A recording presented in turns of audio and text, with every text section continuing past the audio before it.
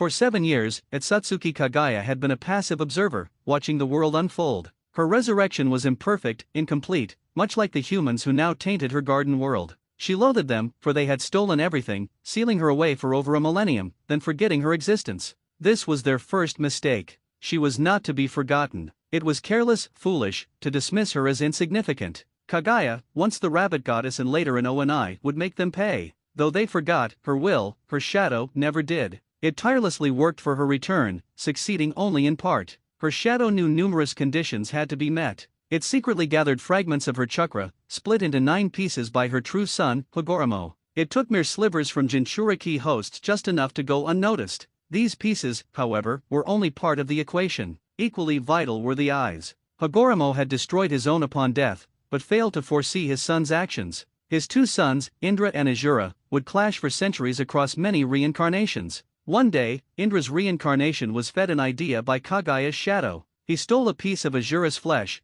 grafting it onto himself to awaken the eyes. It was too late for him, and he perished, but for the shadow, it was the perfect opportunity, a 1,000-year wait culminating in this moment. The shadow took the Rinnegan eyes and implanted them within itself. Most pieces were now in place, 8 slivers of chakra from the tailed beasts and the Rinnegan cultivated by Indra's reincarnate. The final piece was the Kyubi, the strongest tailed beast. Once it had the merged chakra of all 9, incomplete as it was, it would place the eyes into another host, this time choosing Azura's reincarnation. Fate aligned perfectly. Azura's newest reincarnation became the Kyubi Jinchuriki on the night of his birth. Her will, however, could not be hasty. After 1,000 years, 5 more were negligible. On the child's 5th birthday, her shadow made its subtle move. For a complete resurrection, time was essential. So, it bestowed these gifts upon Uzumaki Naruto, Azura's reincarnation, in a way no one would immediately recognize. It merged with Naruto's shadow. Her will, her own shadow, became his, bringing with it all it had gathered. This vortex of power consumed her will, reducing it to nothing, and from that nothing, she was reborn. She was a mere child.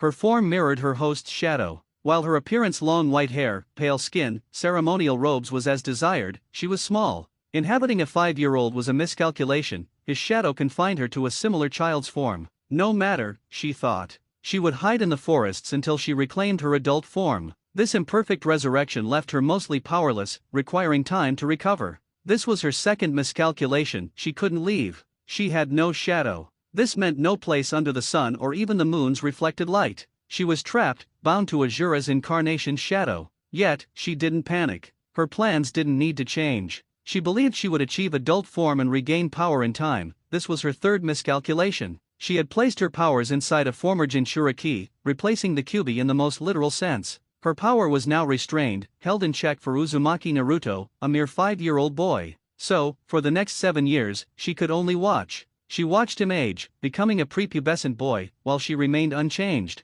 Her chakra returned, but only enough to fill the 5-year-old body she was trapped in. It was enough, in a sense. Even weakened, she was more powerful than most adults, with few exceptions. Still, it wasn't enough to break free from the shadow. Watching wasn't her only option, but considering the alternatives, it was all she desired. Why speak to Uzumaki Naruto? She wouldn't sully her voice by allowing him to hear it. He was just a human, a thief like the rest, who had stolen her chakra. There was nothing to gain from communicating with him. Kaguya believed she could remain an impartial juror, waiting for her situation to change. This was her final miscalculation. She had forgotten she was once a mother. Even in this 5-year-old body, those instincts persisted. She thought she had destroyed them long ago, when she fought her own children. However, being in Naruto's shadow and watching him rekindled those discarded feelings. This was humanity's second mistake, to heap all their anger, cowardice, and malice onto a small boy ignorant of sin. He was blamed for the demon fox's actions, a malevolent creature shaped by chakra and sealed within him. The arrogance of man was thinking they were one and the same. This arrogance led them to unleash their ugliest desires.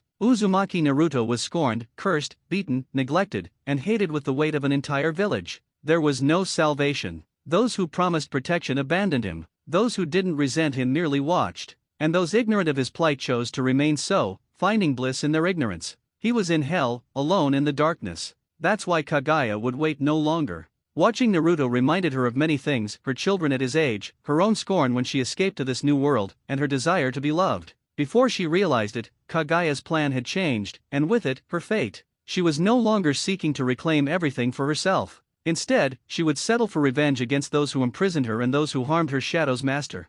The time to act was now. She would watch no longer from his shadow. The final straw. Naruto lay in a back alley. Orange lights from the main road dimly lit the scene. People hurried past, their shadows coming and going, oblivious to the violence. Not one would stop to help.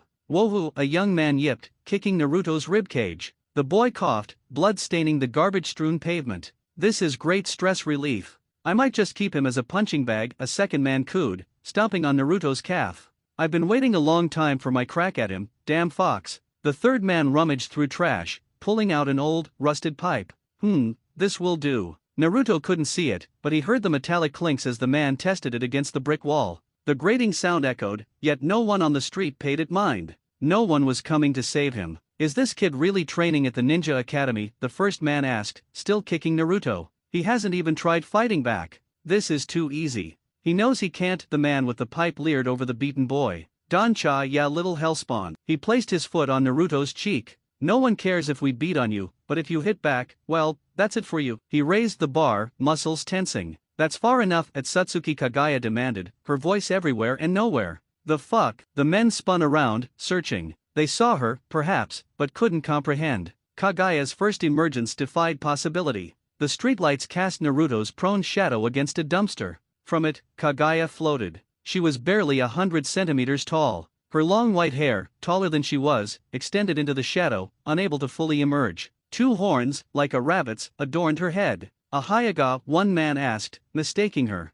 Kaguya was no Hyaga, but far more ancient. He wasn't wrong, though. She shared their Byakugan eyes. Her third eye wouldn't open in this incomplete form. Just a brat, the pipe-wielding man scoffed, still poised to strike. I don't know where you came from, kid, but get lost. This doesn't involve you. Run, Naruto rasped, his voice barely audible. One eye swollen shut, the other blue orb pressed against the pavement, tears slowly leaking. He tried to protect her, to keep her out of this fight. In such a situation, he cared more for others than himself. This was precisely the problem, and why Kaguya would end this now. Thou concern is unneeded. Be silent while we eradicate these vermin. She spoke only to Naruto. For Kaguya, allowing such lowly humans to hear her voice was a taint, an impurity. But it didn't matter, she was about to erase them. What the hell was that, you bitch dash? 3 small thunks cut him off. Kaguya had prepared her attack while speaking to Naruto. She simply raised an arm, curving her hand into a finger gun shape. From her fingertip, a gray bone shot out, tearing through her flesh. She did this 3 times, quickly, as the man stepped forward to yell.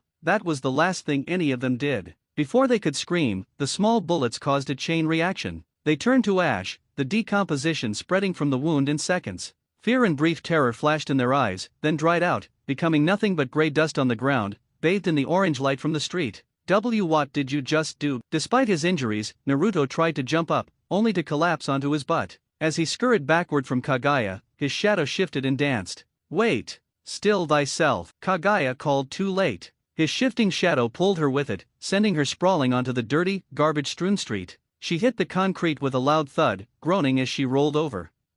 Sorry, Naruto said.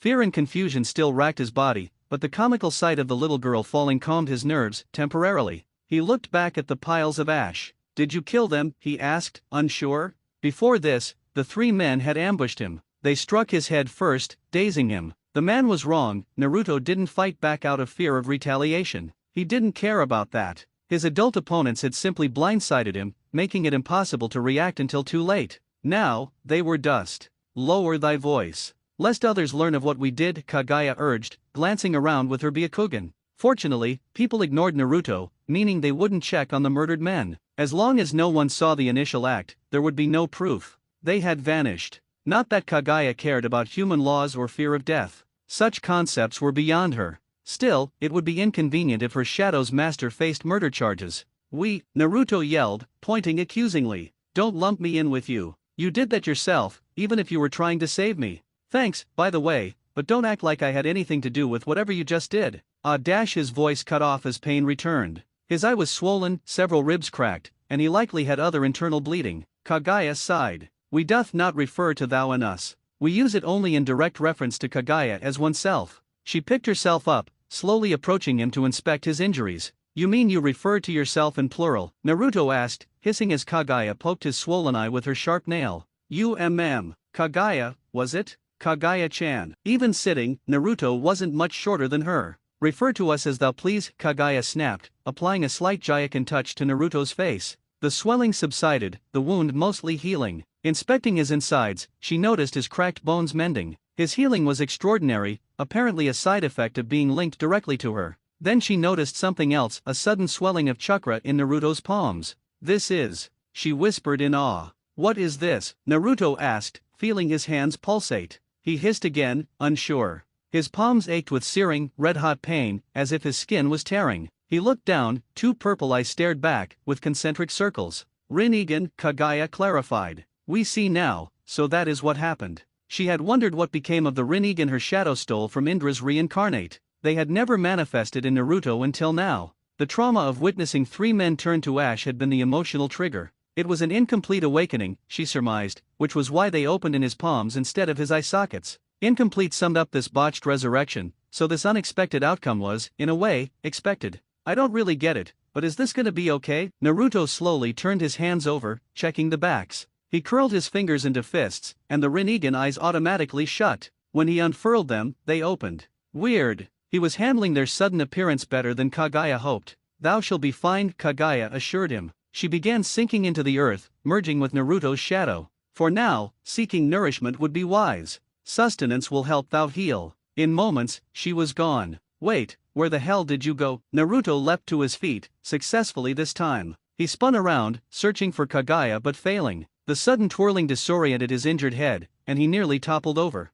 An arm from his shadow on the wall caught him, holding him upright. We are here, exactly where we have always been. Inside thy shadow. Her voice echoed in his head, not from an outside source. This was the most accurate way to perceive their communication. I still don't get it, but it sounds like you're gonna be with me for a while then? Is that right, Kaguya-chan? He took uneasy steps forward, and the arm retreated into his shadow. Yes, that would be an accurate assessment, Kaguya agreed. From inside his shadow, she watched Naruto glance back at the ashes. Doth thou regret their deaths? She asked, unable to curb her curiosity. Such fears were an enigma to her. She wondered how Naruto could feel affection for those who wished him harm. No, Naruto shook his head, surprising her. He looked at one of the Rinnegan in his palm. It's weird. I always thought I would hate it if someone who cursed me died before I could make them change their mind. After you killed them, though, I just felt relieved. Kind of like, thank goodness, now I don't have to deal with their stupid cowardly bullshit anymore. Does that make me twisted? He asked, smiling sadly at his own shadow.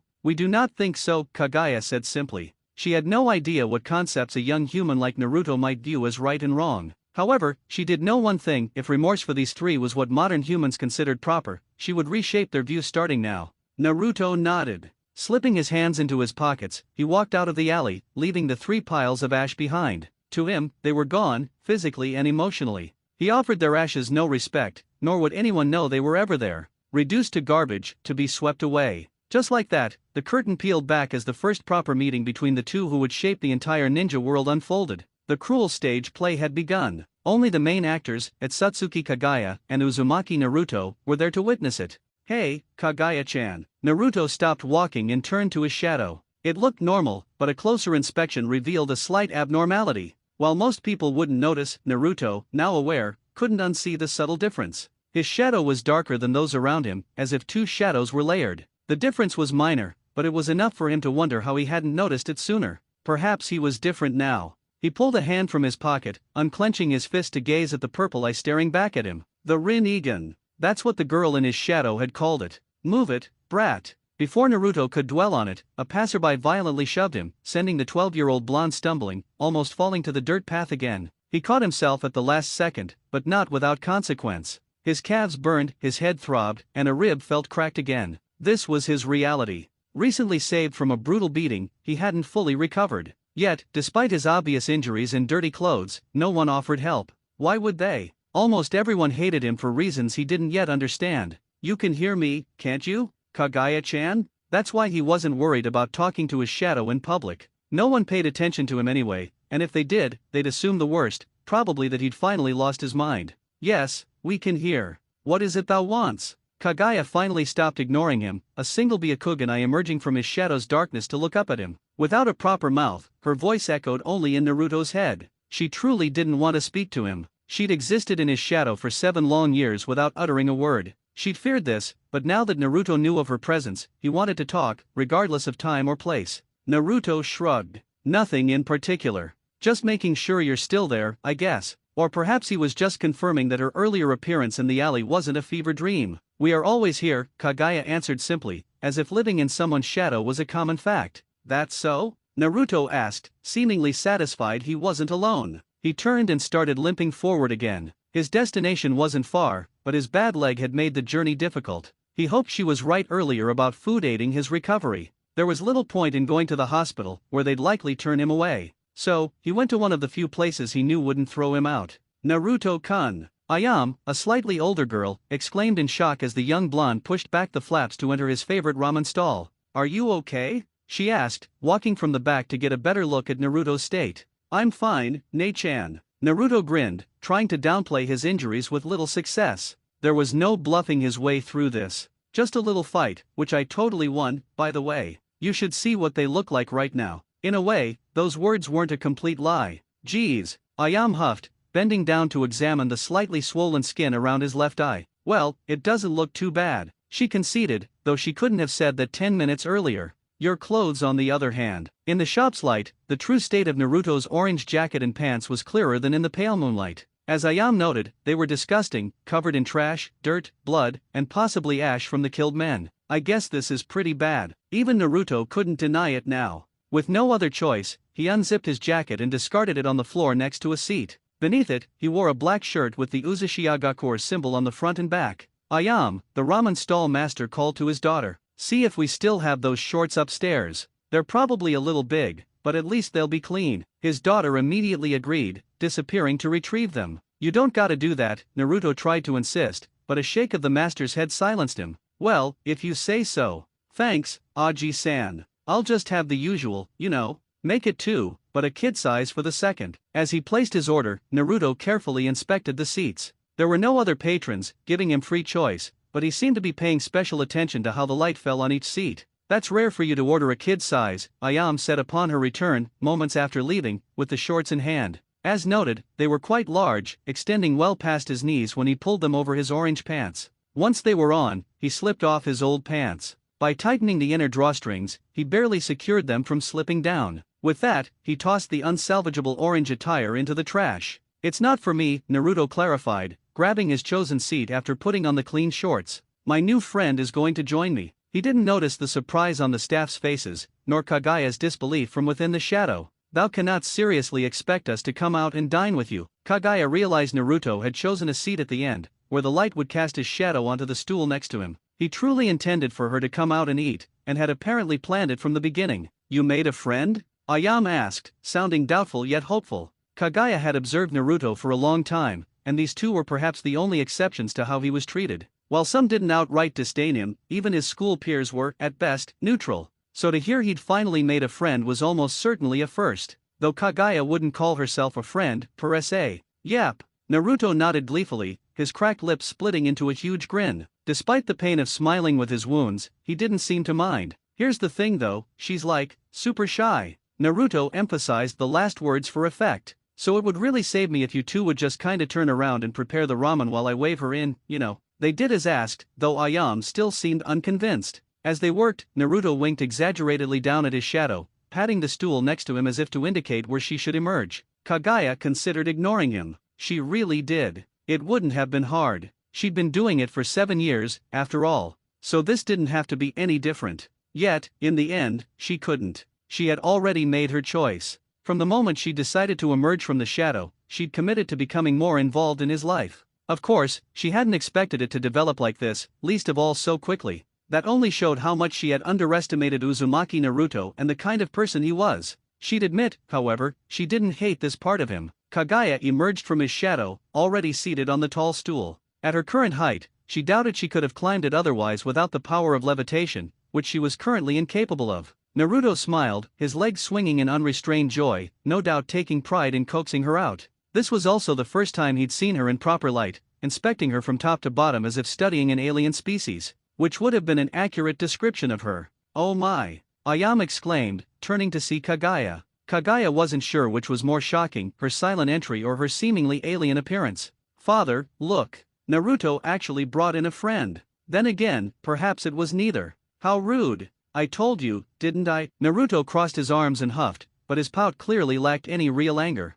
It was all for show. Yeah.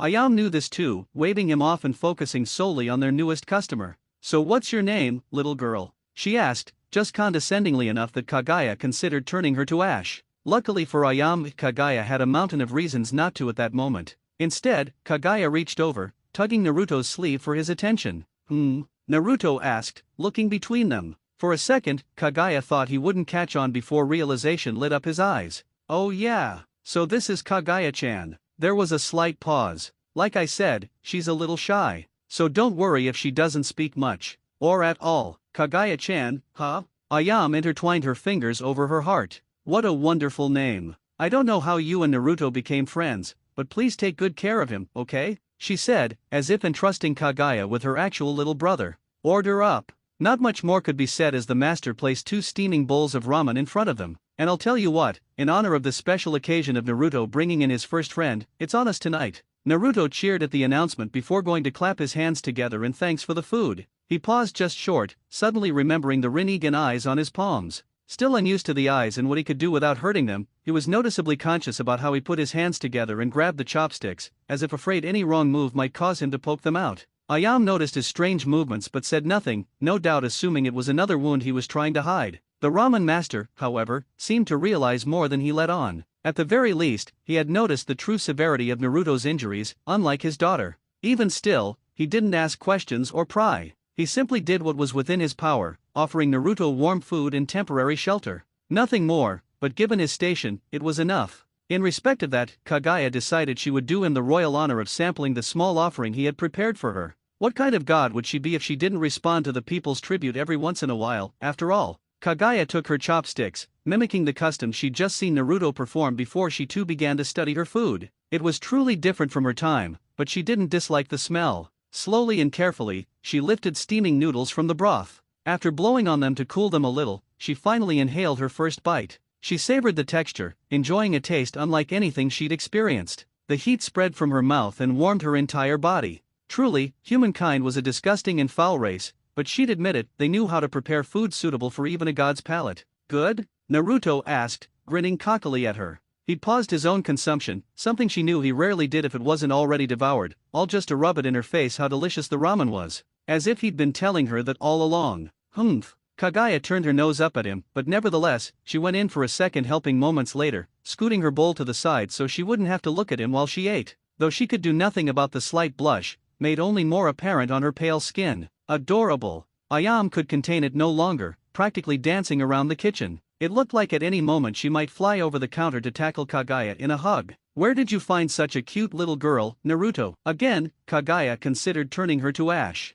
And again, Ayam was saved. This time because Kaguya would acknowledge that even under a new world order, she would need to be kept around to continue serving more of this ramen. Things settled down after that, all conversation ceasing so the 2 customers could enjoy their meals while they were hot. For Kaguya's first meal in over 1,000 years, she'd say it had been pretty good, all things considered. If this was what common folk normally ate, she could only imagine what those at the top must consume. Thanks for the food. Naruto finished first, despite having a far larger bowl than Kaguya. She wasn't far behind, eating perhaps the fastest she ever had, even compared to how she ate as an adult. As Kaguya had suspected, Naruto's recovery rate had increased dramatically after he started eating. She suspected his body naturally burned calories, converting them into the power necessary for his natural healing attribute. Come again soon, alright. Ayam reached over and rubbed Naruto's head affectionately. That means you too, Kaguya-chan. She then turned, winking at the petite woman. Kaguya ignored her, jumping down from the stool, falling the rest of the way to the floor to land dexterously on her feet.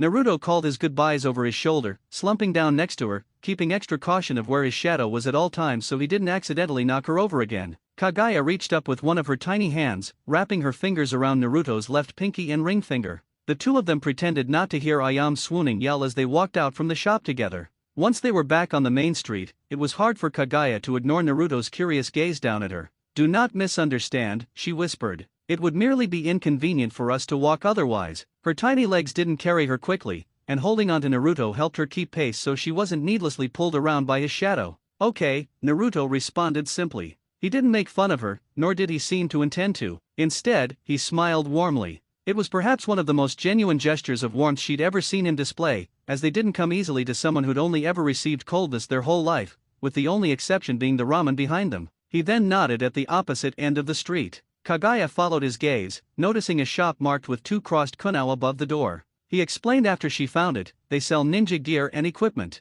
I was thinking of getting some gloves, to cover up these. He lifted his free hand, pointing the Rinnegan right at her. Kaguya nodded. This is wise, she agreed. What she didn't think was wise, however, was her walking around in public with him. If it was just to the weapons shop, she would allow it though. When was the last time she stretched her legs? Not that her muscles experienced things such as atrophy like a human might have. So the two of them made their way across the street as quickly as possible. It wasn't easy, having to constantly dodge pedestrians walking both ways. That was without considering that several belligerents sought to purposely run into Naruto upon noticing it was him, most of them diverting only at the last second when they realized he wasn't alone. In the end, they made it without incident, and with the sound of a small bell, the door to the weapon shop swung open. "Welko," the older clerk began to call out, stopping when he saw who it was. He eyed Naruto warily, as if he was a thief here to rob him of everything he had and not a paying customer as intended. His gaze fell on her next, and she returned his glare. Even in child form, not many could withstand the heated stare of a Byakugan, and this man was no exception, quickly averting his eyes and returning to read a newspaper he'd placed on the counter.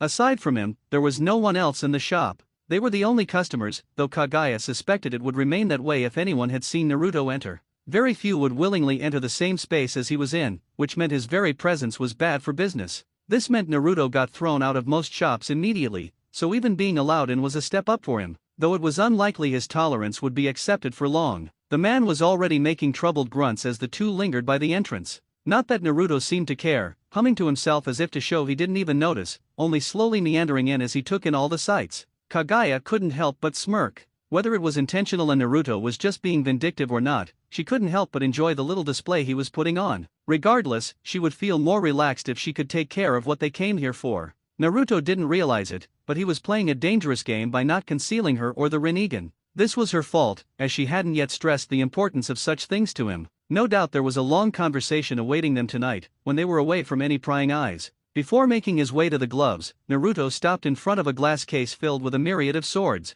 So cool. Naruto admired them, looking in particular at a giant blade larger than he was tall. Such foolishness, Kaguya sneered, snapping him from his delusions. The minerals used to smelt that sword are of the lowest quality. Thy money would be much better spent on another blade. Kaguya had no concept of modern money, but she imagined the long string of zeros at the end of the price tag didn't signify affordability. Yeah, then what do you recommend? Naruto snapped back at her, challenging her to pick a better weapon. She saw no point in entertaining such a pointless game, as Naruto most certainly didn't have the funds to purchase even the cheapest of these swords. Still, she wouldn't have the value of her I questioned and so scanned the assortment in the display case before her. Finally, she found it. This one, she said, pointing at a tanto, a short sword no bigger than Naruto's forearm, made of steel so pure it almost looked white. The hilt guard had the red spiral pattern of Uzushiagakur, and most impressively, the handle itself. The black leather concealed beneath it a complex array of seals designed to more easily channel chakra directly into the blade. Naruto wrinkled his nose in dissatisfaction. Couldn't you have picked something more romantic? I would just get made fun of for swinging one of these around. It's barely bigger than a kunao. His hyperbole wasn't lost on Kaguya. The blade was easily twice the length of one of the daggers Naruto was now referring to. Of course, it was all about relativity, and anything would seem short when compared to the impractical monstrosity Naruto wanted. If you're just gonna badmouth my swords, get lost you damn brats. The old clerk must have heard them, shouting over his newspaper without even looking in their direction. He hadn't even seen which sword Kaguya was pointing to. As she realized this, a sinister idea began to form in the back of her mind. She hadn't attempted something like it before, but she saw no reason why it shouldn't work, especially if it was this sword.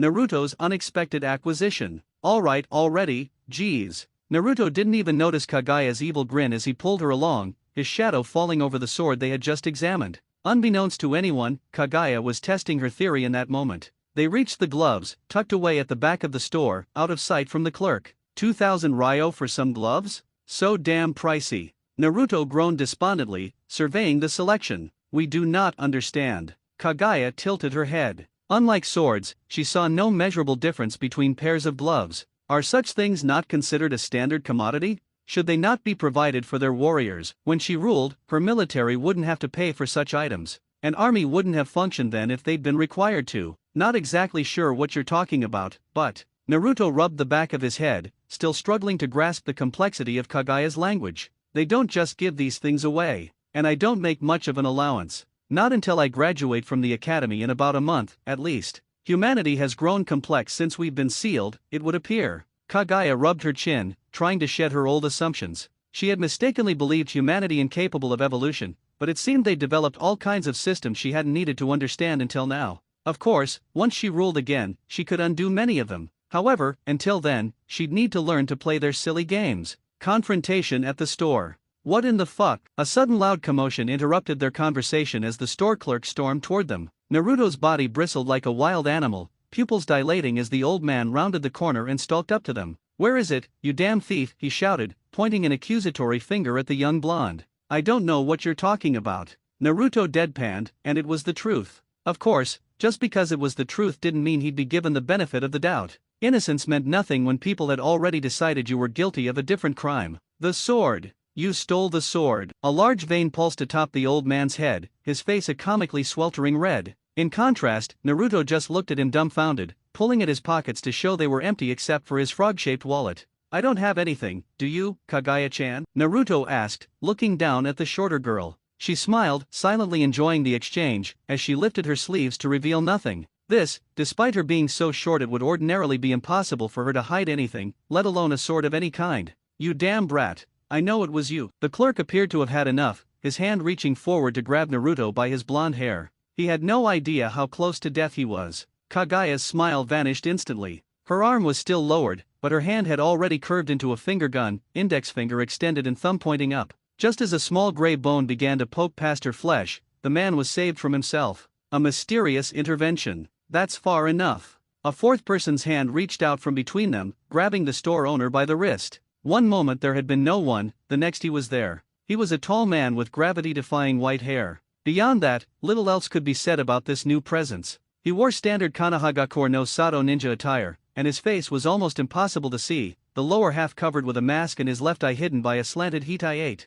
Despite his seemingly harmless appearance, he immediately put Kaguya on edge. She hadn't even sensed him enter the store, let alone seen him move when he appeared before them. The man had no presence, like a scarecrow rather than a human. No, to say he had no presence wasn't entirely correct. There was a pressure, concealed in his hidden left eye. Kaguya had no idea what it was, but she didn't like it. Being seen at all by one of Konohagakure's military was bad for her, even more so by one with some kind of perceptive eye. It was too late for such regrets now. So the only thing she could do was keep her jutsu ready. If she decided he posed a threat, she would eliminate both of them. No matter how skilled this man might be, no one could survive being hit by her jutsu. A ninja. The clerk couldn't decide between being shocked by the sudden appearance, remaining angry, or being relieved at the presence of an authority figure, so his words came out as an odd combination of all three. However, it quickly became apparent that he thought this beneficial to himself. Just in time. He growled, shaking his hand free to once again thrust an accusatory finger at Naruto. "This brat stole one of my swords." The masked man blinked slowly, lazily even, staring at the red-faced store clerk with something akin to pure nihilism. He then slowly turned his head, looking down at Naruto, who simply folded his arms in defiance and glared back, as if daring him to do something. Finally, after several agonizing moments, the man spoke again. "Well, Naruto." He called the blonde by name, with a sense of familiarity. "Is that true?" he asked. "I already said it isn't." Naruto stomped his foot, tired of this routine. Just because something bad happened when he was around didn't make him the problem. With that, the masked man shrugged. "Well, seeing as how you don't seem to be holding any swords, I figured that had to be the case." He reasoned logically. "You're going to take his side." Of course, this sense of logic didn't extend to the shop owner, spit flying from his mouth as he yelled. Now, let's calm down. I'm not taking any sides here," the masked man said, holding up his hands to protect himself from the suddenly flying spittle. "I'm just saying, isn't it possible you misplaced it?" The very suggestion that the shop owner himself could somehow be at fault was the final straw for the old man. "I want all three of ya outta here," he bellowed at the top of his lungs, loud enough to rattle the windows. For the masked man and Kaguya, that was all too agreeable. However, Naruto still hadn't accomplished what he had come to do. "At least sell me these gloves first." Naruto ripped the first pair he could off the wall, holding them up. "It's the least you can do after accusing me of shit I didn't even do. For 1,000 ryo, hand it over right here in exact change." The man didn't miss a beat, holding out his palm as if expecting Naruto to dump the contents of his wallet. Kaguya was almost surprised he would accept any transaction at all. Almost. That's double the price, you cheapskate. Naruto pointed at the price tag, indicating they were marked at only 2,000. There's 2 gloves, aren't there? The man asked, as if Naruto was the stupid one for not understanding such a simple concept. Kaguya was ashamed to admit the logic didn't seem that insane to her. In any other situation, she might have believed that was the natural conclusion. This only reinforced how dangerously naive she had become of the present times. I think that's enough here. Come on, Naruto. It wasn't until the masked man also seemed disgusted by the store owner's logic that Kaguya realized the truth. A hand rested on Naruto's shoulder and started to guide him out, so Kaguya quickly took Naruto's fingers in her tiny hand again so as not to be separated from him. A mysterious gift and revelations. As all 3 of them exited quietly, Naruto looked up at the stranger, his eyes asking why this newcomer had helped him when anyone else would have let it go, or worse, sided against him. His voice, however, asked a different question. Who are you? Well, you can just call me Kakashi, the man said, seemingly having deliberated about even giving him that much information. It was hard to tell if that was even his real name, and it most definitely didn't explain his relationship to Naruto. Anyways, here, Kakashi, as he called himself, wasn't done helping them yet. He pulled off his gloves, standard shinobi issue by their appearance, but certainly more expensive than the ones Naruto had been looking to buy. Naruto looked down at the gloves suspiciously as they were thrust toward him, his nose wrinkling as if he smelled something foul. You're just going to give them to me? He asked. His suspicion wasn't unwarranted. Not only was this man helping him, but now offering his gloves free of charge? The man looked up at the moonlit sky as he considered how best to answer.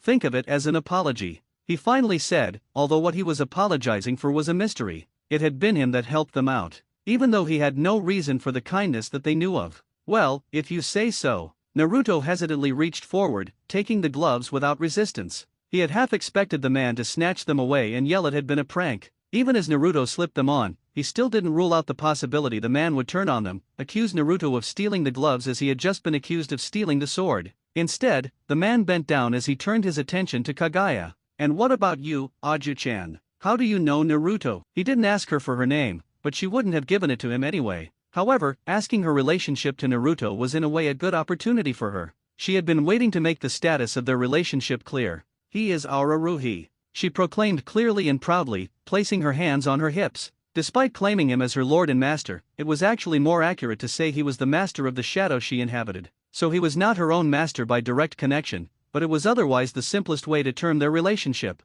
There was a pregnant pause, neither Naruto nor Kakashi knowing how to react. What Kaguya didn't expect, however, was for the man to start chuckling, one eye closing in a smile as he reached forward and rubbed her head. Is that so? Good for him, he said, before standing back to his full height and nodding once more at them. Be seeing you around, maybe. Try to stay out of trouble until then, if you can. With that, he turned around and started to walk away. Ah, thanks, Naruto called after him before it was too late, not even sure his voice reached the fading back of the mysterious man. An over-the-shoulder wave signaled it had, and a moment later he disappeared into the crowd, into the forest and further unveiling. So what now? Naruto asked, inspecting the new gloves that covered his hands. With his Rinnegan finally hidden, they had one less thing to worry about. We shall go out into the forest, Kaguya said, pulling at Naruto's hand to get him to move. Thou requires some instruction, and we imagine thou also have questions. For now, she just wanted to get him away from the crowds. There were too many potential problems in public. Finally some answers. Naruto nodded, allowing himself to be guided along by Kaguya for the first couple of steps before taking the lead. It would be up to him to take them to a remote spot where they couldn't be bothered. He knew of a couple of places, naturally. Someone as hated as he was needed a place to escape to once in a while. After that blow up in the shop too, he felt the need to get away. What was that even all about anyways? Did someone actually steal a sword? He wondered aloud, not expecting an actual answer. We did not steal, Kaguya insisted, surprising him when she lifted her sleeve once again. From the darkness inside, the tip of the hilt emerged. Everything in this world originally belonged to us. So this sword is our right, she explained simply, completely missing his look of shock. How? When? Naruto wanted to be angry at her. That whole mess could have been avoided if she had done nothing and just left the sword alone. When he thought about that store clerk, though, and how he tried to charge him double for the gloves, he couldn't bring himself to think that Kaguya had done anything wrong. In fact, they deserved that sword. For all the things he had been cheated out of in his life, it was about damn time he finally took something back. We told thou, this is a fine blade, Kaguya stated as if that answered his question. It channels one's chakra affinity and ours is yin itself. Pulling it into thy shadow was hardly any effort. It would be more accurate to say the blade fell in of its own accord. She finished her explanation, but Naruto still didn't really understand. He decided to leave it for now, as he could always ask her later to explain it with everything else. I think, Naruto started to say, squeezing Kaguya's hand a little more tightly as they walked. I'm really glad that you finally came out of my shadow. He had always felt like there was something there, but had also always assumed it was his imagination. Just some dark fantasy. Then when she had finally come out, he had been terrified, mortified as she murdered 3 people in front of him. Not because she had murdered them,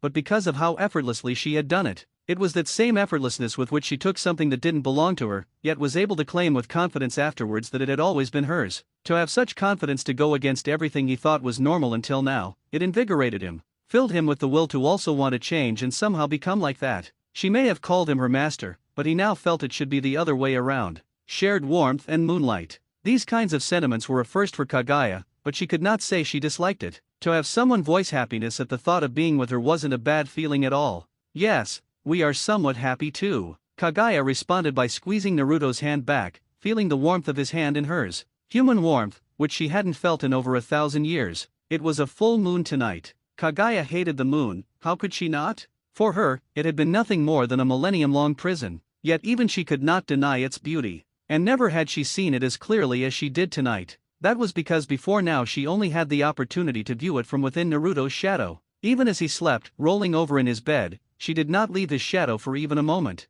just merely gazing up at the moon those nights from within it, as if looking at her former prison from within her new one. Naruto had realized this earlier, but his shadow was a little special, not just because she resided in it, but because her will had merged its shadow with his. This meant even on the darkest of nights, he would still have a shadow, let alone a night like tonight with a full moon. Now she walked beside Naruto, hand in hand, as they slowly made their way deeper and deeper into one of the numerous forests from which Konohagakure had received its name. The light of the moon was a blessing, casting a wider shadow so she could move somewhat more freely. Not that she took advantage of this, preferring to cling as closely to Naruto as physically possible for the moment. The two of them came into a wide clearing with several large boulders scattered about. It appeared to be a proper training ground of some sort, the rocks covered in numerous scars no doubt caused by ninja blades. Of course, no one was here at this time of night, making it perfect for them. This will do. Kaguya nodded in respect to Naruto. He had been the one leading them here, after all, so it had been his good sense to choose this place.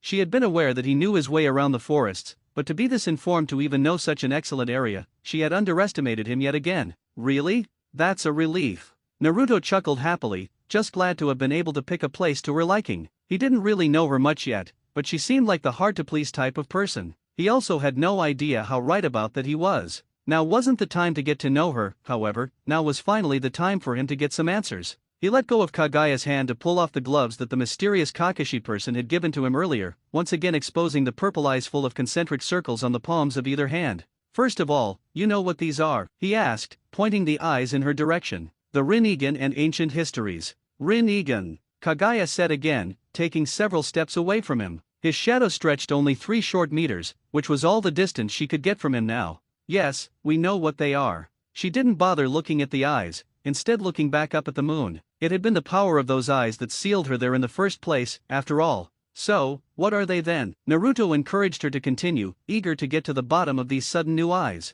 For him, who knew nothing of the 3 great dojutsu, or any of the forgotten history, Kaguya was at a loss for how to properly explain. For starters, it was unlikely Naruto had ever even heard the title of her son, Rikudo Sennin, or his numerous accomplishments. Even the religion he had founded, Ninshu, had been perverted and twisted into ninjutsu. It was no longer a power to connect others as he intended, but now just a power to strengthen oneself. Never mind her son's teachings, however, it was the power of his eyes that were important to this matter. He was called Rikudo Sennin in the legends because his Rinnegan had granted him access to 6 unique abilities, paths as he referred to them. However, Kaguya was unable to sense the connection to these numerous paths in the eyes that awakened in Naruto. That was perhaps inevitable. Like her resurrection, the Rinnegan awakening had been the result of an imperfect procedure. As the Rinnegan currently were, Kaguya was reminded more of a being known as Momoshiki, from her own clan, rather than her son. Of course, explaining her true nature would be even more difficult and unbelievable a story, but trying to start from the Rikudo Sennin would possibly give Naruto a false impression, make him think he was capable of more than he ever would be. This wasn't to say Naruto didn't already hold incredible power in those hands. So long as he learned to harness their power, he would gain incredible strength unlike anything he thought imaginable. He would be more perfect than he imagined himself in his dreams. In fact, depending on the path he had access to, he might even be capable of miracles above her son. A jack of all trades is a master of none. Despite the leagues of devoted followers who would call him their master and for all his miraculous achievements, Rikudo Senin had never reached the end of any one path. Of course he hadn't. It would be impossible with the way he had continued with his life, attempting to simultaneously walk 6 individual paths all at once. It seemed possible for Naruto to reach the end of his path, provided he dedicated himself and followed Kaguya's guidance. The crucial first step, however, was realizing he was even at the beginning of a path, something he wouldn't grasp without Kaguya explaining the nature of things. All you need to know about the Rinnegan is one thing, Kaguya declared. Instead of a history lesson, she decided to explain their core concept. Under the right circumstances, they will awaken in a host, and by coincidence, those circumstances converged within you, and the Rinnegan appeared. Yet, it wasn't entirely coincidence. While Azura's reincarnation being the Kyuubi Jinchuriki might have been, everything after was deliberate. Yeah, I don't really get all the complicated stuff, you know. The point is, I get some kind of cool power from this, right? Naruto asked, turning the eyes in his hands to examine them. Honestly, having eyeballs in his hands felt a bit gross, but if it meant cool new abilities, he was all for it. Kaguya sighed, wondering why she had bothered. She realized then Naruto cared nothing for the history or origin of the eyes. He only wanted to know about his new power. In a way, this simplified things for her, though she wished he'd take knowledge more seriously. Yes, that much is certainly not mistaken, Kaguya affirmed. She decided to humor him for now, curious herself about the power he would manifest. Once you make those eyes your own, that is. The truth was, as she stated, Naruto's Rinnegan weren't truly his yet. He had awakened them, but they were still somewhat dormant. This was clear because he couldn't see through them. Additionally, she could only sense Indra's chakra emanating from the Rinnegan. What the heck does that mean? Naruto tilted his head. How can they not be mine? They're in my hands. And if they're not mine, how do I use them? Too many questions at once for Kaguya to answer, so she opted to address the core issue. Or rather, have him resolve it himself. Hold out your hands like this. Kaguya spread her arms wide, palms upward, as if praying. Naruto mirrored her. This will perhaps be easier if you close your eyes. Naruto nodded, closing his blue eyes. Kaguya and the world vanished, replaced by darkness. A moment later, Kaguya offered further instructions, reassuring him he wasn't alone. Just like preparing any jutsu, weave chakra into your hands. That should be enough to complete your connection to the Rinnegan. He'd expected a complex ritual, but it seemed surprisingly simple. Not that he was complaining. He'd never been good at complicated things or creating clones, but even he could unleash his chakra when necessary. Chakra flared from deep within his stomach, swirling and then spreading throughout his body. He felt the power surge down his legs and into his arms, racing into his palms. There was a sudden, unprecedented pulse of energy, like ripples on water, but felt across his skin. Then he could see. The full moon shone down, and he was looking directly at it. That made no sense. His neck was still slightly inclined from looking down at the much shorter Kaguya. Yet, somehow, he was gazing at the moon. Turn your palms towards us, Kaguya instructed. Naruto didn't quite understand but obeyed. As he moved his hands, his vision shifted. When he reached forward, Kaguya came into view. This is. Naruto gasped. Am I seeing with my hands? Kaguya's knowing smirk was all the answer he needed. Still disbelieving, Naruto let out an ecstatic laugh, turning his hands in opposite directions. His vision split, as if seeing 2 separate images simultaneously. Whoa! The sudden sensory overload was unlike anything he'd experienced, causing a sharp spike of pain in his head and a wave of vertigo. He gritted his teeth, Rinnegan eyes flinching shut as he fell to his knees. Do not fret, Kaguya said, her voice unconcerned, taking a couple of steps toward him. On his knees, their heights were nearly equal, making it easier for her to reach out, cupping his cheeks in her hands and stroking his face comfortingly. You shall adapt to your new sight quickly. The first time is always the most difficult. His blue eyes shot open, surprised by her sudden proximity. He didn't mind the touch, though, enjoying the foreign but not unwelcome sensation of someone holding him. That was wild. Naruto grinned despite the piercing headache. So these eyes are mine now, right? Kaguya indicated for him to look down. See for yourself, she said. What he saw was perhaps the last thing he expected. His Rinnegan eyes were now a vibrant yellow, seemingly casting their own light, like 2 miniature suns. No longer were they the dull, lifeless purple they had originally awakened as. He didn't dislike the old color, but this new one certainly felt more like himself. Be assured, they are your Rinnegan. Unique to you now. Kaguya took a step back, turning to face one of the numerous boulders. Aim your dominant hand at that boulder. It is time to confirm your path. Finally, Naruto stumbled back to his feet, extending his right arm, palm open. He gripped his forearm with his left hand and again began channeling chakra. As before, vision from his right eye flooded in, forming an image superimposed on what his blue eyes already saw. It was still an unusual and somewhat nauseating sensation, but it no longer caused imbalance or pain. What now? He wondered aloud, as simply pointing his eye somewhere didn't seem to be doing anything. The same as when you perform any jutsu, Kaguya explained. This time, instead of simply weaving chakra in preparation, unleash the chakra, and the jutsu should activate automatically. Like this. Naruto had no idea what to expect, but he did as instructed, pumping chakra once more into his right palm before discharging it all at once. At first, nothing seemed to happen, but then they both felt the change. It was as if gravity was suddenly pressing in on them from the side. The boulder Naruto was pointing at was ripped from the ground, dragged forward by an invisible force, flying at them with the speed of a thrown kunai. Holy shit! Naruto yelled in a panic, glancing at Kaguya as if asking what to do, but she was no longer there. Kaguya had already dropped into his shadow, disappearing completely to avoid the incoming rock. Naruto had no such luxury and had to dive to the side, tucking into a roll to barely dodge the boulder, 3 times his size, as it flew past. It continued unhindered into the forest until it hit a tree, shattering bark and gouging a path through the earth as it carried on its destructive trajectory. Several trees toppled to the forest floor, making a loud ruckus that sent birds and other wildlife fleeing in all directions, their screams and animalistic cries adding to the discord. This cacophony of noise and chaos went on for several more agonizing seconds. Naruto had tucked himself face down into the ground, hands covering his head, but in the air, waiting for it all to end, hoping no trees fell on him. Finally, silence reigned once more. Aside from the distant cries of upset birds circling the skies, Naruto could only hear his own ragged breathing. He slowly lowered his hands, lifting his head to look at the destruction he had caused. At least half a dozen trees were down, the boulder having carved a clear path through anything in its way which had almost included him. That was awesome. Naruto couldn't even shout, uttering his exclamation breathlessly. He looked down at his Rinnegan again, unable to comprehend that it had been his own power that caused what just happened. That was the Bansho Tenin, Kaguya corrected, reappearing from his shadow with folded arms and a satisfied smirk.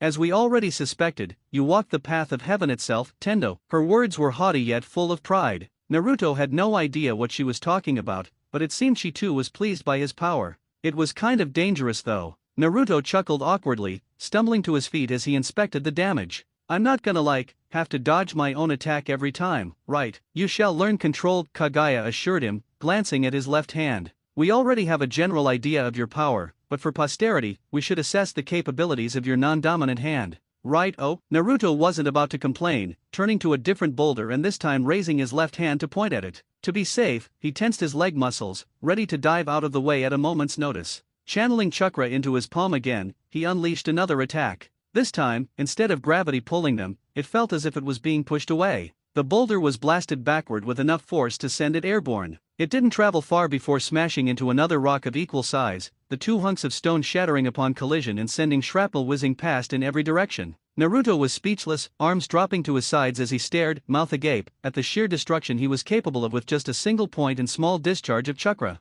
This morning, when he woke up, he couldn't have imagined having this kind of power. Yet now it was his reality. Shinra Tensei, Kaguya stated the name of the ability just demonstrated. In your right is the power of attraction, and in your left is repulsive force. Truly the dominion of heaven itself. As she spoke, Naruto glanced down at her. She seemed to be in a good mood, throwing back her long white hair with one hand as she placed both fists on her hips. You suspected this? Naruto asked, recalling what she said after he used the first technique he didn't quite remember the name of. Why would you think I would develop this power in particular? He knew nothing about paths or how many there might be, but she hadn't seemed surprised that he got this one and had even been ready when the boulder initially came flying. We just said it, but Tendo is power over attracting and repelling forces. There was a slight pause, but when it was clear Naruto still didn't understand, she elaborated, in simpler terms, opposites. The same principle by which Inyo governs. Inyo? Naruto asked, having a vague idea he'd heard the word before but unable to place it. Separately, you might know it as yin and yang.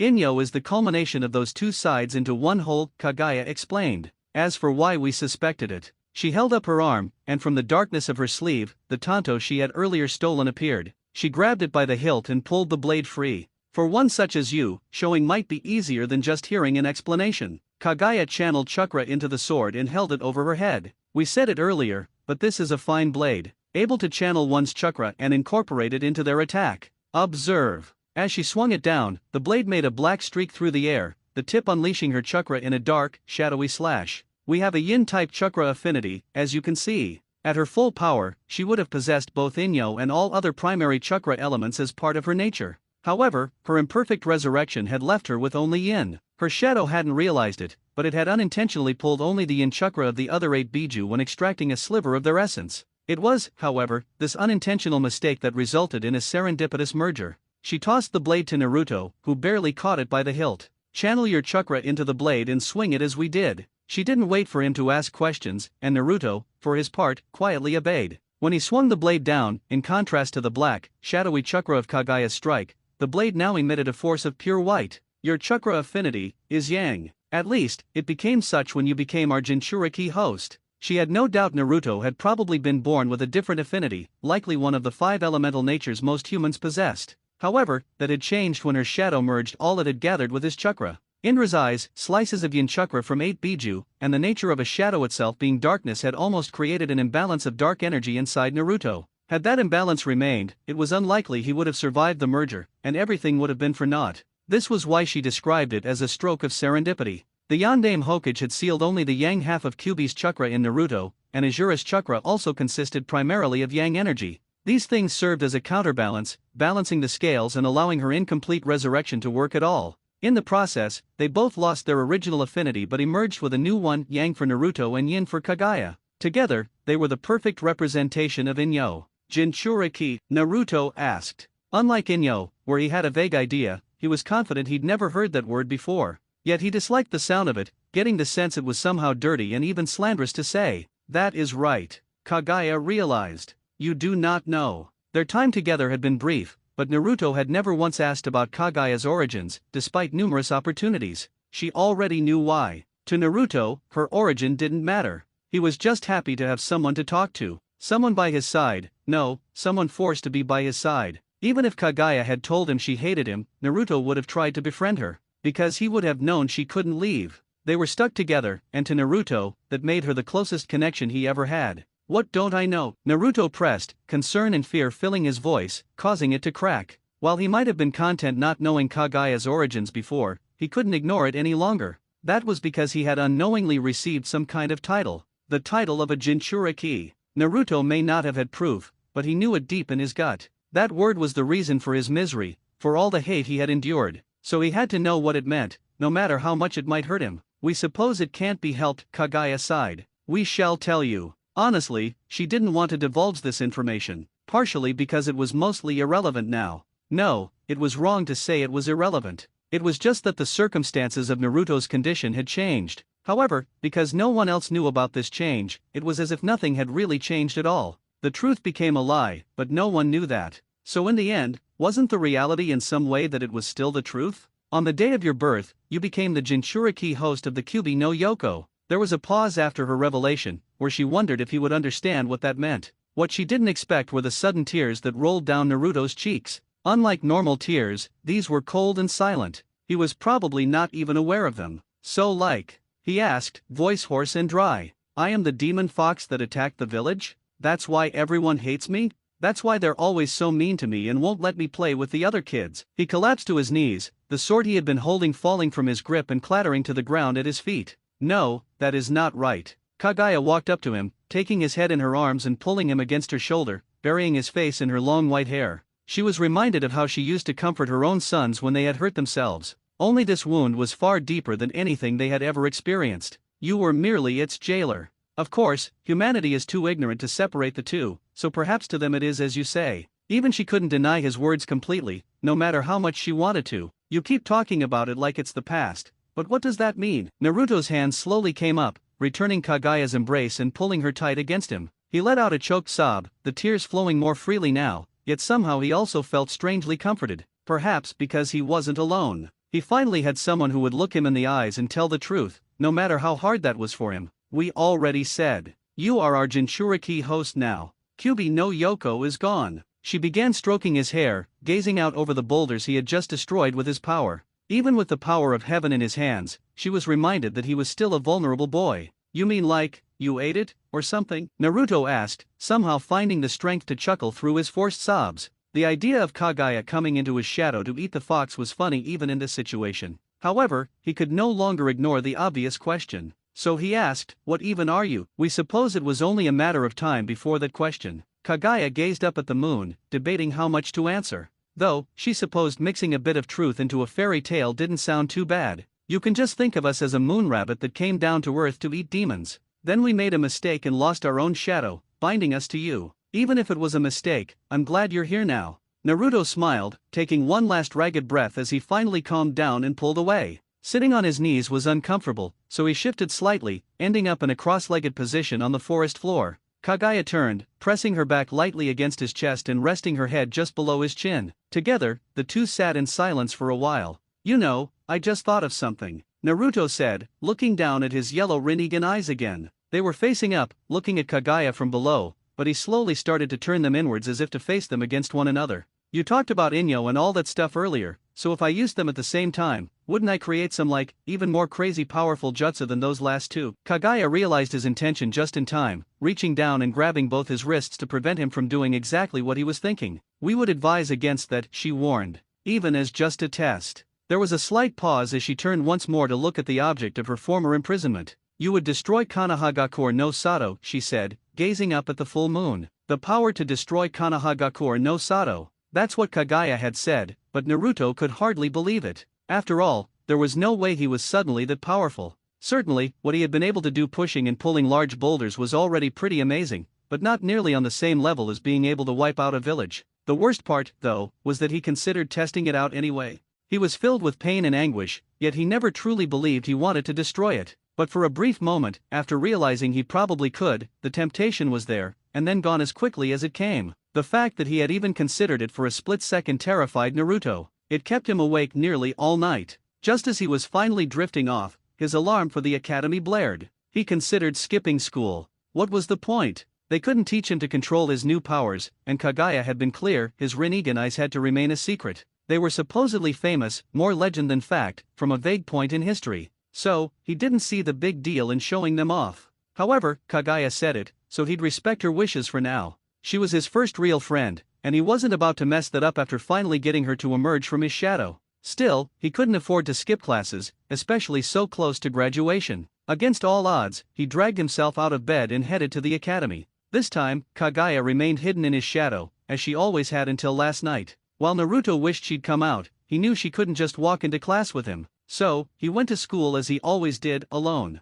Entering the classroom just before the bell, Naruto let out a loud yawn. "Hey, Uzumaki." His homeroom teacher, Mizuki, a Chunin, warned him with a sneer. Whether it was for being nearly late or his obvious lack of sleep, Naruto didn't care and ignored him, heading to the back of the class to resume his nap. "What's with the new get-up, Naruto? Some fatty die and you take his clothes," a student called out, noticing his new, too big white shorts. Laughter erupted, with several others openly pointing as he walked by. "Shut your stupid mouth, Kiba," Naruto growled, not even turning to face the speaker. Inyazuka Kiba, one of the biggest bullies in his class and apparent heir to the Inyazuka clan, was an arrogant loudmouth with the fighting skill to back it up. His beast-like movements made him second best in class spars, with only one other student able to defeat him. Naruto, notably, was the dead last, having never won a single round. With only about a month left until graduation, he genuinely wanted to unleash his Rinnegan eyes, if only to see the look on Kiba's face as he sent him flying. Finally reaching the back, Naruto plopped down in his usual spot between the two people he tolerated most in class. Tolerate was a relative term, neither was truly a friend, and they rarely spoke, which suited him fine. Nara Shikamaru was to his left, already dozing, just as Naruto intended to. Perhaps the closest thing Naruto had to a friend, Shikamaru never mocked him, mostly because he was too lazy to bother. He'd likely say it was a pain to get involved. So, while he never defended Naruto, he never joined in the teasing either. Haruno Sakura was to his right, the complete opposite of Shikamaru. Her nose was already buried in a textbook, preparing for the day's lesson. If Naruto was the most hated boy, she was the most hated girl. Unlike him, she was also the top academic student in the entire school, which was the main source of the scorn she received. As a fellow victim of bullying, she left Naruto alone provided he didn't try talking to her. The moment he did, it usually resulted in a swift uppercut to the jaw. Together, the three were collectively known as the unsociables by the other students. Despite the shared name, they weren't a group. They were just three individuals who preferred solitude. Well, maybe that was true for Shikamaru.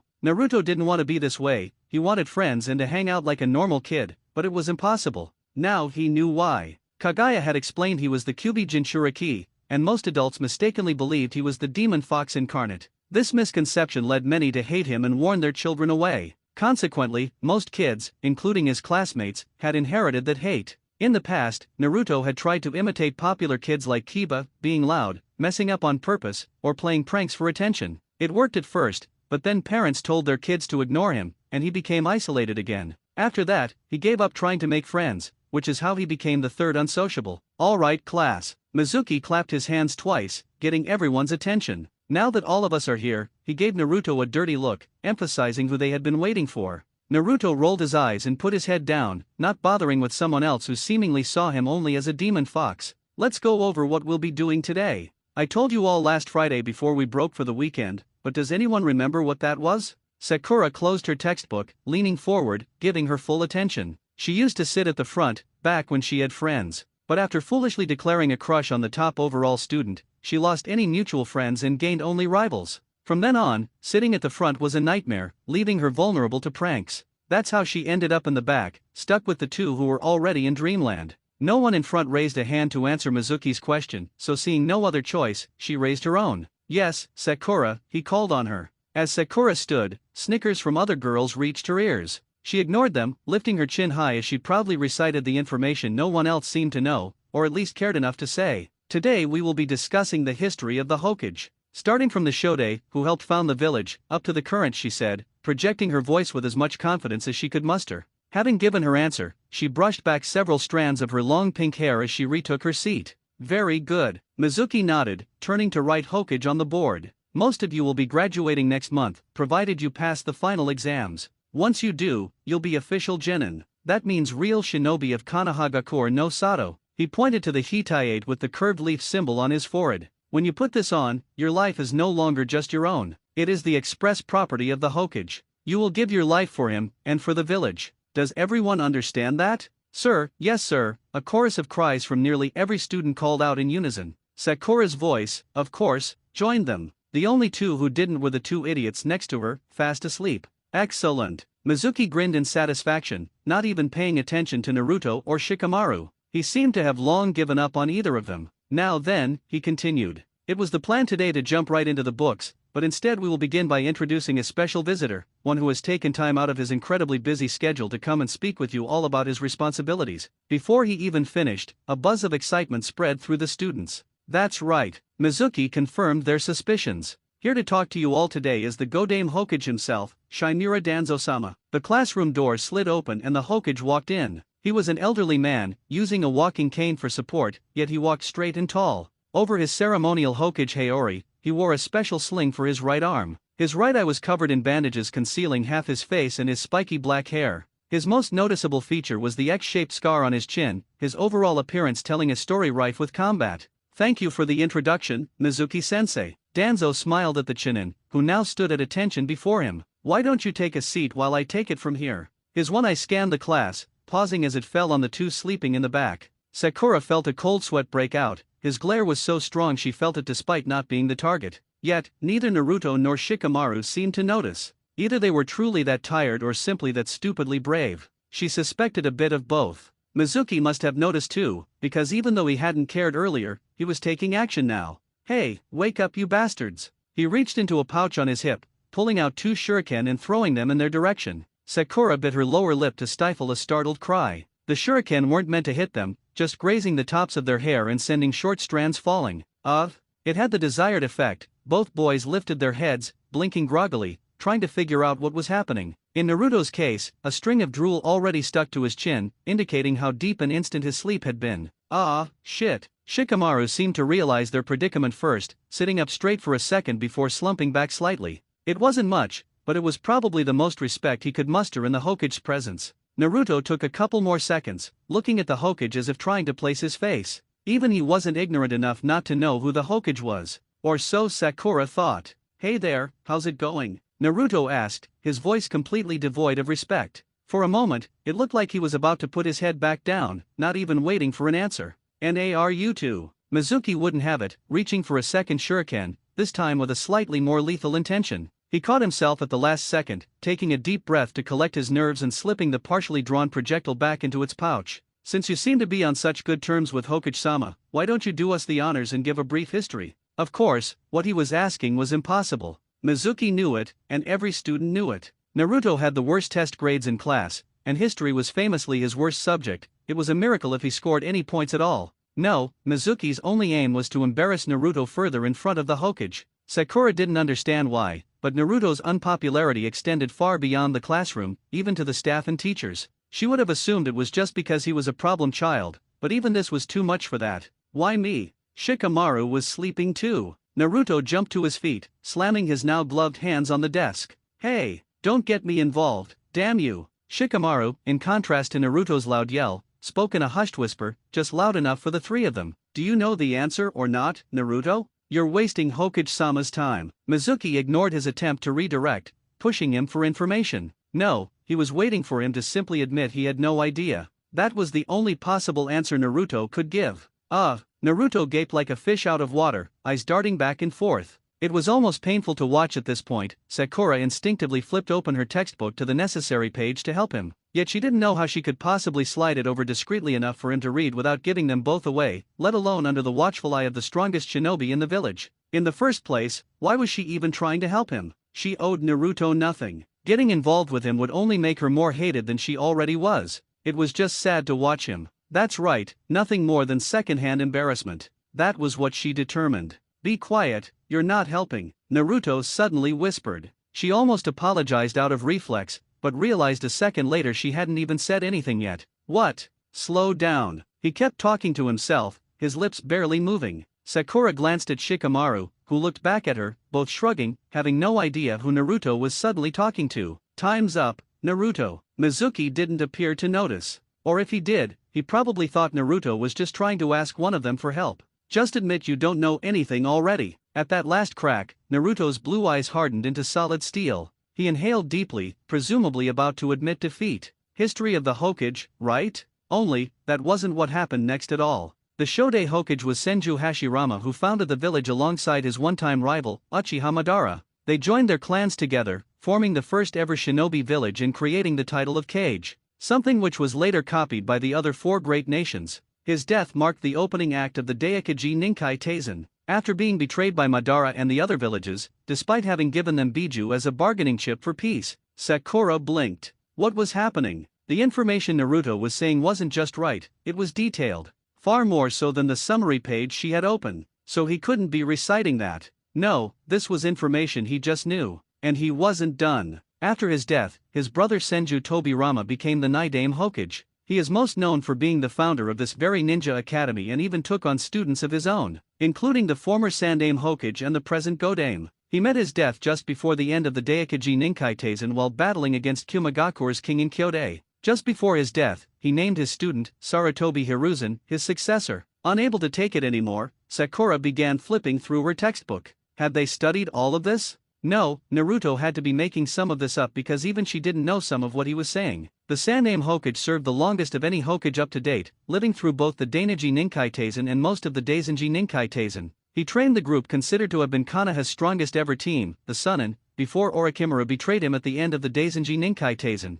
Thought to be conspiring with Iwagakure, Orochimaru attempted to assassinate the Sandame and the battle ended in both their deaths. Shikamaru flicked an eraser at Sakura, drawing her attention away from Naruto long enough to see him mouth the words, "What the heck is going on?" to which she could only shrug. She had been hoping he knew. Perhaps they had been studying together? Someone had to be teaching him, because there was no way he knew all of this before now. Had he? After the war, Namikaze Minato, also known as Konoha's Kiroi Senko, was chosen as Yandame Hokage after being recognized as a hero of the war that was largely responsible for a Konoha victory. He died. Naruto suddenly paused. There was a moment's hesitation where Sakura thought maybe he finally lost his train of thought. It only lasted a second before he continued as if nothing ever happened. He died defeating the Kyubi no Yoko and saving the village from destruction. Having only served the village for a short time as its Hokage, the decision this time was made to elect someone who had survived numerous wars already. Thus Shimura Danzo was chosen, having been a student of the Naidame and the Sandame's former teammate.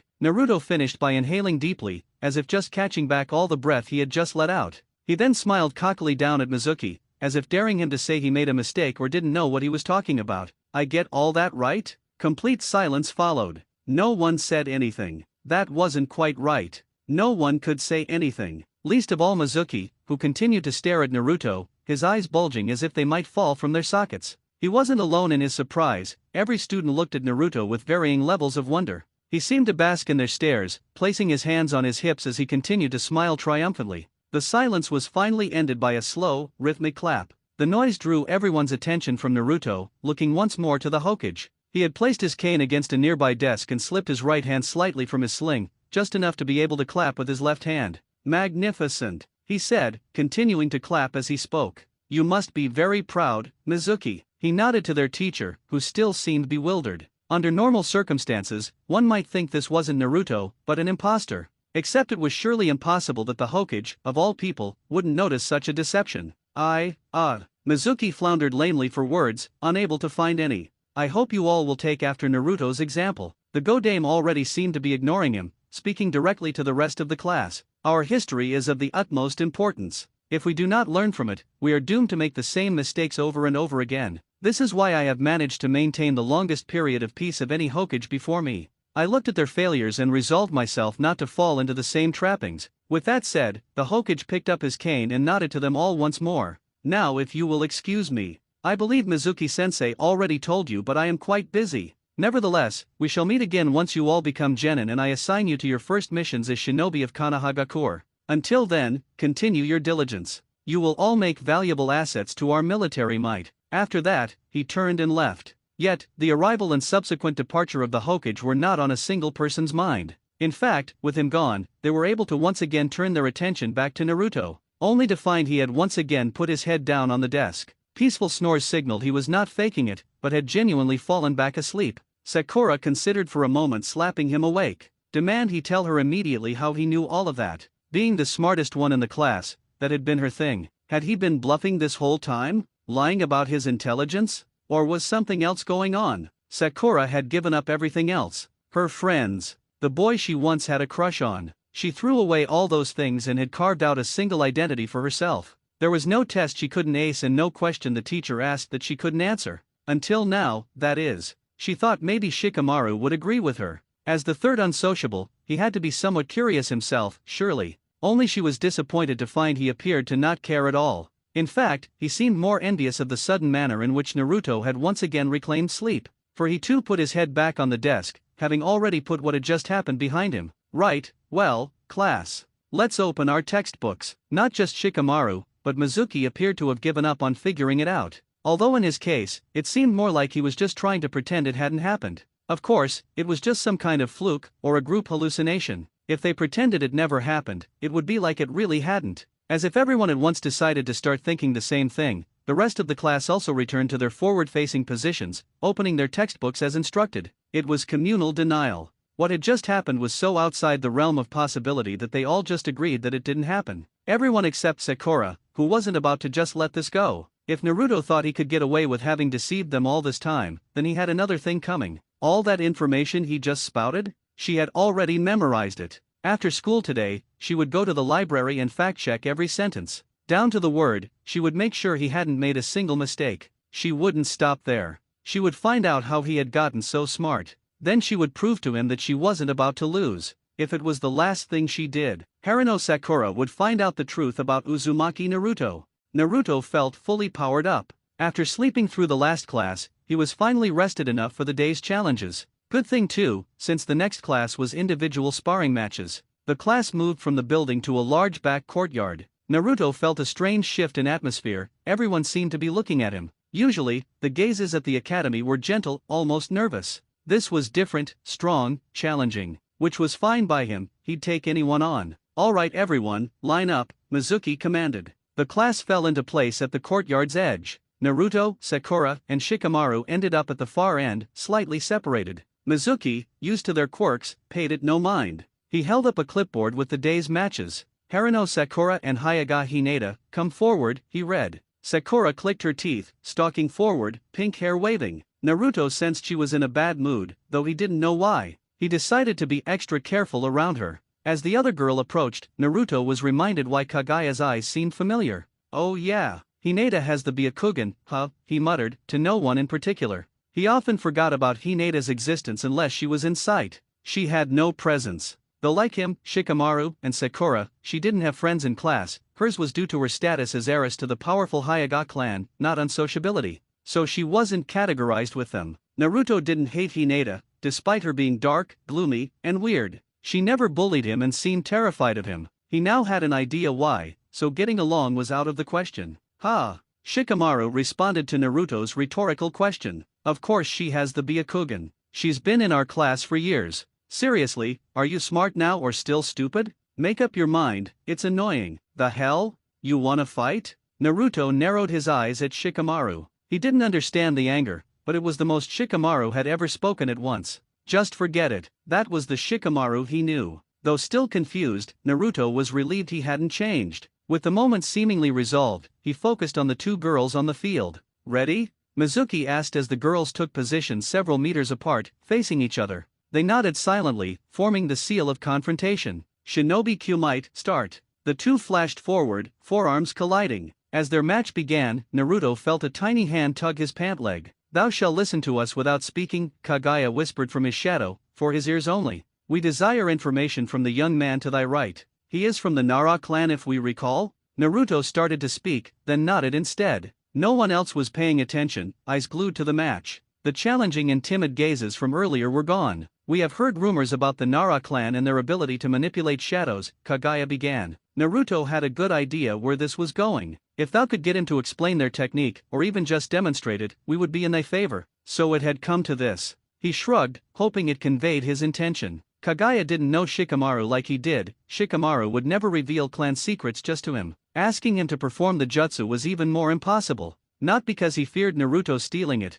they both knew that was impossible. It was just too troublesome, and Shikamaru wouldn't do anything that required effort. Naruto had no idea how she expected him to get Shikamaru's cooperation. Do not fret, Kaguya seemed to have a plan. Thou might not realize it, but if it comes to a trait of information, then thou already possesses something he too desires. Naruto had no clue what she meant, but he was getting used to it. The important thing was, he just had to ask, right? Everything else would supposedly work itself out. Hey, Shikamaru. Naruto awkwardly rubbed the back of his head, unsure how to ask for a favor. Normally, he'd rely on false bravado, shouting his way through, but he felt that wouldn't work here. What? Shikamaru asked, turning from the fight. Unlike the rest, he had no interest in who was better. He never won sparring bouts anyway, making him similar to Naruto in that regard. I was just wondering if you would show me that shadow thing you do during your match? Naruto asked, catching Shikamaru off guard. His mouth gaped open, he was unsure how to answer. He'd never used the jutsu at the academy. It was a clan secret, not to be shown off. What's more, it was a pain. He'd have to put effort into his fight to use the jutsu, let alone catch someone in it. Naruto surely knew that, but how did he even know about the jutsu? It wasn't unusual for Konoha's ninja clans to know about the infamous Nara clan and their Kage Shibari, but for Naruto to know about it was something he'd thought impossible. No, in the past that might have been true. After that stunt in front of the Hokage, however, it was certainly possible this current Naruto would know about that. Even if he knew about it, why the sudden interest in seeing it? Even thinking about the why and how was a pain, so Shikamaru decided to prioritize the how for now. Tell you what, he slipped his hands into his pockets, eyes studying Naruto for a reaction. I'll show you the Kage main no jutsu, if you can tell me when you suddenly became so knowledgeable about Konoha history. From within Naruto's shadow, Kaguya smirked victoriously. It was exactly as she'd planned. Naruto, until now, knew nothing about history. No, he still didn't really know anything. During his earlier speech, he'd merely recited words she'd fed him. As predicted, this caused a stir among classmates who couldn't comprehend what had happened. Even the usually nihilistic Nara Shikamaru couldn't ignore this incredible gap in supposed intelligence. Naturally, he'd want to know the cause. So much so, he'd have no choice but to agree to a simple information exchange. With this, Kaguya's primary objective was almost complete. If lucky, her secondary objective might also be achievable. Tell him about that man that gave thou those gloves, Kaguya instructed from the shadow. Just giving the name shall be fine. Naruto turned slightly, glancing down at his shadow with a dissatisfied look. She wished he wouldn't be so obvious about their communication, but it probably wasn't enough to risk exposure. After all, her existence was outside normal consideration. Have you ever heard of some guy called Kakashi? Naruto asked, turning from his shadow back to Shikamaru. As Kaguya hoped, a small light of recognition dawned in the Nara boy's eyes. Oi, oi, you can't possibly mean that Heite Kakashi? Shikamaru responded with his own question, eyes darting to the gloves too big for Naruto's hands. As in, the famous copy ninja that stole over 1,000 jutsu? My dad talks about the guy like he's a modern legend. Is that what's going on? He's been the one teaching you all this stuff? With that, Kaguya's second objective was complete. Shikamaru didn't even know it, but he'd just given her the information she needed. Instead of a proper give and take, she had Naruto tell a simple lie and Shikamaru incorrectly filled in the blanks himself. In doing so, he inadvertently told Kaguya about the identity of the mysterious man who had helped them the night before. Kaguya's knowledge was vast but not all-encompassing. Her shadow had mostly manipulated the reincarnations of Indra and Azura. While she had extensive knowledge of the Senju and Uchiha clans and their influence, she lacked real information outside of that. Less important individuals from more modern history were especially difficult for her to get information on. Once her shadow lost its sense of existence and merged with Naruto, she also lost her primary way to gather external information. Her only path was to pay attention in Naruto's place, as he usually slept through history classes. Even that didn't give her much. For example, she learned of the Nara clan and their abilities this way, but it lacked the real details she needed to use it. Now, that might finally change, as she had a way to ask a Nara clan member directly. This kid was going to be surprisingly beneficial, giving information about his own clan and Heite Kakashi, all while thinking he'd discovered some great mystery himself. This was why she liked the smart ones, they were the easiest to deceive. Winner, Hyuga Hinata. Mizuki called out, ending the match and drawing everyone's attention back to the two girls. Like Naruto, Sakura rarely won sparring matches. She might be top in academics, but she was near the bottom in physical ability. Of course, it was natural she'd lose against someone with the same Byakugan eyes Kaguya herself had. Though honestly, she was disappointed if this was all the current Hyuga heiress was capable of. Even against a weaker opponent like Sakura, she struggled to end the match swiftly.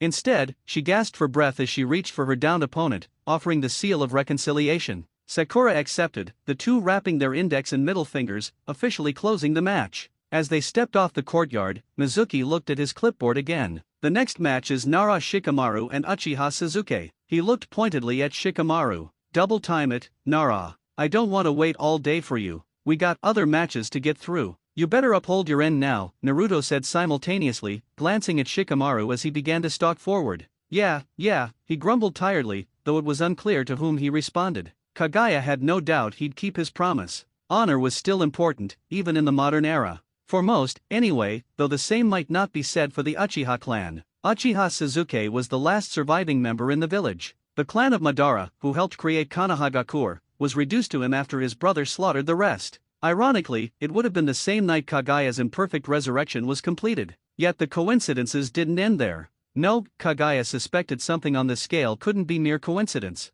The same night Indra's most recent reincarnation lost everything, Azura's reincarnation became Kaguya's vessel. It was as if something much larger was at work, manipulating them beyond even the shadows. Kaguya didn't like it. As Uchiha Sasuke, Indra's reincarnation, took the field opposite Nara Shikamaru, she studied him with her Byakugan. Even now, she clearly saw that ugly chakra clinging to him. As Uchiha Sasuke's hate grew, his desire for clan revenge pushed him further into that dark chakra, making them practically one. As he would only become more dangerous to her existence. Sooner rather than later, she would have to deal with him. For now, however, she was far more interested in studying the Nara clan's shadow manipulation techniques. Perhaps in that, she could find a hint towards her freedom. If not, at least a way to make things easier for herself and Naruto. Though she was starting to wonder if Shikamaru would even try. What a pain, Shikamaru groaned, looking at the clouds. Why did he have to fight Sasuke of all people? The top fighter, even above Kiba and his animalistic style, Sasuke had never lost a fight.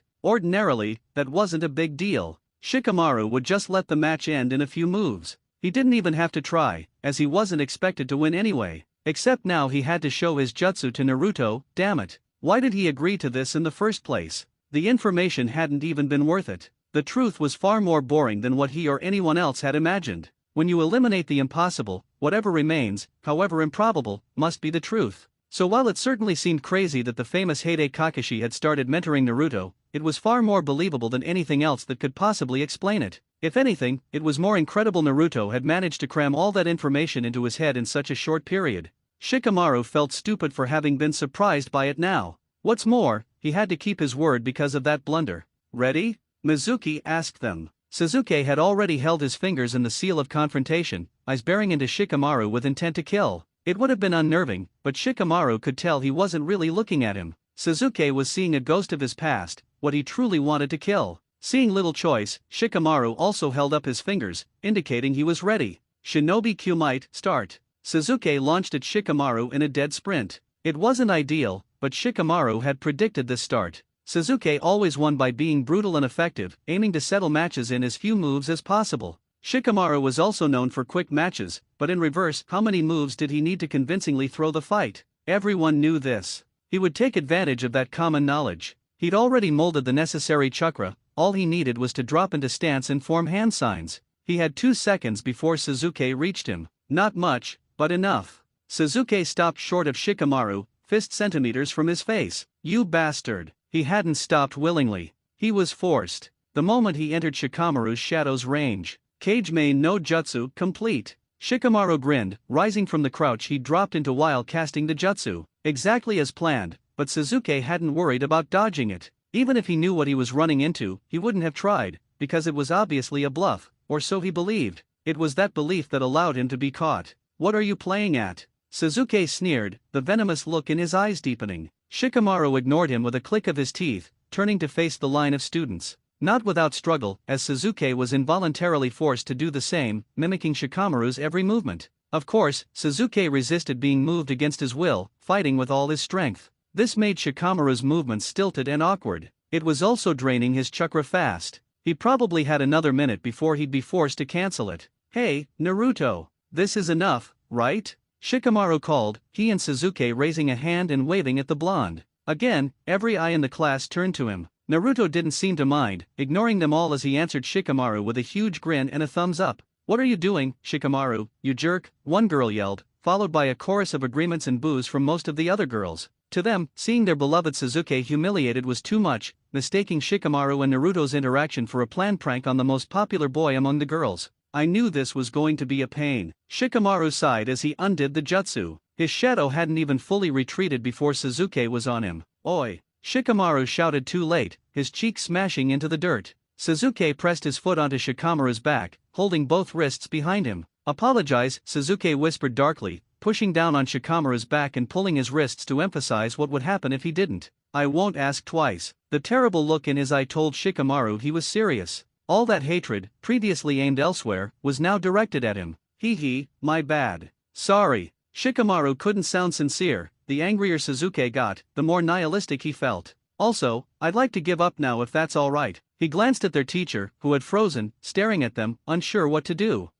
Right, Mizuki said lamely, his voice lacking authority. The winner of the match is Uchiha Sasuke. A chorus of cheers from most of the girls immediately followed. Sasuke didn't even seem to hear them. Despite claiming victory, the Uchiha survivor seemed far from pleased. Regardless, he released Shikamaru's wrists and lifted his foot, turning to walk away. Finally, that's over, Shikamaru grumbled, picking himself up to offer the seal of reconciliation. But Sasuke apparently had no plans to return the gesture, stalking back to his place in line as the girls continued to shower him with praise. If it had been anyone else, Mizuki would have been yelling at them to properly honor the village's tradition. As always, the Uchiha heir was given a free pass. Not that Shikamaru cared, as he didn't want to reconcile with that jerk anyway. Picking himself up, he returned to his spot in line. Sakura was one of only 2 girls who hadn't cheered for Sasuke, but she looked far from approving of Shikamaru's actions. Not that he cared what some goody two-shoes thought of him, far more interested in what Naruto had to say as he took his place between them. Well, he asked the blonde, who nodded gratefully. Yep, that's enough. Thanks. Naruto giggled, hands clasped behind his head. Shikamaru, however, was far from pleased. What did Naruto mean by that? He was the one who asked, so why was Naruto acting like it was none of his business? Shikamaru wanted to demand an explanation, but he was already too entangled. It was best to drop it, he decided. Uzumaki Naruto and Inyazuka Kiba. There was no more time for talk, Naruto's turn had come. It seemed no coincidence that the 3 unsociables were called to fight first, pitted against the class's top combatants. Naruto didn't concern himself with such trivialities. His only goal was to do what he always did, give it his all and hope for the best. His opponent didn't matter, in fact, the stronger, the better. That way, when he emerged victorious, he could prove them all wrong. Their underestimation was their mistake. We must remind you, do not use your Rinnegan. Under no circumstances, Kaguya cautioned from within his shifting shadow. I got it, Naruto mumbled, now far enough from the others to respond. He stopped in the courtyard center, facing Inyazuka Kiba, who offered a feral grin, clearly expecting an easy win. You won't bluff your way out of this one, loser, Kiba sneered, forming the seal of confrontation. I don't know what trick you pulled to sound so smart in history, but don't get cocky. I'll remind you of your place in a second. Bring it on, Naruto retorted, returning the seal. Mizuki raised his hand to start the fight. Just before he could, Kaguya spoke again, "Listen to us. Relax your muscles, and no matter what happens, do not move." Naruto had no time to question her, he could only trust her words. "Shinobi Q might start." Mizuki dropped his hand, and the fight began. Kiba dropped to all fours and lunged, moving more like a beast than a human. This aggressive style made him the class's top fighter, with only Sasuke able to overcome his unique and vicious combat. Naruto had never been able to defeat him until now. Kiba leaped at Naruto like a attacking dog, both hands swiping with sharp claws, not fists. With such an aggressive assault, it was no wonder no one could withstand him. Even veteran genin might feel pressured. Yet Naruto didn't retreat or retaliate. He followed Kaguya's instruction, remaining perfectly still, trusting the girl in his shadow. And she didn't disappoint him. Despite his own lack of will to move, his body began to act on its own. Naruto's arms rose, catching Kiba's twin strikes by the wrist. Wah! Kiba had no time to react as Naruto swung his head forward, smashing his forehead into Kiba's nose, sending the beastly boy stumbling back. It didn't end there. Naruto dropped low and swung his leg in a sweeping kick, catching Kiba in the side of the legs and knocking him off balance. Kiba sprawled to the ground on his back, coughing as the wind was knocked out of him. A second later, Naruto was on top, one hand gripping Kiba's throat, the other poised to smash his face. All movement ceased, and Naruto felt some control return to his body. As we believe the Nara brat said earlier, Kage main no jutsu complete. Kaguya's voice was smug, filled with satisfaction at regaining some freedom. It's only natural we could use this jutsu. It appears to be a type of yin chakra manipulation, and we are the progenitor of all chakra, after all. Still, be glad your opponent was a barely trained brat. This imperfect control wouldn't suffice against a superior foe. However, this jutsu has other uses we desire. Confirming its use will benefit us both. Kaguya leisurely explained this because, for the second time that day, everyone was silent, caught off guard by Naruto's unnatural display of talent. No one could speak, not even Naruto himself, who was still surprised. He did understand one thing: Kaguya couldn't simply take control of his body whenever she wanted. She needed him to relax his muscles to manipulate him freely. If he tried to override her control, he'd likely win that battle. It was similar to Shikamaru's dulled movements earlier, and Sasuke's struggle against his shadow being moved against his will. In other words, control over his body was still firmly in his hands. As this reality sank in, a victorious grin spread across his face. He felt Kiba's labored breathing beneath his fingers gripping his throat. Blood oozed from a broken nose, and silent tears ran down Kiba's face, making him unable to see Naruto's dominant position. He slowly looked up, taking in the shocked gazes of every student. He met their wide-eyed stares with a fierce glare of his own, as if to tell them things were different now. He was no longer the dead last. No longer a worthless existence they could look down on. He had real power now. Even without the Rinnegan, he could learn to fight like this. Kaguya could control his shadow if he allowed her, so she could teach him. "This is good enough, isn't it, Mizuki-sensei?" Naruto asked, finally looking at his teacher. The Chunin who was supposed to be helping him all this time. Everyone else had their families, but until now, Mizuki was the only one Naruto could rely on. Yet, Mizuki had never been there for him, preferring to watch him fail and then laugh. Well, Naruto was laughing now. He finally had someone to rely on, someone who would make him powerful, more powerful than anyone else in class, even Sasuke. Naruto had finally found his path. Mizuki blinked at Naruto, as if finally comprehending what had just happened. His eyes drifted down to Kiba, still trapped and bleeding beneath Naruto's grip. Then they returned to the smiling blonde. Shock was now replaced with fear, as if Mizuki had just awakened the sleeping fox. With no other choice, he held out a hand and uttered the words Naruto had waited years to hear. "Winner Uzumaki Naruto." The rest of the day at the academy passed almost too quickly for Naruto. He had no idea school could be so fulfilling. After beating Inyazuka Kiba, no one knew what to say to him. In fact, they all seemed terrified, which was good. He had offered them friendship, yet they had consistently shunned and rejected him, inheriting their parents' baseless hatred. Those same parents now glared at him, waiting in the courtyard to pick up their children. In the past, those glares would terrify him, making him hide inside until most other kids had left. Today, he didn't mind, matching their glares as he walked past. Naruto was no longer afraid. He had no reason to be, for power was literally in his hands. For the first time, he could walk with his head held high, knowing these people couldn't hurt him anymore. Even the loneliness of seeing other kids embrace their parents wasn't enough to crush his spirits. He wasn't alone, no matter how it appeared. In his shadow was the one person in the world who cared for him, who would look after him and make him stronger. The one who had shown him how to use this new, invigorating power. "We are glad to see you're in a good mood, Kaguya." The very girl he had to thank for all this, said from within his shadow. She couldn't manifest until nightfall and their training began, when he could speak with her face to face. However, don't forget we need your cooperation. Much remains to be done. Yeah, Naruto spoke aloud, uncaring who heard him, no one would pay attention anyway. I just have to go to the library, right? Apparently, Kaguya wanted more information on Heite Kakashi, who had helped them the night before. Naruto didn't see the big deal, so what if someone finally helped him? Kakashi was certainly an anomaly, but Kaguya seemed concerned.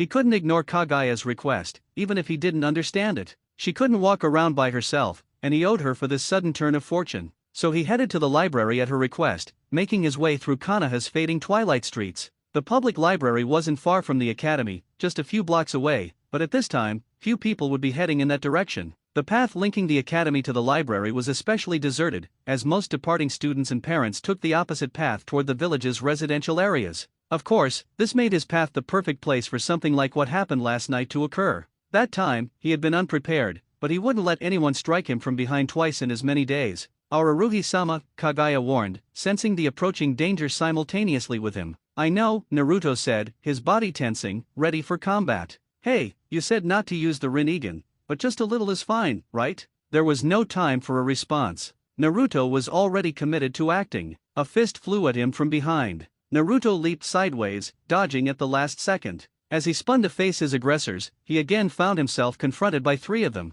Unlike last time, when they were drunk young adults, these were his classmates' kids so insignificant he hadn't even learned their names. Yo, Naruto, the one who threw the first punch greeted him, standing tall. You certainly seem to be in good spirits, huh? He slowly began to stalk to the left. Don't start thinking you're hot shit after one good day, you bastard. A fatter boy took up a position directly in front of him. Behind Naruto was a brick fence. We don't know what kind of dirty tricks you used to beat Kiba, but even you won't be able to take on three of us at once. The last boy hung back from their entry point, completing the entrapment and blocking any escape for Naruto on flat ground. That was fine, he had no intention of going anywhere. What's the matter, guys? Naruto asked, a confident smirk on his face. He hadn't yet removed his hands from his pockets, but he was already channeling the chakra needed for an attack at any moment. Don't you have to go home with your mommies? At least we have moms, you orphan bastard. The one who threw the first punch charged again. Simultaneously, the other two also charged, closing in on Naruto from three sides. In the past, such a fight would have been impossible for him to win.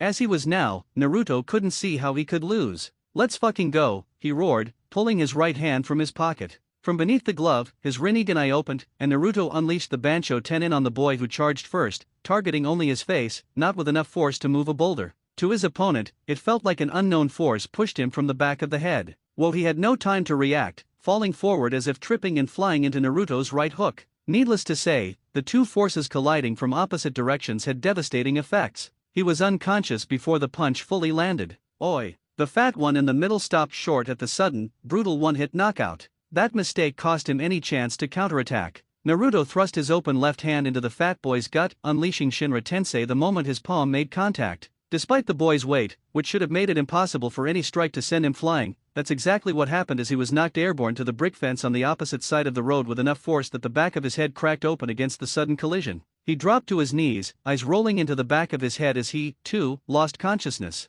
You bastard! The third assailant's voice cracked, but he committed to the attack, swinging a wild haymaker at Naruto's face. Naruto turned his left hand on him too, once more unleashing Shinra Tensei. Only, nothing happened. He couldn't use his attack. He was going to get hit. At least, he should have been, but the last boy suddenly froze. A quick glance down told him why. His shadow had shifted. Kaguya was manipulating it to merge with his assailant's shadow, stopping his movements. There is a slight gap of time between charges of your Rinnegan, Kaguya answered his unasked question, explaining why he hadn't been able to use Shinra Tensei just now. We suspect about 5 seconds. Perhaps in the span of life, it is but a moment, but in a battle, 5 seconds is an eternity. Don't forget this. Yeah, Naruto acknowledged, jumping in the air and delivering a spinning kick that connected to the side of the frozen boy's temple. Like the last two, he slumped to the street in an unconscious heap. Thanks for the save, he added as an afterthought. The fight had lasted less than the 5 seconds he would have needed to recharge the power in either eye, so he understood she wasn't just talking. It was the harsh truth. Blood dripped from the knuckles of his right hand, not his blood, but the blood from the boy's face he punched. The first two were bleeding profusely, enough so that he was afraid for a moment he had overdone it. The fatty who flew into the wall looked especially gruesome, blood oozing from the back of his head and staining the street he lay on. This might be bad for me, huh? He asked. It hadn't been his intention to put that much power into the Shinra Tensei, but apparently, he still didn't have much control over it. Yet Naruto felt no guilt. He thought for sure he should. No, if this had been the day before, he would have definitely been frantic, wondering what he would do if he got caught. Him right now, however, didn't feel much of anything. Elated that he won, perhaps, but certainly not remorseful for his actions. They had started it. Just like those three last night, and they had paid for it far worse than these three. Was that why he couldn't feel anything looking at them now? Was the shock from last night still that much stronger than even this? He personally didn't know. How was he supposed to sort his own feelings anymore? It felt like he was becoming a different person. There's someone else here, Kaguya warned him again. Naruto's head snapped up, eyes darting back and forth, searching for the last intruder. Unlike the last three, he hadn't even heard anyone else approaching. He still couldn't find them even now. Behind the lamp post, Kaguya clarified, having used her Byakugan to scan the area for witnesses. Hey, come out. Naruto turned to the nearest streetlight, a pole so slim he thought it impossible for anyone to hide behind it. Yet he was proven wrong as a petite girl stepped out from around its side, realizing she was exposed. Hinata, he asked in surprise, subconsciously lowering the palm he had raised, prepared to pull in whoever his last attacker might be. He hadn't expected the shy girl from his class, let alone the only other person he knew with eyes like Kaguya's. Sorry, the girl whispered, her voice barely audible over the distance between them. I didn't mean to spy on you. I saw them coming to attack you and I. She trailed off, eyes darting everywhere, unable to meet his gaze. As she spoke, her hands rose to her chest, her index fingers pushing together a nervous tick. You came to back them up then? Naruto growled, his blue eyes hardening as he stared her down. While it was true Hinata was one of the few who never bullied him, it seemed it was because she had been afraid of him all this time. So perhaps she had finally seen her chance to have him taken down? That was the only assumption he could make from the given information. And no, that's not it. Hinata quickly refuted him, shaking her head and waving both hands as if to fervently deny his claim with every fiber of her being. Even then, she still failed to give a reason. Taking a deep breath, she calmed herself slightly and, perhaps for the first time, managed to meet Naruto's eyes. For now, please get out of here, Naruto-kun. I'll go get the teacher to help these three. And, I won't tell anyone I saw you here. I promise. Why? Naruto's shoulders relaxed, not from dropping his guard, but from genuine confusion. This weird, gloomy, shy girl who had never helped him before was suddenly offering to cover for him? It was no wonder he couldn't understand. For now, it's best you do as she asks, Kaguya advised him gently. It's not a bad deal for us. If any of these three were to die with visible corpses, it will only cause problems. In such an open area, we can't just turn them to ash like those from last night. Kaguya didn't need to say it, but the odds of any of them telling the truth of what happened were slim. Their pride wouldn't allow it, and they now had reason to fear Naruto. At the moment, that was a risk they had to take. So Naruto relented with a nod. Well, whatever the reason, thanks, Hinata. I owe you. He turned to leave, but just before he did, he couldn't help but notice the deep red blush on her face. No time to think about it for now, he left the scene and ran towards the library. As he jogged, he couldn't help but glance down at his shadow. An image of Kaguya came to his mind, specifically her Byakugan eyes. Is it possible she knows about you? Naruto couldn't dismiss the possibility. Like, maybe she's helping because you both have the same eyes? Kaguya was silent for several moments, and he almost wondered if she heard him. We don't think that's what happened, Kaguya finally answered. Although she didn't offer any alternative reasoning, leaving him to imagine. Even so, it seemed odd to him. Ignoring Hinata, there had also been Kakashi who helped him the night before for unknown reasons. Both of them only coming to his rescue after Kaguya finally showed herself to him. For now, it seemed he wouldn't get any answers on Hinata, but maybe Kaguya was right and they could find some answers about why Kakashi helped them at the library. He had just arrived too, slowing his stride to a standard trot as he entered. It was his first time in Konohagakure's public library, but he hadn't expected it to be nearly this large. Multiple floors, each teeming with shelves overflowing with scrolls. There was so much information here that he had no idea where to even start. You should ask the service desk, Kaguya advised, having already figured out why he stopped as soon as he stepped inside. Naruto grimaced at the idea, not looking forward to talking to anyone. None of the staff seemed aware of his presence yet, but he wasn't exactly hopeful for a warm welcome. Without any better options, he followed Kaguya's suggestion and approached the nearest counter. Excuse me, Naruto asked, his voice suddenly timid, reminding him of Hinata earlier. He hated that feeling, as if all his confidence had been stripped away. It seemed no matter how much he thought he was changing, he was still unsure in new situations. His new power wouldn't help him here either, as he couldn't just attack the staff if they didn't give him what he wanted. What do you want? As expected, the lady at the desk's welcoming smile immediately vanished as she realized who had called out to her. Just great, Naruto had to fight the urge to sigh aloud at the expected response. There was nothing for it now, though. Can you tell me where any scrolls with information about the copy ninja, Heide Kakashi, might be? He asked, just hoping to get it over with as soon as possible. The lady clicked her teeth instead. How should I know? You see how big this place is? Go find it for yourself if you want to know so badly. Now scram, I'm busy. As if to end the conversation, she turned away from him and went back to sorting through a bin of scrolls she had been looking through earlier. Naruto felt his temper flare, and before he could even think, he slammed both hands on the desk. The reverberating noise made the lady jump and drew the attention of every other occupant in the library. What the hell do you mean you don't know? He growled. Isn't it your job to know where the scrolls are? A woman's sneer twisted her face, ready to unleash a sharp retort, when a handful of scrolls landed on the desk next to Naruto with a force that echoed his earlier slam. I also want any scrolls you have on Heide Kakashi, Harano Sakura declared, standing tall with her arms folded. Her emerald eyes blazed with a fire that even made Naruto uneasy. She had bolted from class the moment it ended, leaving before him. He thought she was rushing home, but apparently, her destination was here. Aren't you the girl who just asked for everything we had on the Hokage a few minutes ago? The librarian asked, her gaze flicking between them, trying to decipher their relationship. You already have quite a few scrolls, you can't possibly need more. She then looked down at the substantial pile now on the desk. Huh? Sakura retorted, as if speaking to an imbecile. Don't you know we have final exams coming up next month? Naruto and I need at least this much if we're going to compete for the top score in the class. Now it was Naruto's turn to be utterly lost. Sakura knew he consistently scored dead last, so why would she concoct such an obvious lie? Yet, the lie seemed effective. I understand, the lady conceded with a slight nod.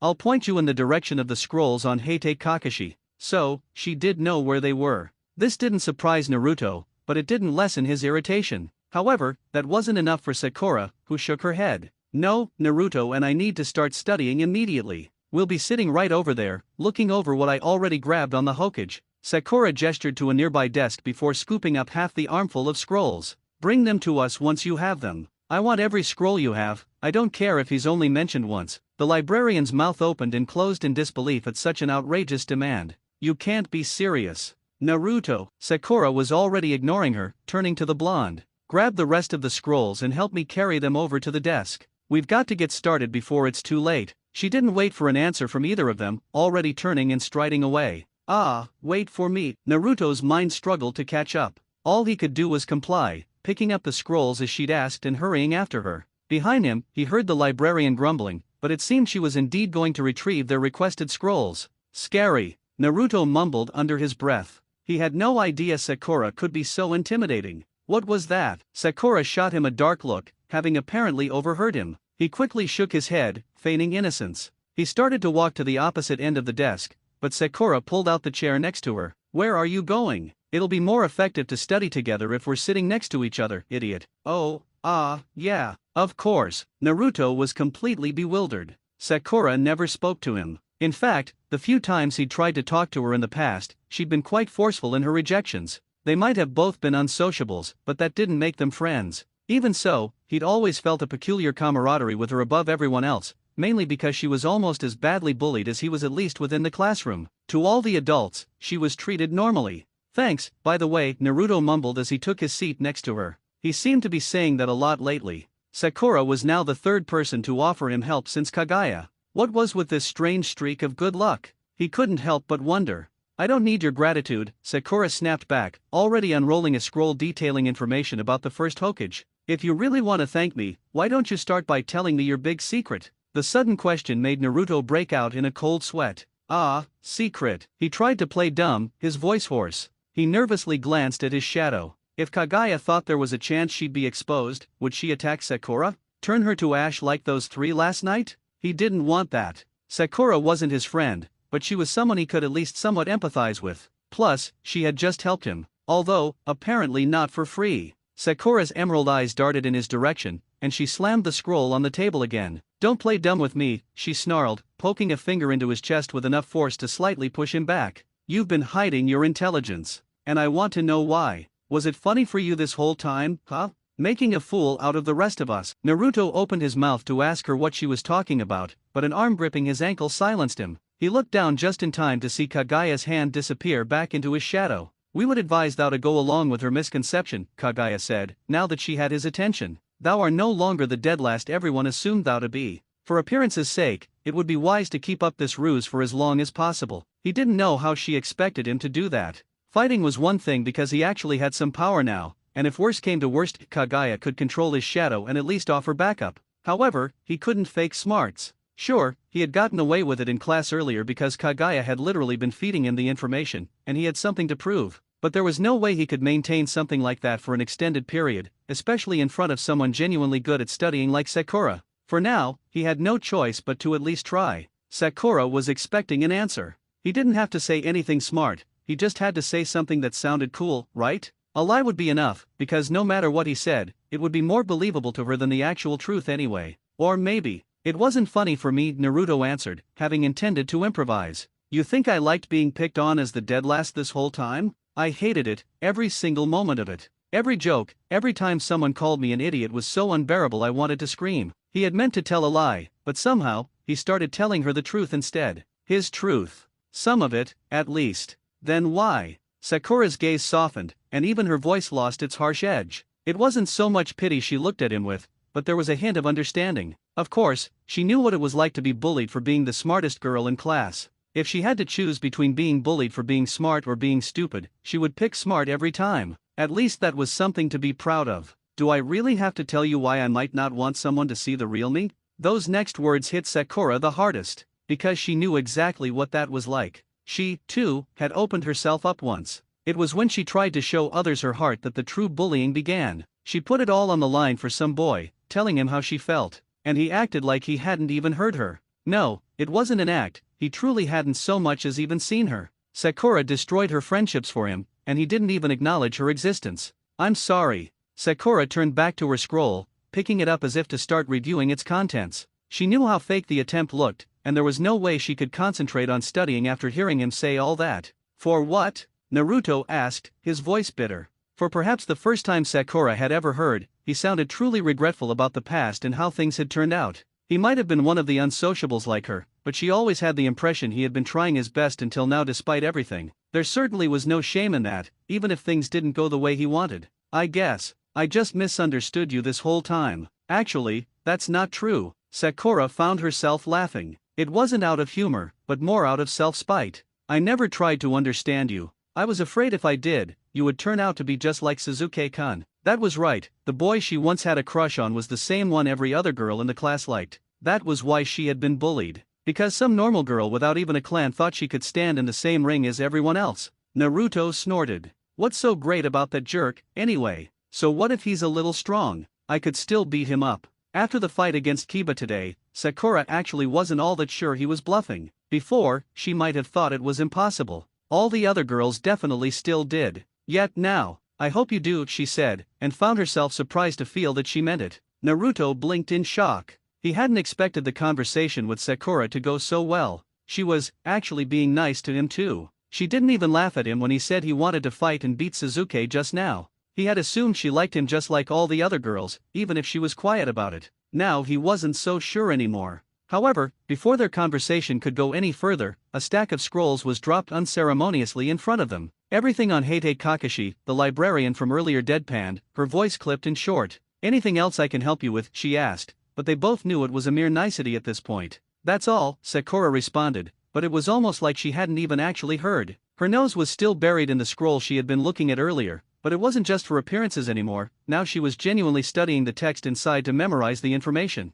The librarian made a huff but took the opportunity to go back to her other duties before Sakura could change her mind and ask for more. The whole time, she didn't even glance at Naruto. Not that he cared. He was tired of adults who didn't acknowledge him. Unlike with students who disrespected him, he couldn't beat them up, yet. He had a feeling he was getting dangerously close to slipping over the edge, however. Burying the dangerous impulse for the time being, he started digging through the new pile of scrolls in front of him. I don't even know where to start with all this, he complained aloud. It would have been really nice if Kaguya could come back out of his shadow right now and just read it all for him. This one is probably as good a place as any. Sakura somehow picked a scroll out from the pile without even really looking at it. It was even more impressive considering she was still reading as she had done it. Naruto looked down at the scroll to see it was a list of old academy records, probably dating to around the time Kakashi had attended himself. Without much other choice, he decided to unroll it and start reading. For perhaps the first time in his life, he was willingly reading for the sake of gathering information. He had thought he would hate the idea, but somehow having Sakura next to him doing the same thing made it feel more bearable. As if it wasn't something he was doing alone, but rather with a friend. Maybe the library wasn't so bad, after all. If it was always like this, he wouldn't mind studying more often. Heitei Kakashi and Oversight. Heitei Kakashi, student of the 4th Hokage, hero of Kanabi Bridge, and the Sharingan warrior who copied over 1,000 jutsu, was an incredibly accomplished ninja holding these and many other titles. He was also what Kaguya would refer to as an oversight. Such a renowned figure in Konoha's military should have been important information her will had investigated while it still had the chance. Yet, he had been overlooked because, while he possessed a Sharingan eye, he wasn't actually an Uchiha and thus not a potential reincarnation for Indra. Apparently, sometime during the last war, he had lost an eye, and a fallen Uchiha teammate had offered his own as a replacement just before his death. That alone made him dangerous enough that he should have been considered much earlier. His Sharingan could potentially be their undoing. Never mind Indra's current reincarnation, who hadn't awakened his true powers yet, this was the only man in the village with the potential to see Kaguya as she truly was.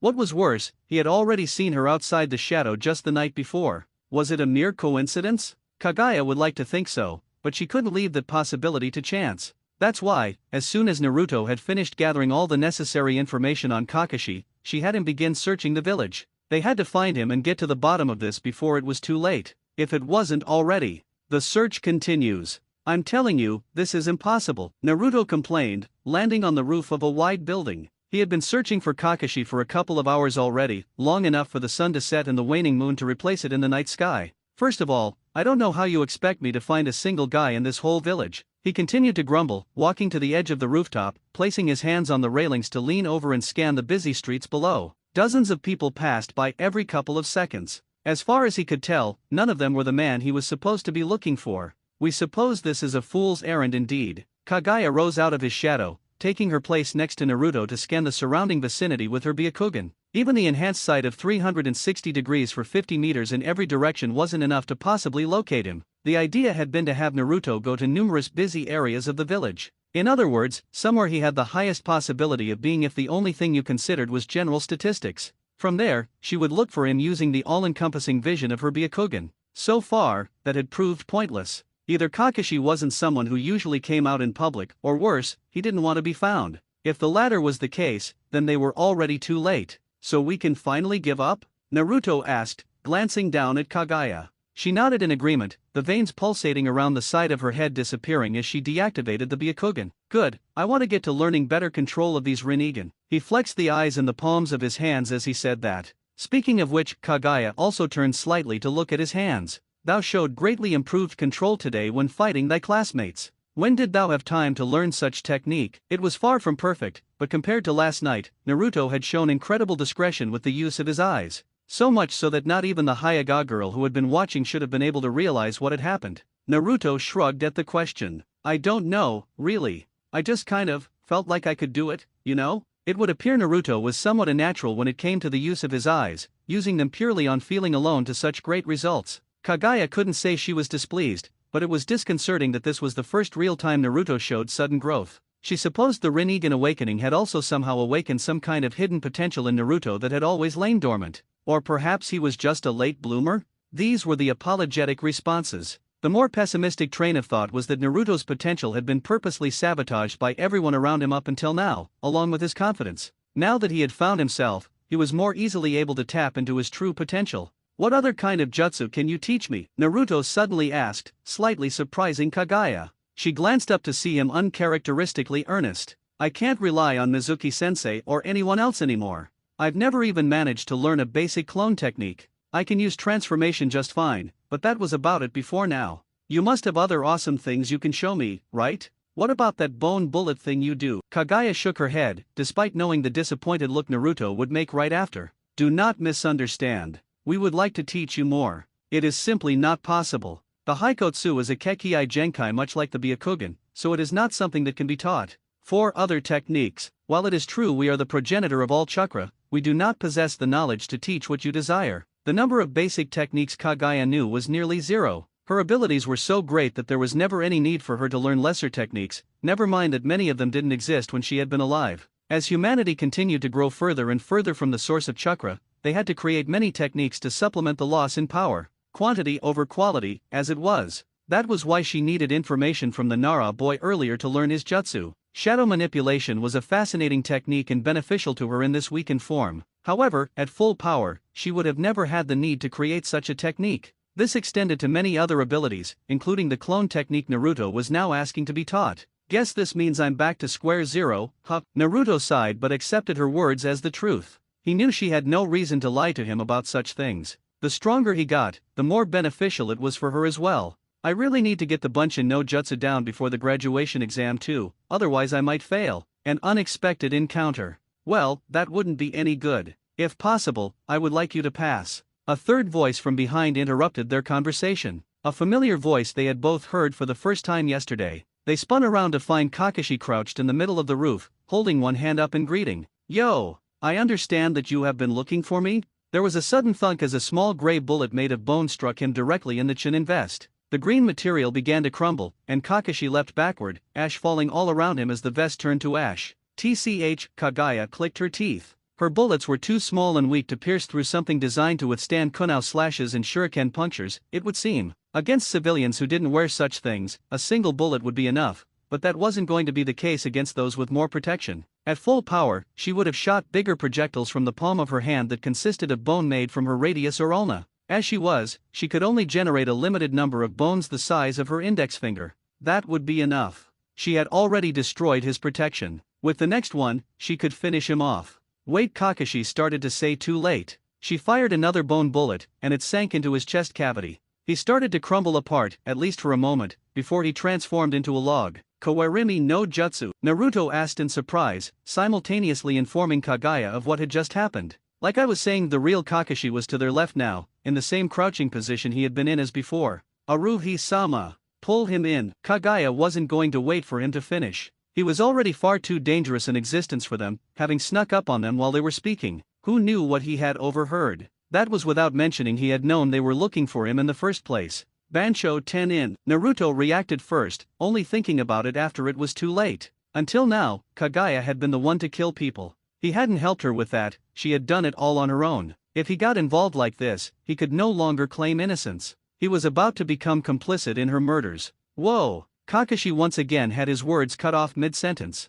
This was the moment. She fired, and Kakashi, reeling from whiplash, could only watch as the bullet pierced his chest. He crumbled into gray ash, not a log substitution this time, but a complete disintegration of his human form until he was gone. In moments, the legendary copy ninja vanished. That was quite dramatic. Yet, from behind the fallen Kakashi's ashes, a second figure stepped into the moonlight. Now, can we talk, or would you like to continue? How? Naruto echoed Kaguya's thought. That wasn't the Bunshin no Jutsu. Clones aren't solid. You're not wrong, Kakashi admitted, forming a hand seal. Kage Bunshin no Jutsu. A burst of smoke produced a replica to his left. These are shadow clones. He high-fived the clone, their hands audibly connecting. Both of you, Kaguya clarified, her Byakugan discerning no difference in their chakra signatures. She wouldn't know which was the original without witnessing the clone's creation. I thought it best not to approach you in person, considering how trigger-happy you are, Aju-chan, Kakashi replied, confirming neither was the original. Kaguya would typically fault his lack of decorum, but his good sense had saved his life.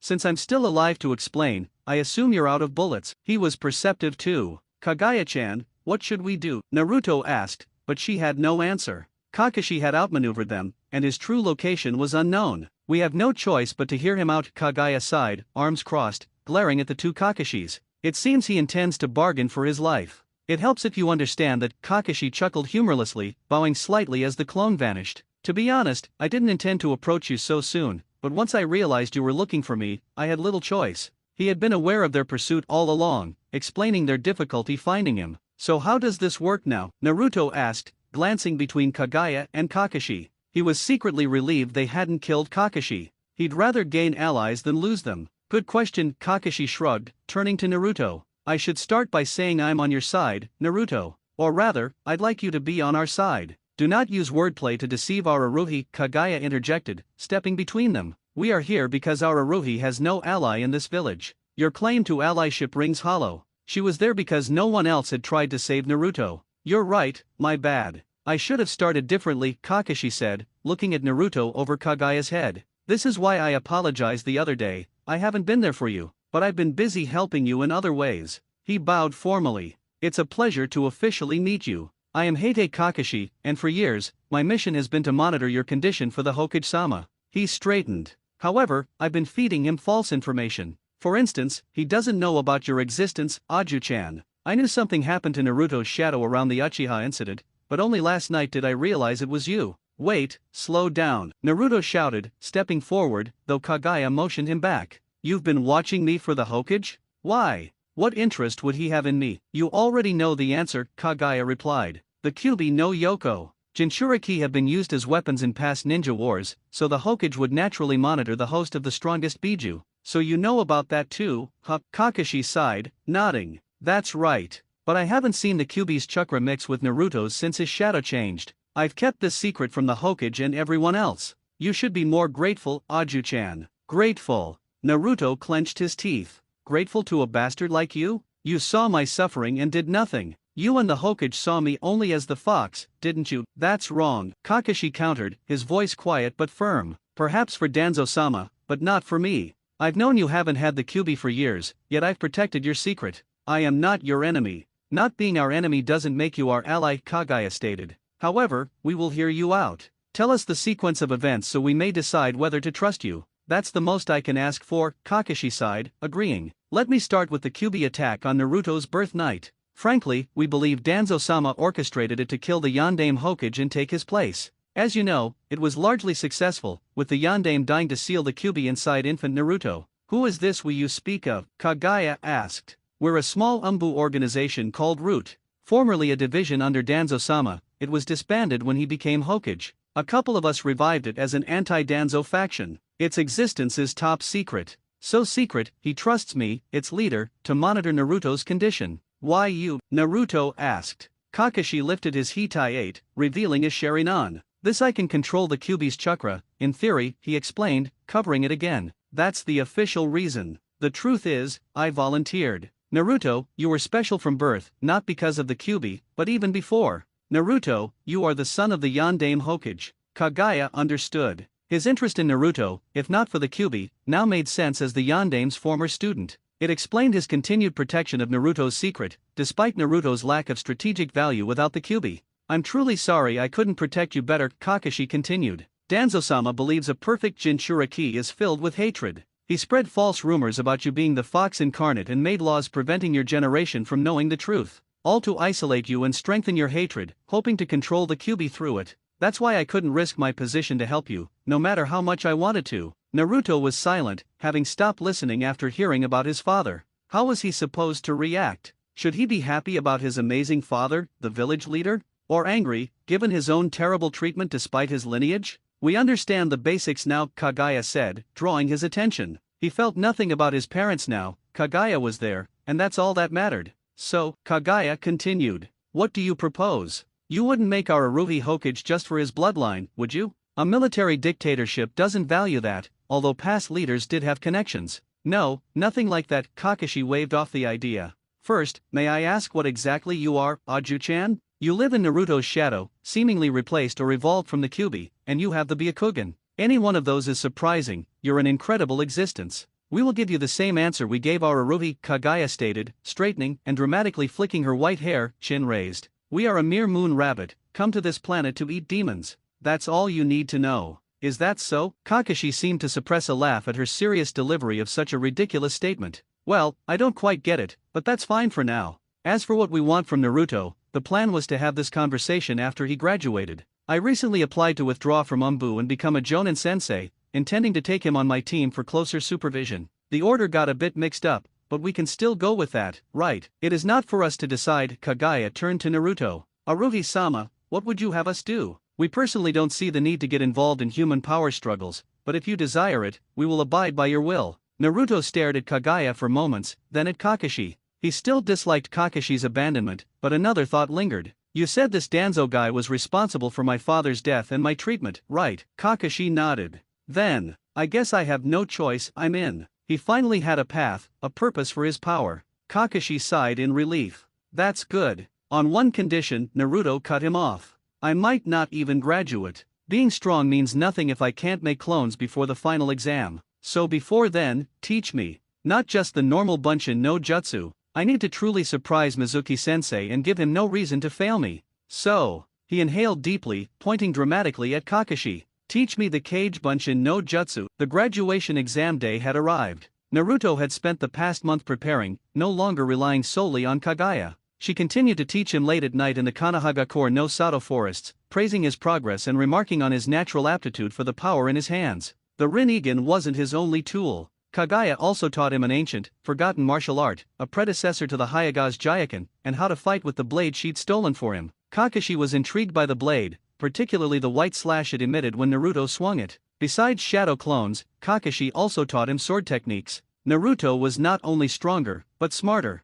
Studying with Sakura after classes became an unspoken tradition, and for the first time, he found joy in learning history and math, simply because someone showed interest in discussing it with him. He was even starting to answer weekly written exam questions without Kaguya's help, a remarkable improvement despite still lagging behind the class. It had all led to this day. The written and practical exams were over. All that remained was the jutsu application. This was the make or break, the one test that determined graduation. Haruno Sakura stepped forward. Mizuki called. Students lined the front of the classroom, Mizuki behind his desk with a clipboard and Hitai-8 spread before him. Good luck, Naruto whispered to Sakura as she stepped forward. Save some for yourself, Sakura shot back, softly enough for him and one other nearby person to hear. When did you two start getting along? Shikamaru asked, genuinely curious. Outside the library, their usual non-interaction meant he hadn't noticed their change until now. Wanna trade for information again? Naruto joked, smirking.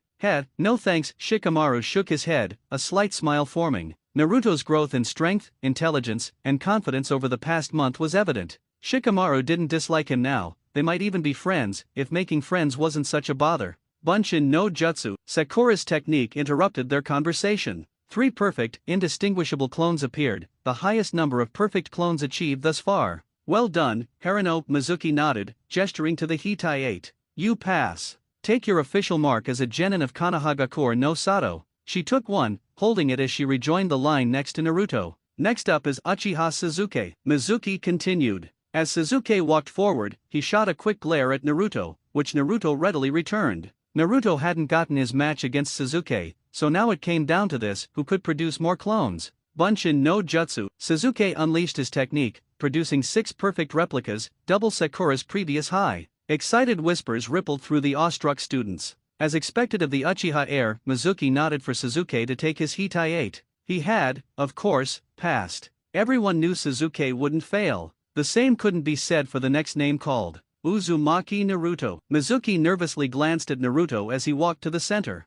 The hushed whispers resumed. A month ago, everyone would have expected the deadlast to fail, but Naruto's fortune had suddenly turned. He was no longer the deadlast who failed every test and lost every match, he was something else. No one was sure what. The bullying had stopped, but respect hadn't replaced it. Instead, there was cautious anxiety, as if he were a dangerous animal. Rumors circulated after 3 classmates ended up in the hospital and withdrew, with everyone suspecting Naruto, despite no proof. This was Naruto's true test. Despite his recent changes, everyone knew cloning was his biggest hurdle. If he'd overcome even that, the old Naruto was truly gone, a terrifying thought for most. Naruto no longer cared about any of that. The academy was just a stepping stone. Before, it was his chance for friends and strength. Neither happened here. Only after Kaguya did things change. Now he knew the truth about his suffering and its cause. He would pass, join Kakashi, and get his revenge. His only regret was not facing Suzuki, but that was fine. He was about to upstage him.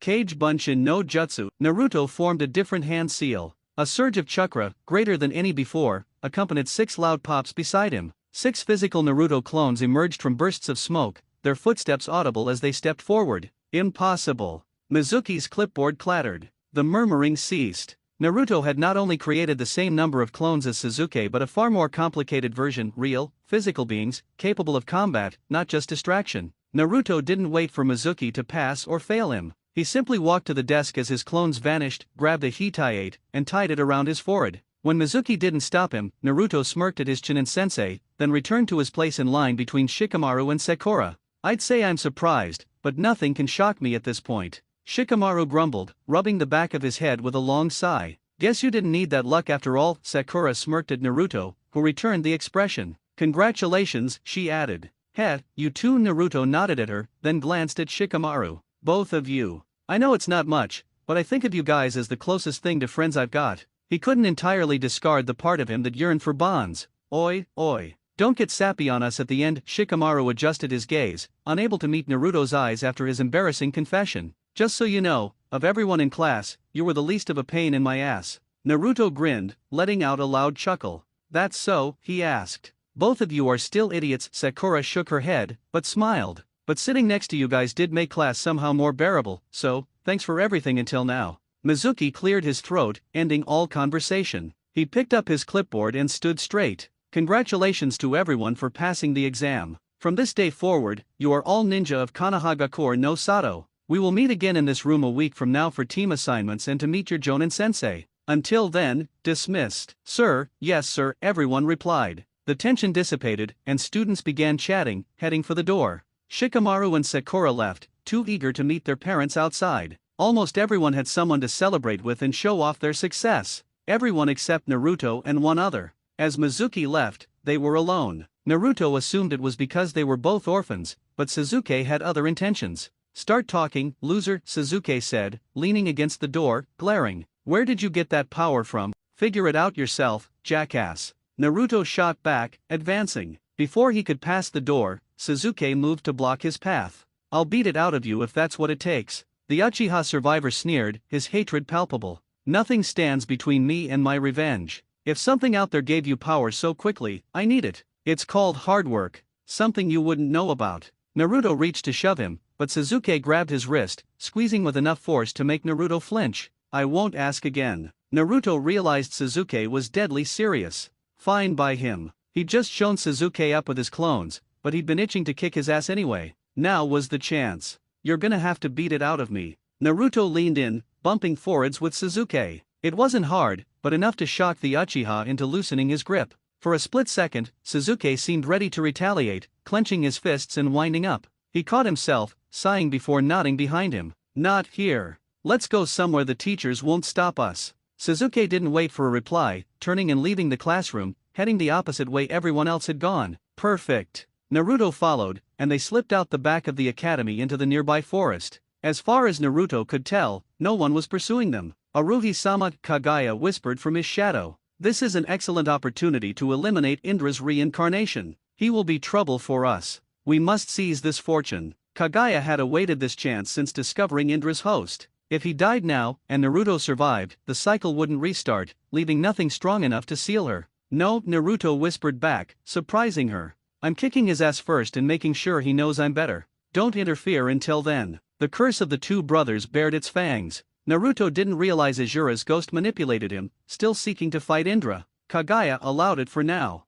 She just needed patience. As long as Naruto indulged his inferiority complex, she could act without issue. She'd wait until the fight ended. Talking to yourself again, failure, Suzuki called over his shoulder. He must have noticed Naruto muttering for the past month, unaware he was speaking to someone in his shadow. For now, their ignorance benefited them. Just psyching myself up to finally kick your ass, Naruto retorted, punching his fist into his palm. He'd gotten good at inventing excuses for talking to himself. He wouldn't have to if she'd just learn a more discreet way to communicate.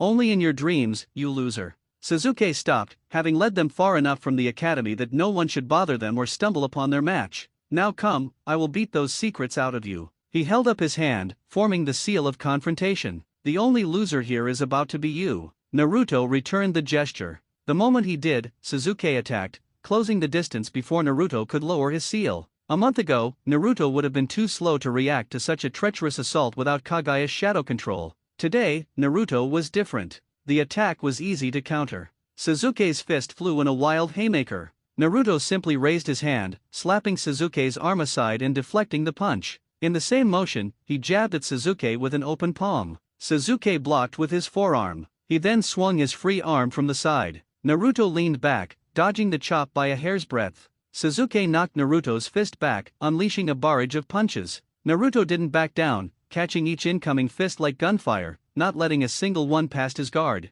Realizing his attack wasn't working, Suzuki pulled back, spinning and delivering a low kick. Naruto simply deflected again, sticking his knee out and catching the kick with a soft bunt. The sudden shift threw Suzuki off balance for a split second. It was enough. Naruto pressed in, jabbing Sasuke in the shoulder with an open palm. Sasuke grunted, his left eye flinching shut. That was the deciding moment. Unable to see Naruto's wild haymaker from this sudden blind spot, Sasuke couldn't defend. Guh, he grunted loudly, taking the full force of Naruto's fist. The Uchiha flew to the ground, collapsing in a heap as Naruto bested him in hand-to-hand combat. Just like that, the match was decided. At least, if this had been an academy-sanctioned fight, Mizuki would have called that blow the conclusion. That's where Naruto erred, assuming Sasuke would accept this as the end. He bent down, offering the seal of reconciliation. At that moment, Sasuke's hand shot out, grabbing Naruto's wrist and pulling him down. Naruto didn't even realize what was happening. One moment the fight was over, and he was offering a hand up. The next, he was face down on the ground. Sasuke held his right arm with both hands, his knee pinned him with enough force to keep him down. Now, Sasuke grinned, blood oozing from his busted lip. "You're going to talk, or I'm going to break your arm." He twisted, not enough to break it yet, but enough for Naruto to know that a little more pressure would snap it. It would be that easy. This wasn't a bluff. Sasuke genuinely intended to go that far, all to discover the source of Naruto's power. Naruto couldn't help but laugh. "You really want my power that badly, Sasuke?" He didn't even have to turn his head to see the boy pinning him. The Rinnegan eye on his left hand opened, pushing aside the glove fabric to look back at the Uchiha for him. "Then you can just fucking have it." He unleashed the Shinra Tensei. Sasuke was suddenly lifted off his feet, sent flying backward with such force that the world blurred. It ended violently and abruptly moments later, as his back smashed against the nearest tree trunk. The wind was knocked from his lungs, and he sank to the ground in a lifeless heap. It was then that Kaguya saw her chance. Before Naruto could say or do anything, she rose from his shadow, her hand already forming a finger gun pointed at the downed Uchiha. "Kaguya-chan." Naruto called too late. She fired, the bullet hitting Sasuke's chest a moment later. Dazed from his head colliding with the tree, he didn't even have time to realize what happened before he crumbled to ash, becoming nothing more than a gray pile on the forest floor. Just like that, he was gone. The last surviving Uchiha of the village, top student, and Naruto's secret rival, a pile of ash. It had to be done, Kaguya said simply, not regretting the action. "As does this." As she spoke, Naruto's shadow moved, bending to Kaguya's will, thinning and stretching to slip behind a nearby tree. "Eep!" A sudden cry came from beyond Naruto's sight. He'd thought no one was following, but he was wrong. Kaguya must have known someone was there from the beginning due to her Byakugan, but she'd stayed quiet. She'd intentionally let him believe they were alone. As Kaguya stepped aside, the intruder upon their battle was revealed, forced to mimic Kaguya's movements. "Hinata," Naruto whispered, as surprised as the girl now caught in his shadow. This was the second time she'd been caught spying on him during a battle. He still didn't understand why, but unlike before, this time she'd seen too much. As such, she couldn't be allowed to leave. Wait, for the second time, he was too slow. Kaguya had already fired the second bullet, this one hitting the Hyuga girl bound by their shadow. No, no, no. Naruto's brain raced for a solution, something to save her. It was impossible, he knew. There was no surviving one of those little ashen bullets. If you were hit, you died. That was a determined fact. "Naruto-kun." Hinata tried to call out, reaching her hand forward. That was her last act, her outstretched hand turning to ash and crumbling just seconds before the rest of her followed. The tears threatening to fall were the last he saw of Hyuga Hinata. After that, she was just a pile of gray ash on the forest floor, like Sasuke. He collapsed to his knees, staring at the spot where Hinata had been. "Why?" he asked, his voice hoarse. She wasn't going to tell anyone. Hinata had witnessed him fighting those boys from class before. Her word could have easily gotten him kicked out of the academy. Yet she'd kept her promise and told no one. She'd protected him then. Why was this different? "Thou art too naive, Araruhi-sama. This and that are two different matters." Even if she wouldn't have betrayed thou willingly, leaving her alive would only be a liability. Kaguya answered, her voice devoid of pleasure. Aside from Uchiha Sasuke, who had to be eliminated for her own safety, taking care of Hyuga Hinata was for her master's sake, even if he couldn't understand. Kaguya walked to Naruto, taking his chin in her hands and turning him to face her.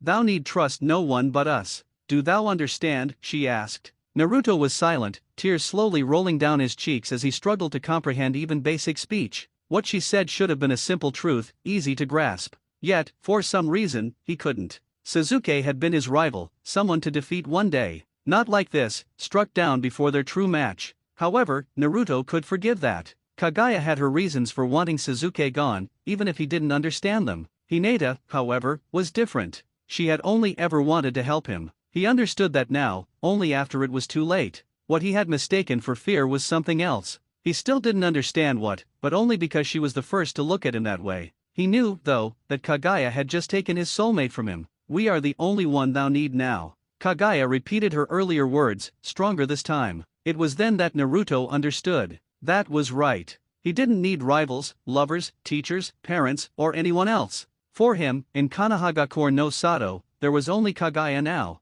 She would protect him, tell him the truth, and care for him. Everyone else had their chance, but they were all too late. For Uzumaki Naruto, there was only Kaguya now. It had been a week since the mysterious disappearances of Uchiha Sasuke and Hyuga Hinata. Hinata's absence was reported first, which was expected. Though disowned, she still had a home. When she didn't show up that night, an immediate search warrant was issued. Sasuke, an orphan, was noticed missing later, though not by much. As the sole surviving Uchiha heir, likely to possess the Sharingan, his importance to the village couldn't be overstated. So when it was noted that his last appearance coincided with Hinata's disappearance, to say it caused an uproar was an understatement. Two individuals holding Konohagakure's great dojutsu disappearing simultaneously, it was too much to be a coincidence, even if it was. Kumagakure was the first suspect. They'd been after the Byakugan before, so why not now? It was too early for final judgments, but for now, that was the prevailing verdict. If things continued on this path, war with Kumagakure no Sato was all but inevitable.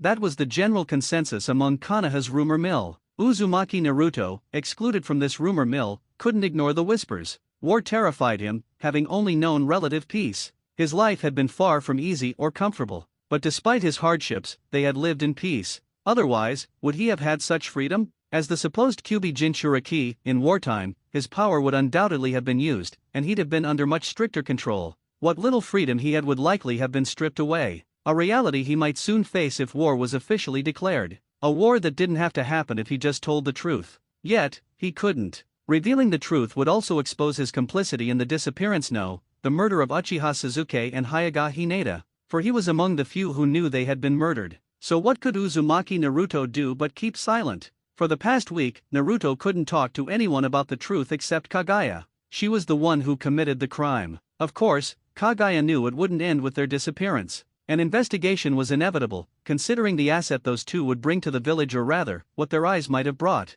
However, there was nothing to trace the truth back to them. She'd ensured it. No one paid attention to Uzumaki Naruto and Uchiha Sasuke as the two orphans left the academy, sneaking out the back unseen. No one except Hinata, that is. Now they were nothing more than piles of ash, indistinguishable from common dirt after being blown away by the wind. No bodies of either child were found, thus nothing to implicate her master, Uzumaki Naruto. This was a case where the rumor mill actually worked against those who sought to keep him down. Naruto had been blamed so often for the village's problems that when he actually was at fault, it couldn't reliably be blamed on him. The boy who cried wolf, as it were. Only in this case, the village had cried wolf on the boy too many times. Without proof, everyone could only hold their breath and seek other avenues for blame, leading to the current situation. It was in this atmosphere that the day to assign teams to all academy graduates, now official ninja, arrived for one last school visit. A heavy atmosphere settled over the genin awaiting their team assignments. Normally, there would have been excited chatter about being on the same team as friends, but with two of their own absent, it hardly seemed appropriate. Even among the unsociables Nara Shikamaru, Haruno Sakura, and Uzumaki Naruto, the silence seemed especially heavy as they waited for Mizuki to announce their genin team placements.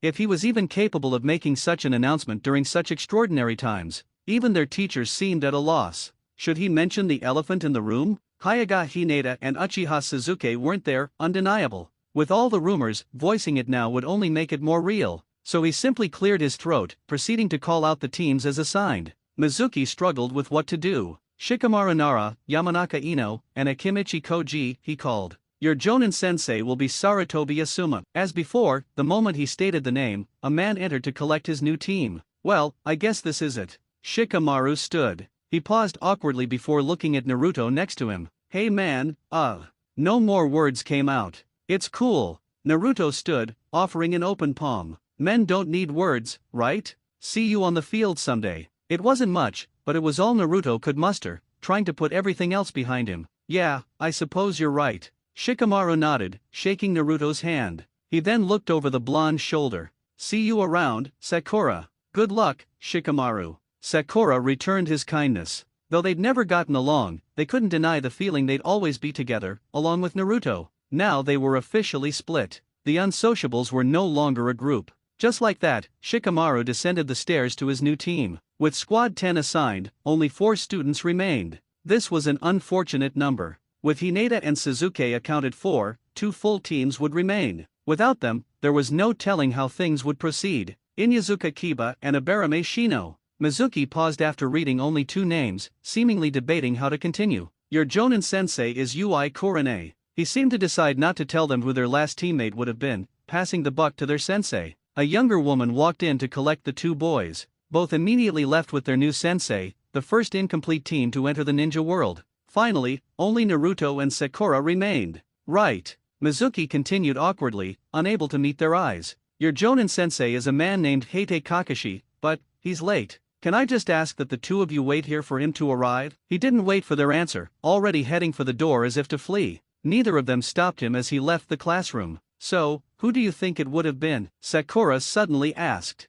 Naruto either didn't understand or hadn't heard her. Even he wasn't sure. He'd been so out of it these past few days, it was getting harder to distinguish what was in his head and what wasn't. Suzuki-kun or Hinata, Sakura clarified, seemingly unfazed. Which one of them do you think would have been our teammate? Even she had heard the rumors, but had no idea what truly happened. It was simply the reality that neither was here. That was all she thought, unable to conceive of more. Oh. Naruto paused for several moments. Suzuki, he answered, with no doubt in his voice. Sakura didn't question him, she'd been thinking the same. Even if neither could explain it, they felt he was meant for their team, as if they were a complete picture together. That's right, it was supposed to be Uchiha Suzuki. Heite Kakashi said, having entered unnoticed. Together, the 4 of us would have formed Squad 7. Well, we still might be able to. It depends if they're able to locate him anytime soon. What happens to us now then? Naruto asked, eyeing Kakashi warily. He couldn't shake the feeling the copy ninja knew what really happened.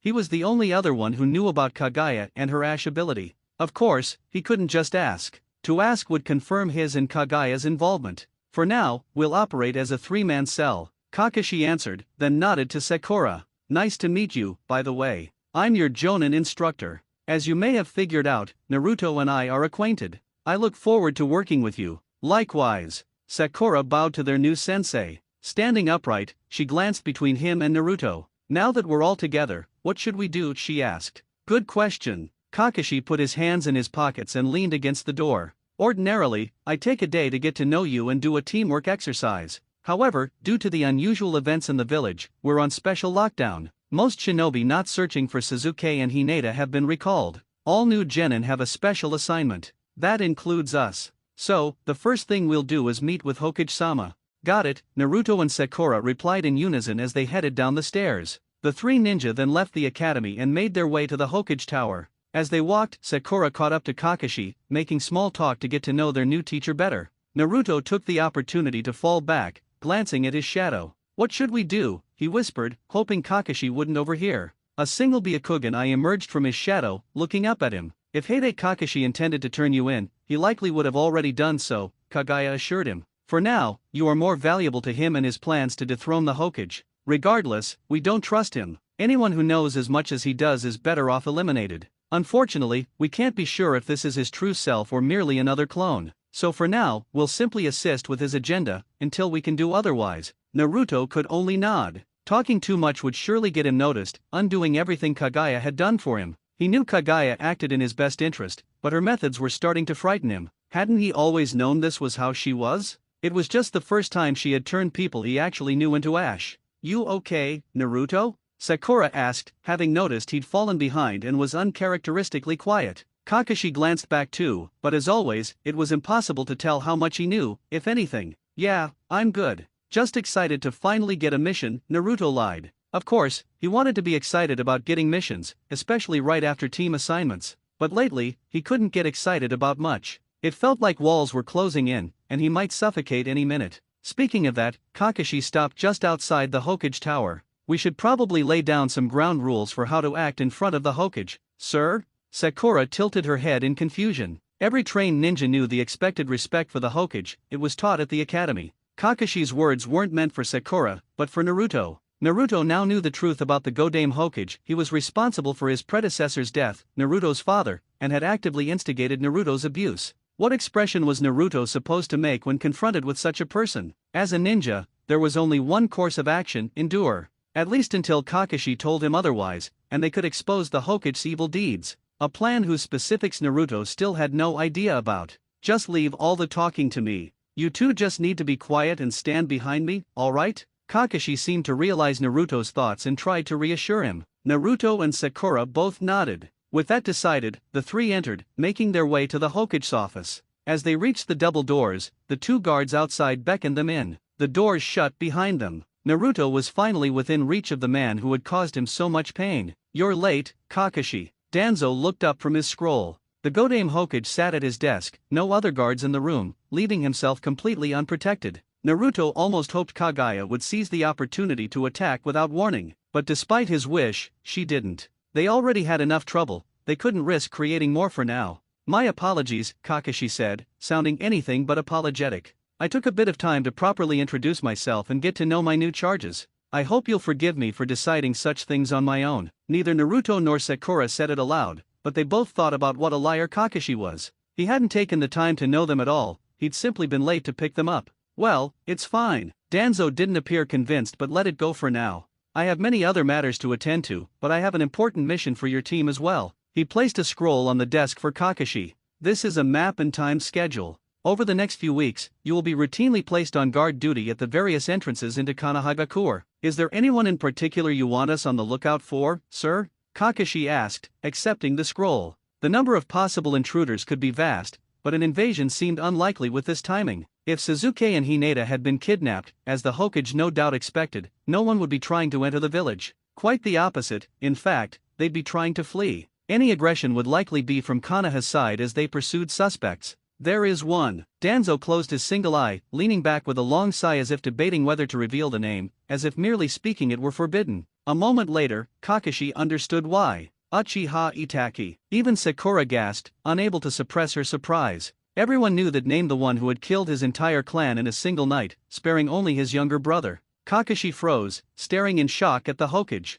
Perhaps this mission is a little much for this team. He trailed off, but his meaning was clear. This was a man far beyond their caliber. To put Genin on a mission with even a slight chance of encountering him was beyond reckless. It was practically asking them to sacrifice their lives for no purpose. No, your team is excellent for this mission. Danzo leaned forward, his gaze briefly shifting to Naruto. As if to cover it up, he quickly supplied another reason. Suzuki was originally going to be on your team, so it's likely Itaki will target you if he gets his hands on such information after infiltrating. This is, provided he hasn't already infiltrated. The fact is, your team will only be one of many on this mission. Just a couple hours every day is enough to fill in for the others. That's all. I understand. Kakashi relented, bowing deeply before the Hokage. We'll take our leave then. He turned and began to walk out. Sakura followed, but Naruto was a second slower. He couldn't help but look at Danzo for that extra moment, trying to sort his emotions. Can I help you, Uzumaki? Danzo didn't let the momentary pause go unnoticed, looking directly at the blonde. As he did, Naruto felt a strange pressure. His temper flared, and he bit his lower lip. Should he do it? Let the Hokage know right now that he was onto him? Declare his intent for revenge right here, right now? Calm down, Aruhi-sama. Kaguya's chakra suddenly flowed into him, and the urge disappeared. Some kind of persuasion genjutsu, it would seem. You were being compelled to speak the truth. Your chakra flow was erratic, but no need to fear. We already cancelled its effects. He would have to thank her later. In front of the Hokage, Naruto couldn't even risk responding non-verbally. However, with this, Naruto had finally gotten his answer. This Hokage, he had to go down. If he was going to attempt to manipulate his free will, then there was no conversation to be had between them. Nothing at all. Naruto answered the Hokage's question, a feral smirk spreading across his face. If the Hokage was surprised that Naruto had broken the genjutsu, he didn't show it. If anything, he looked silently pleased. For Jinchuriki, genjutsu was mostly impossible to cast if they were on good terms with their Biju, which meant they may have just unintentionally answered an unasked question of his. Naruto didn't get a chance to figure this out, as Kakashi called for him to follow. For now, Naruto did as told and quickly set after his team. He felt Danzo's eye on his back the entire way. As they left, Kakashi unrolled the scroll to examine it while they walked. Is this really okay? Sakura asked. Uchiha Itake took on his whole clan by himself. There's no way we're expected to fight him, right? She knew they were expected to give their lives for the village, but to be given a mission like this as their first one? No, of course not, Kakashi assured her. This is simple guard duty. We won't be the only ones at the gate. There's all kinds of extra security right now. It would be more accurate to say that you're being put with more experienced shinobi for our safety. Hokage-sama said it himself, but Itaki may target us if he finds out Suzuki was supposed to be on this team. That means he may suspect we have some kind of information on his whereabouts. I think I get it. Sakura slowly nodded, placing several fingers on her chin as she thought through the facts. So if Uchiha Itaki really does target us, it will also be better for us to be near the edge of the village? That way it will keep the fight outside of the central area where civilians will otherwise get caught up in it? As expected of the top academic, that's exactly right. Kakashi smiled down at her, rolling up the scroll. Just after, they reached the bottom of the tower and walked outside into the warm spring air. Well, our first shift isn't until tomorrow anyways, so let's split up for the day? We can meet at Ichiraku Ramen at around noon and go from there to the gate. Yes, sir. Sakura nodded. She then waved goodbye to both of them, taking off first. As they watched her go, Naruto got the distinct feeling Kakashi wasn't done talking with him yet. Danzo suspects you, Kakashi said after Sakura was thoroughly out of earshot. It's highly likely that Itaki is already in the village as we speak. If he approached the Hokage already, then it's possible you're in danger. Naruto didn't have time to be surprised. I thought you said I was important to the Hokage as the Kyuubi Jinchuriki. Why would he do that? He was just tired of all these games everyone seemed to be playing with him. I'm not sure, Kakashi answered, but it was hard to tell if that was the truth.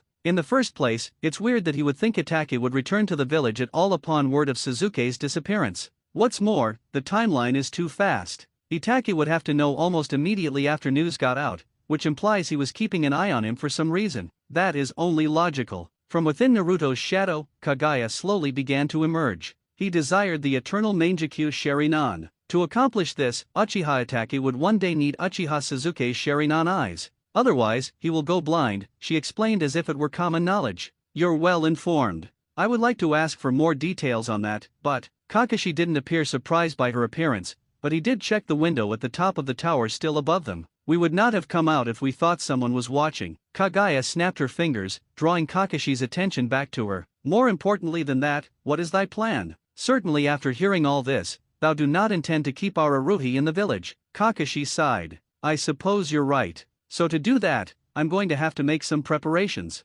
Until then, try and lay low, alright? Wait, what are we talking about? Naruto asked, looking back and forth between the two. It sounded to him like they were going to ask him to run away and hide. Aruhi-sama. Kaguya folded her arms as she looked up at him. This opponent is too dangerous for thou. Besides, it was no doubt the intention of young Kakashi to have thou removed from the village in the first place. That is where thou will do the most harm for the Hokage. She didn't have to explain it, but if Naruto were to disappear, it would put the Hokage in a bad spot. It would then shine a light on Naruto himself, his treatment, and how the Hokage could be so irresponsible as to let this happen until now. If it were suspected that his bad treatment had caused Naruto to defect from the village, inquiries would be launched, and it was entirely possible the entire story could come to light, or rather, Kakashi would ensure that it did. The only thing necessary to hatch this plan was for Naruto to disappear for a while. So you've figured it out that far already? Kakashi almost sounded embarrassed that his plans were exposed by such a little girl. Well then, I'll take my leave to prepare things on my end. Just be on time tomorrow. He formed a single hand seal and, in a poof of smoke, was gone, not having waited for a response. Cheeky brat. Kaguya began sinking back into Naruto's shadow as he started setting course for home. Well, leaving the village is beneficial for us as well. Wouldn't thou say so, Aruhi-sama? Yeah, Naruto mumbled, looking down at the street as he walked. The village was all he ever knew. Of course, he had dreams of leaving it one day and going on missions. What these two were proposing, however, didn't sound like a mission to him. Just hide and wait for things to blow over. If Naruto was going to do something, he wanted to do it for himself. That had been his problem until now. He let Kaguya do things for him, and now Kakashi was trying to do the same. If things continued like this, he would never get to move for himself. If our Aruhi does plan to go against Heite Kakashi's schemes, we will support thou, Kaguya assured him from within his shadow. Thou should understand though, if it comes to a battle against Uchiha Itaki inside the village, he will not be an opponent we can hold back against. The village will get caught up in such a conflict. I'm prepared for that. Naruto understood what Kaguya meant, but he didn't care anymore. He was already a murderer now. Nothing was going to change that. If Itachi really was in the village to get revenge on them, then Naruto would meet it head-on. Naruto Uzumaki believed he was ready. He had no idea how wrong he was. This was Kaguya's conclusion as her master walked through the streets of Konoha towards the agreed-upon meeting spot. You okay, Kaguya-chan? Naruto asked, now adept at reading Kaguya's mood even when she was hidden in his shadow. He stopped, having arrived in front of Ichiraku Ramen. From here, the Hokage monument looked particularly picturesque under the midday sun. It should have been a beautiful day, yet the air from the day before had only grown heavier in the village. "We are fine," Kaguya answered from within the shadow. "However, we are concerned for thou." She was surprised to find she actually meant those words. When was the last time she had felt something like this for a human? There was no scheming, no ulterior motives. She just wanted Naruto to be okay. "Thanks, but it will be okay." Naruto turned from the Hokage monument to smile down at his shadow. "You're here with me, so something will work out." He had resolved to no longer be used by others. If Kakashi and Danzo wanted to contend with each other, that was fine, but he wasn't just going to be a pawn in their schemes. He was going to fight too, for himself. Otherwise, what had been the point of gathering strength until now? "Naruto!" Sakura called out to him from further down the street, waving as she ran towards him. She was, whether she knew it or not, the biggest complication at the moment. No, precisely because she didn't know what was happening, she was a complication. That's why Naruto had resolved to talk with her before Kakashi arrived. "Sakura." He returned her greeting as she slowed to a stop in front of him. Hiking a thumb at the open ramen stall next to them, he asked, "Want to get a bite while we wait for Kakashi-sensei?" Not like he'll be on time anyways. That was one thing Naruto had learned about his teacher over the past month. He was the least punctual man Naruto had ever met. "Sure." Sakura nodded, and the two entered the stall, pushing back the flaps. "Naruto." Ayame smiled as he walked inside and took a seat. "What's this? A girl, not Kaguya-chan this time?" she asked, smiling devilishly and giving them a suggestive wink. "It's not like that," Naruto quickly retorted, waving both hands in front of himself. In the past, Sakura might have slugged him for such a comment, never mind that he had nothing to do with perpetuating the misunderstanding. However, he was surprised to find Sakura only giggled, placing a hand in front of her mouth. "Nice to meet you." She bowed before taking her seat next to Naruto. "I'm Haruno Sakura, Naruto's new genin teammate." At the mention of being a genin, Naruto couldn't help but fiddle with the hetae atop his head that marked him as a ninja now. With the simple introduction out of the way, she glanced curiously at Naruto as she asked, "Who's Kaguya-chan?" "Ah, right." Naruto rubbed the back of his head, unsure how to begin answering that. He had wanted to talk with Sakura about some of these things, but he had no idea how to go about it. Before that, let me get the usual. So he decided to stall for time, ordering his ramen. Sakura also placed an order, and a comfortable moment of silence settled between them. "Well, I'm sure there's a lot of things you don't want to talk about yet," Sakura suddenly said, surprising Naruto, who turned to look at her with his mouth agape. "We just became a team, after all. So it's probably too early to expect us to be completely open with one another. Still, I never thought you and I could get along like this. It's weird, right, but I really kind of feel like we've become friends," she finished, flashing Naruto a big smile. "Sakura," Naruto whispered, unsure what else to say. All this time he wanted someone his own age he could finally call a friend. To his surprise, it was Sakura who first used the word to clarify their unspoken relationship. He didn't know what they were, study buddies, test rivals, or simply two lonely people afflicted by bullies. Maybe it was perhaps a result of being all these things that they were now what Sakura would call friends? In the first place, Naruto didn't even know what made a friendship. Was it something self-defined? Or was it something more than that? Regardless, it seemed he had finally reached his goal and obtained a real friend. Just in time to lose it. "Aruhi-sama." Kaguya warned too late. In the next moment, a young man with long black hair sat down next to Naruto, on the opposite side from Sakura. He seemed tired, with dark circles under his eyes, the rest of his physical characteristics hidden under a large cloak.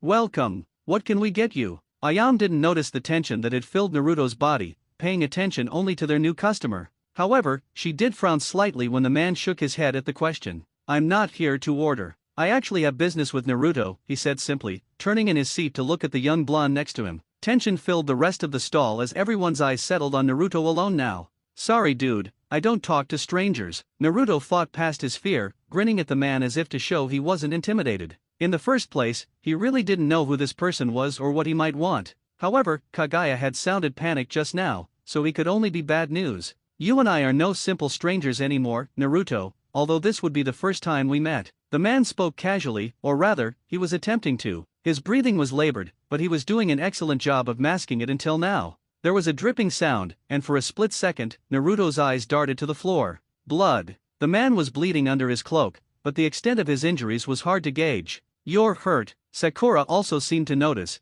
peeking over Naruto's shoulder in an attempt to get a better look. In the distance, there was a quiet, low tremble that momentarily occupied all their attention. As if realizing he was low on time, the man turned once more back to Naruto. It doesn't matter anymore, the man said, downplaying his injury. Naruto, bring out the one you call Kaguya. His eyes glanced down, looking purposefully at Naruto's shadow. How do you dash? Naruto started to ask, but a moment later, Kaguya cut him off by taking control of his shadow. Even still, she remained out of sight. Naruto, I must kill you, or you'll kill me. Either outcome is acceptable. In this deathmatch, let's obliterate the village Danzo nurtured through our sacrifices. Our combined rage should achieve nothing less. Itake's Sharingan shifted as chakra surged in his right eye, his gaze locking onto Naruto. Kaguya seized the moment. Naruto's legs moved involuntarily, launching him backward from the ramen stall. As he dodged, the person beside him was now directly in the line of fire. Sakura's piercing scream made Naruto's heart plummet. Regaining control, he spun midair and landed in a crouch in the street. He didn't immediately see what happened, only hearing Sakura's screams from behind the curtain. A second later, she stumbled out. Sakura was engulfed in black flames, her body burning and boiling, consumed by an intense heat that radiated pain. She continued to scream, flailing aimlessly, enduring the last agonizing yells of a dying person. The black fire spread from Sakura, igniting the ramen stall. The entire building burst into flames. Naruto hadn't heard Ayame or her father scream, nor had he seen them escape, leading him to assume the worst. He could only stand and watch, knowing approaching the flames was suicide. He hated himself for his powerlessness as his friend, Sakura, burned to death in agony. Then, it was over. Naruto's first and only friend fell silent, collapsing onto the street. Unmoving, still burning, her body was slowly consumed by the unyielding black flames. Amaterasu, Kaguya named the flames, but Naruto didn't hear her, fixated on Sakura's smoldering body. Her clothes, hair, skin, and even bones were incinerated, nothing untouched by Itake's dark fire. Uchiha Itake. Just as Kaguya and Naruto had taken the last person important to Itake, he, in turn, had taken Naruto's first friend. Naruto wanted to scream, but no words came. He thought to cry, but no tears came. There was only emptiness, as if it were a dream or a genjutsu. He refused to accept this as reality. Aruhi-sama, Kaguya shouted, urging Naruto to move or regain control. She was too late. Itake emerged from the burning shop, his Mangekyo Sharingan again fixed on Naruto. A single glance was all it took.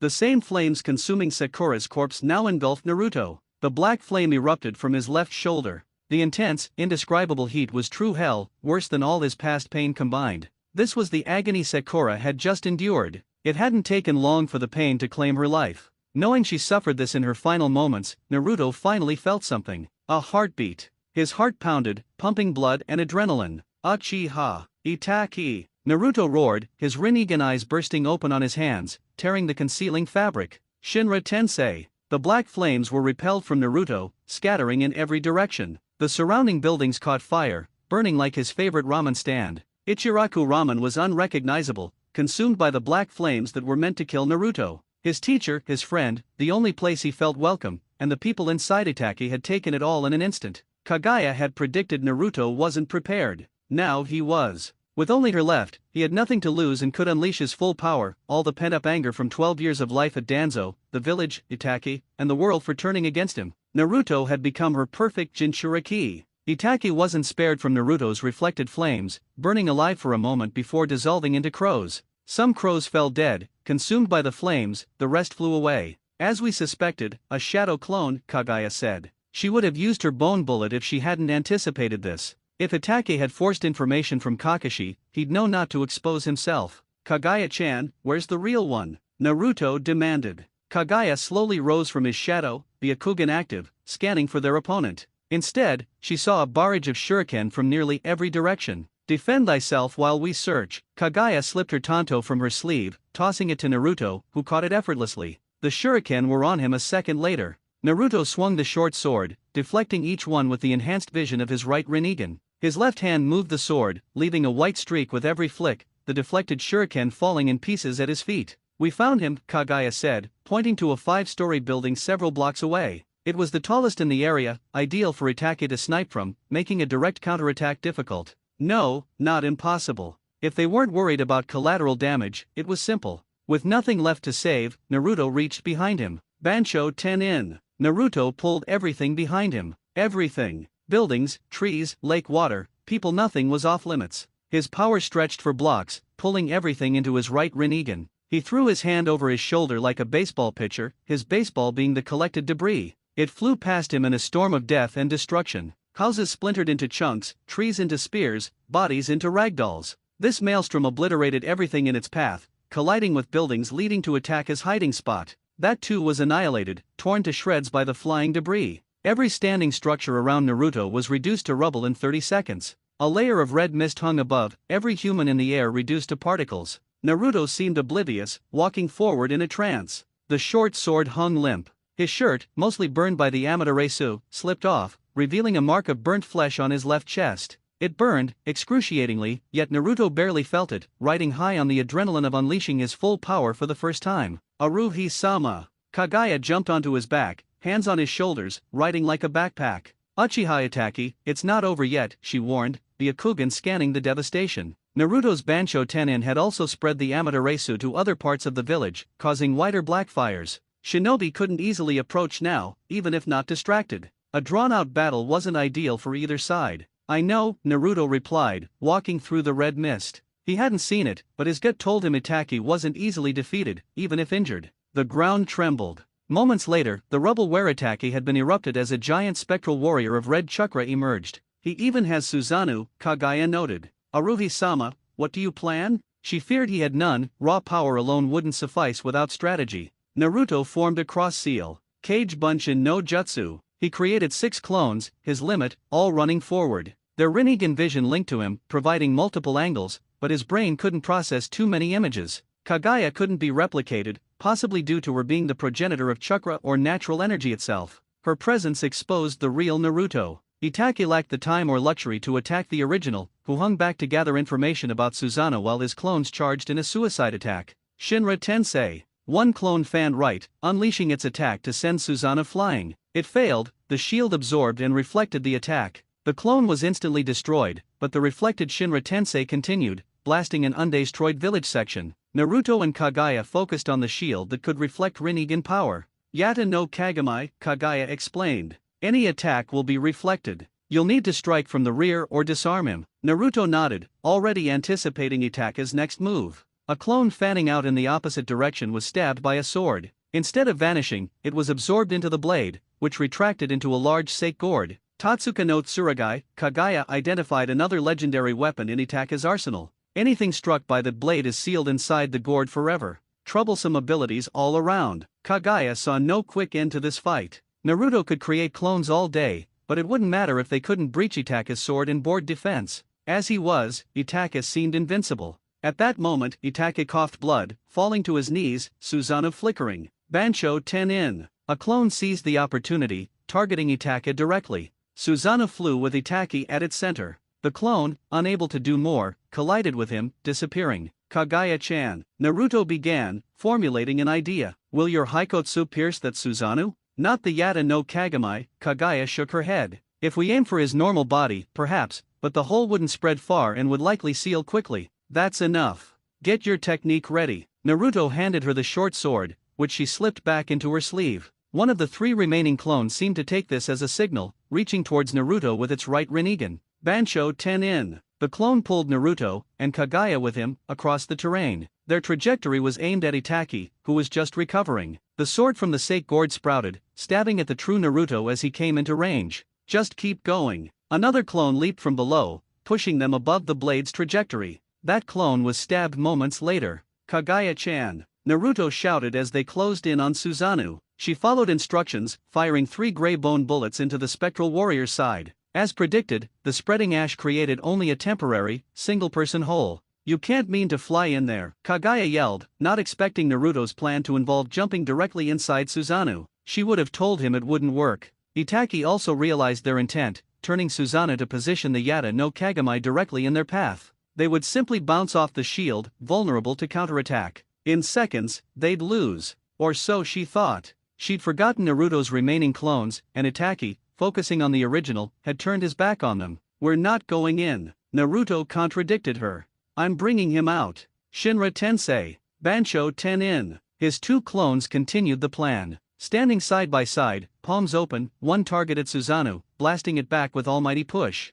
The other aimed for Itaki himself, pulling him towards them. Naruto's gamble paid off. Itaki was ripped from his Susanoo through the hole Kaguya created. Just as he was pulled out, Naruto and Kaguya flew over him. Kage Shibari no Jutsu. Kaguya manipulated Naruto's shadow as it overlapped with Itachi's, binding him and temporarily preventing him from forming seals. Their sideways momentum halted, and they began to fall. Itachi hit first, Naruto seconds later. Amaterasu. Unable to form hand seals, Itachi still had his Mangekyou. Naruto's clones dubbed between them, obstructing Itachi's view and absorbing the black flames before vanishing. You wanted to destroy the village for revenge, right? Well, here you go. Naruto fell on Itachi, pressing both palms against the last surviving Uchiha, unleashing his jutsu, making Itachi its core, just as Kaguya once was. This jutsu, untested until now, would destroy everything he knew. Naruto no longer cared. With nothing left in the village, it might as well vanish. Chibuka Tensei. In his final moments, Itachi had smiled.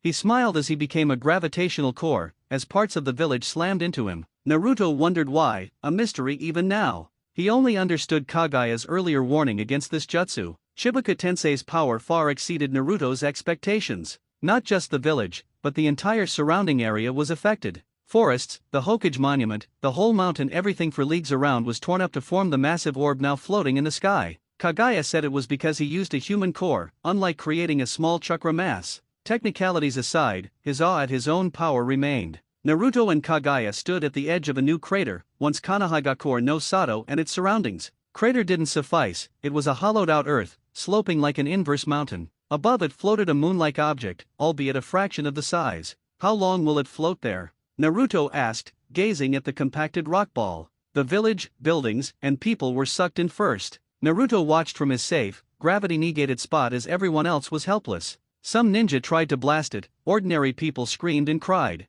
Some prayed, others clung to objects. All futile. They formed the rock's bottom layer, crushed as the surrounding area built upon them. No one else escaped the gravitational pull. Kanahagakure no Sato was truly gone. It will remain until the chakra subsides. That could be days, or years. Even we cannot say, Kaguya answered, scanning the forest behind them. Just because they hadn't seen anyone escape didn't mean no one had. The new celestial object would undoubtedly attract attention. Curious onlookers would flood the site, including Kanahagakure shinobi on missions. Fortunately, Danzo had recalled most of them a week ago. Not all would have returned in time. When they did, they'd seek answers. When this news spread, it wouldn't just be Konoha's remaining forces seeking answers. Every nation would want to know the cause. They couldn't stay long, but Kaguya supposed they had some time before things escalated. For now, only a crow circled overhead. Naruto needed to come to terms with his actions first. Until then, she couldn't push him, even if she wanted to. She didn't even know where they'd go. You think the Hokage got caught up in that? Naruto asked, his thoughts far from Kaguya's expectations. Silent tears streamed down his cheeks, but she couldn't discern their purpose. She expected devastation but saw none. Naruto was laughing. Not loudly, just quietly chuckling as tears still fell. His emotions were jumbled, unable to distinguish guilt from humor. Perhaps this was the expected response for someone who had just committed genocide on an unprecedented scale. Kaguya had no idea, she had long since shed such emotions. Naruto was becoming like her. Honestly, she didn't entirely like the idea. She wanted to change many things about Naruto, like his naive nature, but she had also grown to enjoy his company as he was. If it could be preserved, she desired it. We do not see how the Hokage could have escaped, but nothing is impossible, Kaguya replied, though she wouldn't say that if anyone escaped, Danzo was the most likely, with his devoted followers ready to sacrifice themselves. That said, even if he did escape, his time is limited. What do you mean? Naruto asked, seemingly pleased by her answer.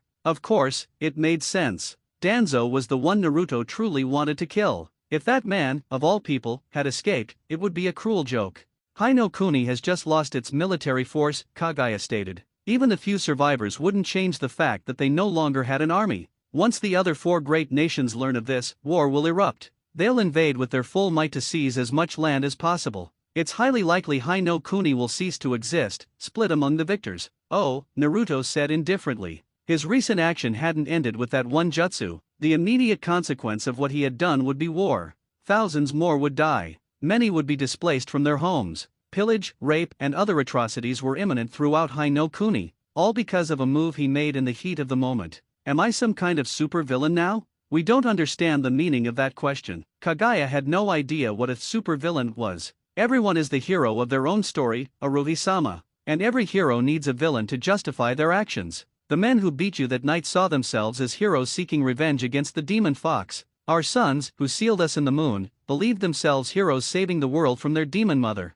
Those who invade this country will consider themselves heroes liberating the people from the evil Hai no Kuni. That's simply the nature of humans. I guess that makes the whole world the villain of my story then, Naruto whispered, as if to himself. Perhaps not the whole world, Kaguya responded, taking one of Naruto's hands in hers. We'll be with you, no matter what happens. Not because we're bound to your shadow, but because we share the same sin. If we hadn't emerged from your shadow, this wouldn't have happened in the first place. Naruto started to deny it but couldn't. He didn't know the future, after all. If Kaguya hadn't come out of his shadow, would the village still be there? Even if it was, what would have happened to Naruto? He would have graduated as the dead last, if he had graduated at all. His treatment never would have improved. Everyone would have continued to beat him and curse his existence. If Danzo had his way, Naruto would have eventually been turned into a weapon after hatred transformed him into a monster. Kakashi would have just hidden him away, and who knew what he would have done after dethroning the Hokage? No matter which future Naruto envisioned, he would have been more miserable than he felt in this moment.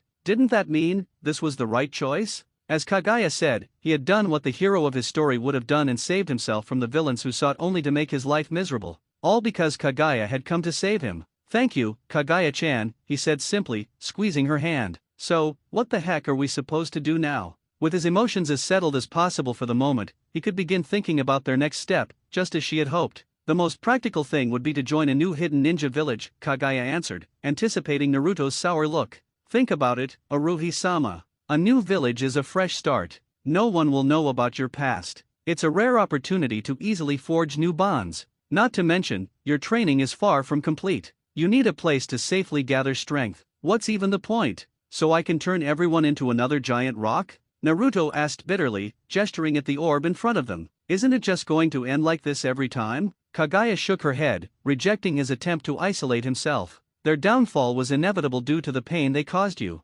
Next time, we'll give them a chance to do it properly. We can create a place you won't wish to destroy, but instead protect. It will be our castle, our stronghold from the rest of the world. And everyone inside will be our precious family. She remembered once having something similar before she lost sight of herself. All right, Naruto conceded, his reluctance still obvious. It couldn't be helped after what had just occurred. So then? We need to pick a hidden village to join, right? Kaguya nodded and surveyed Naruto's attire. He was shirtless, with a dark burn mark over his left chest, shoulder, and upper arm from the Amaterasu. A burn that would never fully heal, leaving a permanent scar. The white shorts, too big for him, were his only real clothing besides the Konoha Hitaiate wrapped around his forehead. That would be the most important thing. Do you happen to remember which villages were allied with Konohagakure no Sato? Kaguya asked, though it was more accurate to phrase it in the past tense. A former allied village was most likely to accept them without suspicion. Actually, I think I do. Naruto crossed his arms and grunted, struggling to remember.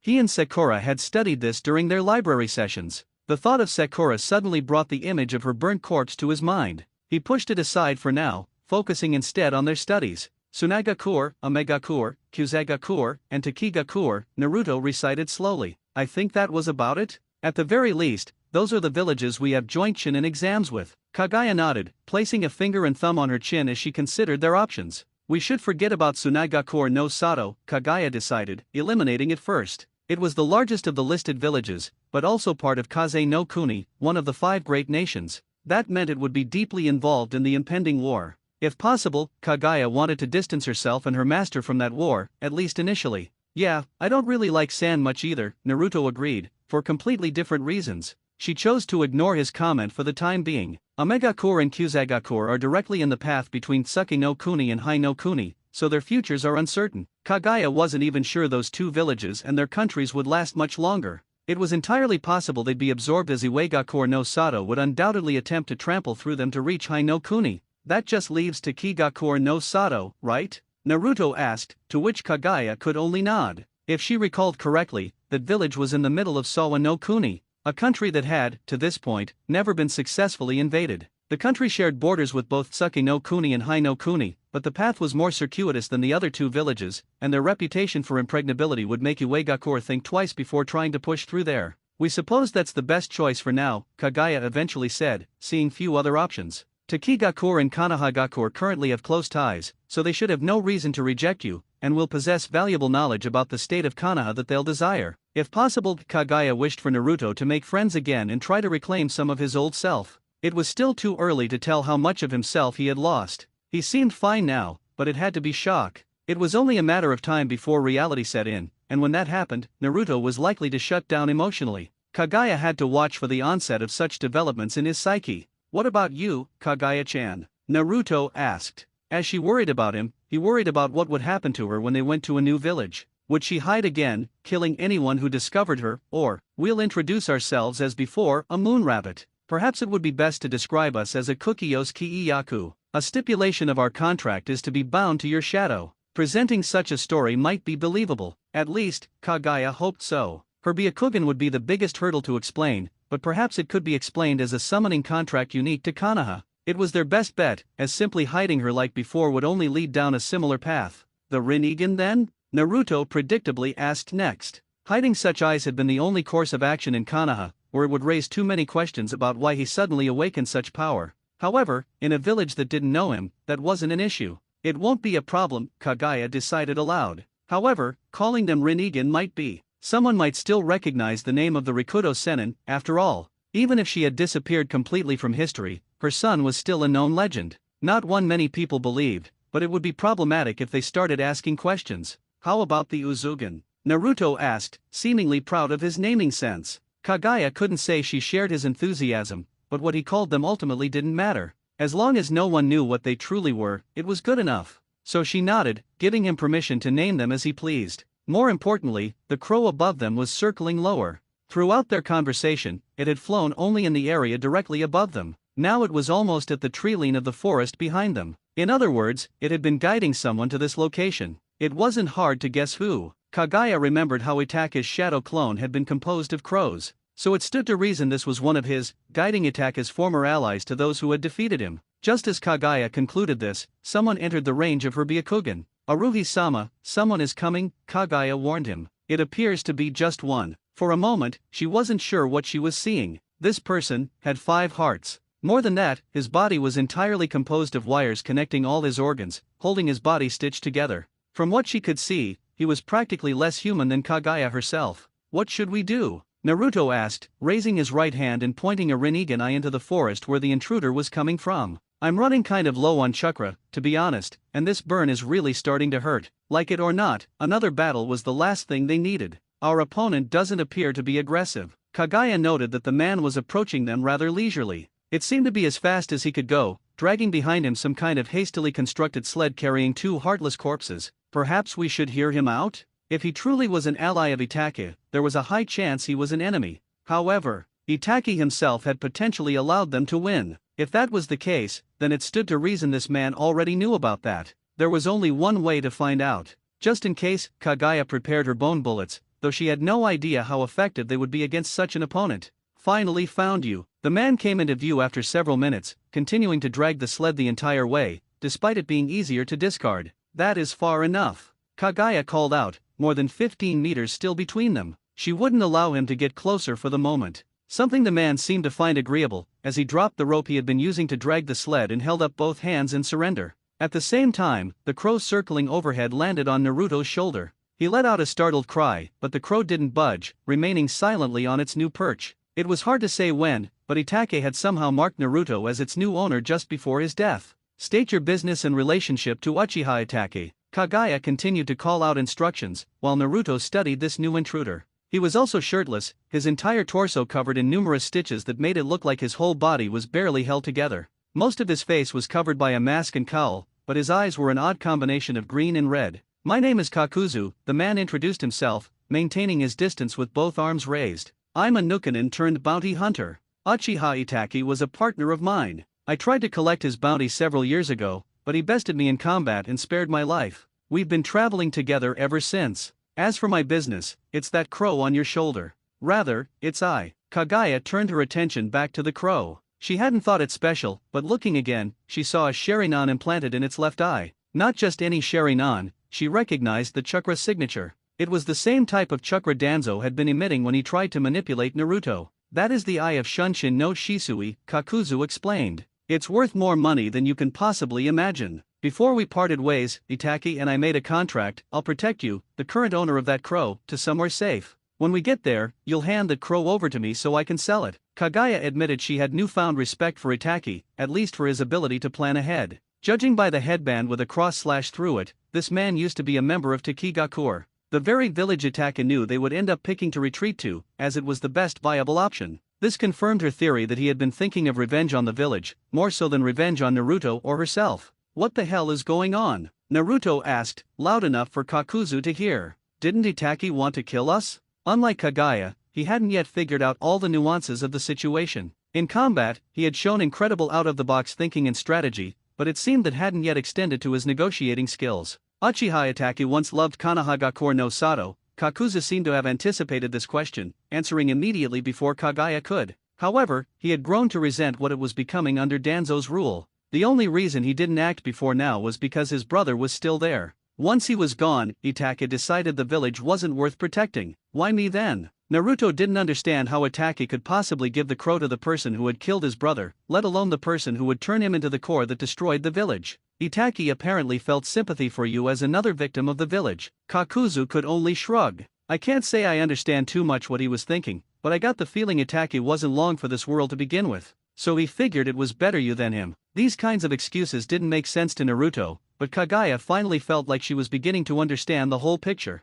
Itaki once loved the village more than even his own clan and would wipe them out if it meant protecting it. However, there was an existence he loved even more than the village, his brother. This made Naruto and Itaki exactly the same, mistreated and cast aside by the village they had loved, leaving them with only one person to place their love back into. When Itaki lost that, he fell into despair. However, he found out that the one who threw him into such despair was simply another byproduct of the hatred Danzo sought to fester and use as a weapon. So Itaki looked past Naruto as the person, but saw him as the result of a broken system. He then used Naruto to tear down that system, baiting him into a battle he was fated to lose. For even if he won, there wasn't a future for him anymore. That's why Naruto was alive, and Itaki became the vehicle to destroy the village he came to hate. He used the hate Danzo had been purposefully creating and turned it into the downfall of everything he built. In a way, it seemed Itaki was thankful to Naruto. That's why he left him this crow. It was as if to say he was betting on Naruto's future by giving him an opportunity to live and see it. A chance Kaguya wasn't about to waste. Should we really trust this guy? Naruto whispered, speaking just to Kaguya. Despite Kakuzu's assurances, he seemed unable to easily believe another's words at the moment, a fault she couldn't blame him for. His motivation certainly seems to be purely profit. Kaguya glanced once more at the crow, still perched on Naruto's shoulder. As long as we maintain control of the crow, it should be fine. It stands to reason he understands that Shibuya Tensei was our doing, so he's unlikely to provoke us. Having an adult companion while we travel will also make us less suspicious. All in all, the benefits of trusting him outweigh the risks, at least for now. Naruto nodded, absorbing everything Kaguya said. To be honest, he didn't like either of her proposed ideas at the moment, trusting this guy or going to a new village. He knew all he had to do was tell her he didn't want to, and she would support his decision. However, he couldn't argue with her logic and wisdom when she gave reasons for their actions. So the only thing he could do was continue to trust her. Perhaps she was right? A new village where no one knew what he was might not be a bad thing. Unlike everyone in Konoha, they hadn't hit him, berated him, or denied his existence.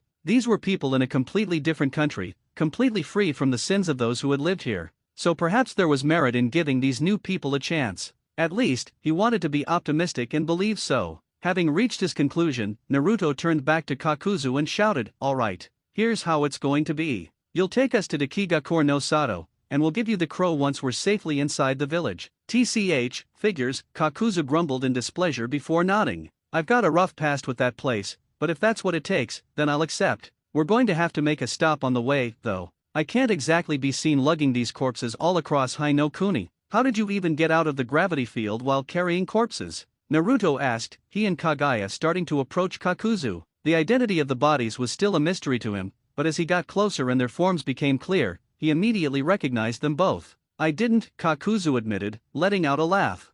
"Let's just say I sent in my masks to do it for me. My true body never even entered the village." He turned around, pointing at several masks on his back. Kaguya then realized this was where all the separate hearts were being stored. "Two of them bit it while in the village, so I had to replace their hearts with these guys. Honestly, I wanted more bodies, but after that gravity field went up, this was all I had time to collect for the bingo book. Still, they'll fetch me a high price." The copy ninja, Heite Kakashi, and son of the Sandaime Hokage, Sarutobi Asuma. Kakuzu pulled out a small book, flipping through its pages to find the worth of their corpses. Naruto wasn't listening to Kakuzu anymore, having dropped to his knees next to his former sensei. So he really did die. Naruto realized aloud. There was a big, gaping hole where his heart should have been. The same with Asuma, a man Naruto had only seen once before. Was it you that killed them? Yeah, in a way. Kakuzu shrugged, apparently not thinking much of it. Itaki is actually the one that put them both down with a genjutsu. I just took their hearts afterwards to replace the ones that I lost. I would have liked to bring them in alive, if I'm being honest. They would have been worth more that way. Can't be helped now. They were strong too, having been able to severely wound that Itaki. I was impressed. This guy, Naruto asked, pointing at Asuma, finally realizing where he'd seen him. Did he have 3 kids with him? About my age? He needed to know, to shed this last bit of guilt. Shikamaru was the only one left in the village Naruto felt guilty about potentially killing. Everyone else he cared about had been killed by someone else. Now that I think about it, yeah, Kakuzu said, snapping his book shut. He'd gotten the information he wanted. Things got pretty chaotic in there for a bit, and sometimes it's hard to accurately verify what my masks are receiving, but I'm pretty sure they got caught in one of my attacks. That's not going to be a problem, is it? He looked at Naruto, surprised to see the blonde smiling. It was a twisted, warped, broken smile. The grin of someone on the verge of losing it completely. No problem at all, Naruto whispered. With that, he was free. The only people caught and killed in his Chibuka Tensei were those who had never tried to help him. Shikamaru, Hinata, Sakura, Kakashi, Ayame, and her father, they were the only good ones. He could be happy knowing he hadn't personally caused their deaths. Kaguya placed a hand on Naruto's shoulder. She looked at the 2 corpses for a moment, focusing on Kakashi. The copy ninja Sharingan she asked. I'll sell it to ya, if you want it, Kakuzu said, reaching into a pouch to put his bingo book away and pulling out a vial filled with greenish liquid and a single eye. Kaguya found herself scratching her forehead, exactly where her third eye used to be. She hadn't been able to restore it, but perhaps a Sharingan in its place would help her regain some past power. We don't have money, but perhaps information could be of value? She folded her arms, looking up at Kakuzu as if trying to appear intimidating, which was impossible given her size. I don't think you have any idea how much this eye is worth, little lady, Kakuzu chuckled, tossing the vial in the air and catching it.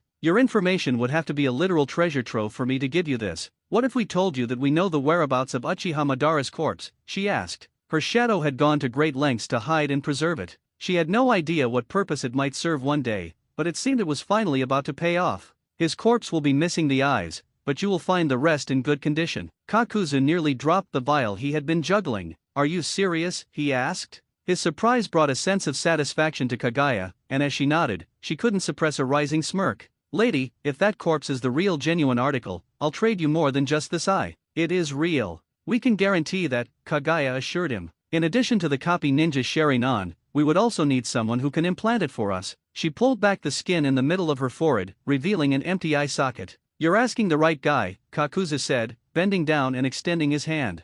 I know a little about medical ninjutsu. First, I'll send one of my masks to verify the corpse. Once it's confirmed, I can implant the eye that same day. It is agreed then. Kaguya took Kakuzu's large hand in her small one, and they shook on it. That just leaves you, kid. Kakuzu turned to Naruto, extending his hand. What do you mean? Naruto asked, finally turning away from the corpses he'd been staring at. He hadn't been able to take his eyes off them, unable to even hear the conversation happening next to him. We made an agreement, Kakuzu clarified. I take you and the little lady here to Takigakur no Sato. In exchange, you give me that crow on your shoulder. We don't have any paperwork to sign, but this is a verbally binding contract. If you shake my hand, that's it. You and I are in business together, at least until the end of our trip. Naruto stared at the extended hand, his brain whirling as he processed Kakuzu's words. This was it. If he took that hand, he was starting a new journey, to a new home with new people. He was scared, to be honest. But it felt like everything that had happened before now was in preparation for this.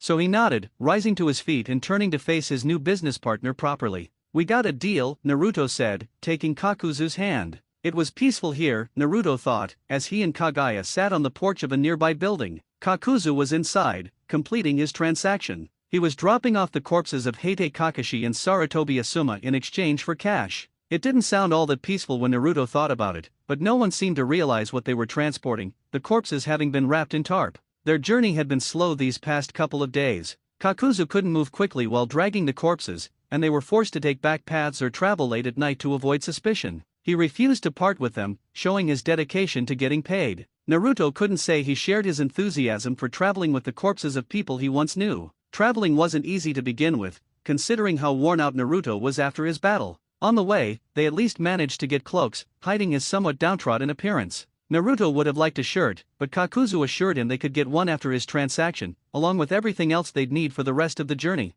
The journey to Dakigakure no Sato. You really think things will go better in Taki? Naruto couldn't help but ask. Kaguya sat on his lap, her long white hair in his hands as he slowly, meticulously braided it for her. He liked the feeling of her silk-like hair and often played with it when bored. However, chances in Konoha had been scarce, with Kaguya only emerging from his shadow at night when there were minimal onlookers. We do, Kaguya answered, having hummed a quiet tune until Naruto's question. Like Naruto, she enjoyed the newfound peace. For her, it had been an eternity since she could lounge freely under the sun and feel its warm embrace. Naruto had also become quite good at playing with her hair, having previously been too rough and tugging it harshly. Now, he skillfully twirled it into a braid, working slowly and carefully. She opened her eyes, watching the people pass by. There were a couple of cursory glances in their direction, but they were far from the hateful glares and looks of scorn Naruto was accustomed to. Naruto and Kaguya certainly made an interesting pair, sitting so openly in front of an unmarked building whose purpose most didn't know, a little blonde boy with whiskers and an even younger-looking girl with horns.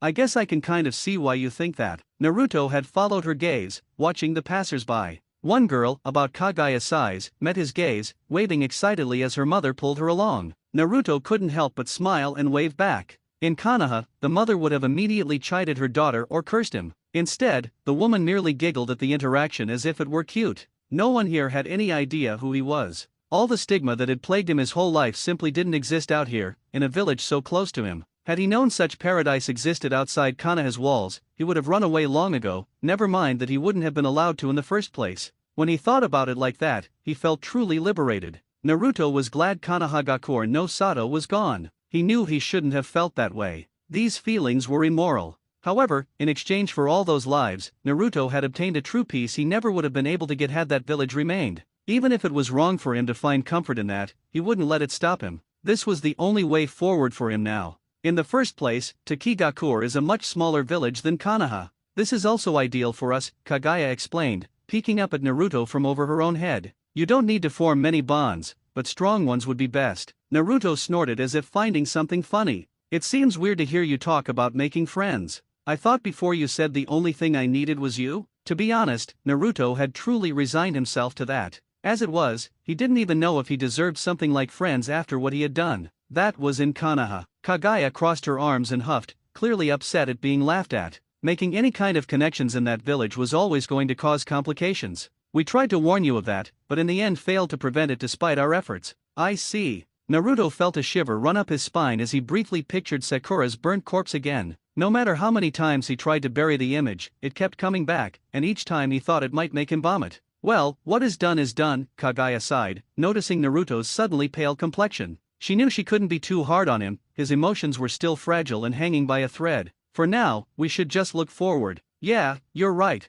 Naruto smiled weakly. Speaking of done, ta-da. He tied the final knot at the end of Kaguya's long braided hair and held it up for her to see. How's that? He asked, clearly proud of his work. Let us see. Kaguya hopped from Naruto's lap, manipulating his shadow by pumping chakra into it to make a large circle around him, giving her room to frolic freely. As if dancing, she twirled around, letting the braided tail swing like a whip. Yes, this will do nicely. As expected of Arubi-sama, she praised, putting her arms behind her back as she leaned forward and smiled at him. He. Naruto chuckled and returned the smile with a large one of his own. It wasn't completely natural, he had to force it a little, but it truly felt like as long as he was with Kaguya, things would somehow get better, a little at a time. Oh, a Hyuga, one of the passers-by suddenly called, running up to them, or rather, to Kaguya specifically. He was a young man, no older than his 20s, and by all appearances nothing more than a civilian. Still, Kaguya quickly jogged up to Naruto, withdrawing his shadow as she hopped back on the porch and hid behind him. It was cute in a way, like his shy little sister acting scared of a stranger. At least, it would be cute if Kaguya couldn't turn this guy to ash with a point of her finger. Naruto was surprised that wasn't her first instinct, but he was glad to see her urge to kill everyone who saw her seemed somewhat lessened now that they weren't in Konoha. Ah, I'm so sorry. The man stopped in front of Naruto, bowing deeply. You guys, you're from Konohagakure no Sato, right? He asked, not so quietly. Many other passers-by in the immediate vicinity seemed to notice, and a small crowd gathered. Yeah, Naruto admitted softly, his blue eyes darting to the man's feet. There was no denying it, although he had hidden his ninja Hitaiate for the time being to avoid drawing attention. However, Kaguya's Byakugan eyes were so distinct they were easily noticed by even a civilian outside Konoha. So then, you saw it, right? A different person asked this time, murmuring starting to break out among the gathering group. They say it's like a new moon, tall as a mountain, just floating where Konoha used to be. It can't be true, right? There was a slight tremor in his voice. However, Naruto could offer him no comfort as he shook his head. It's true, Konoha is gone, and he had been the one to do it. There was a sudden swelling as the murmurs grew into loud gossip, everyone attempting to talk over one another, some shouting questions at Naruto directly. He couldn't possibly keep up with the barrage of questions, let alone hear them all. Yet he felt sympathy for these people. They had to know as well, if Konoha was gone, it was entirely possible this village would soon follow.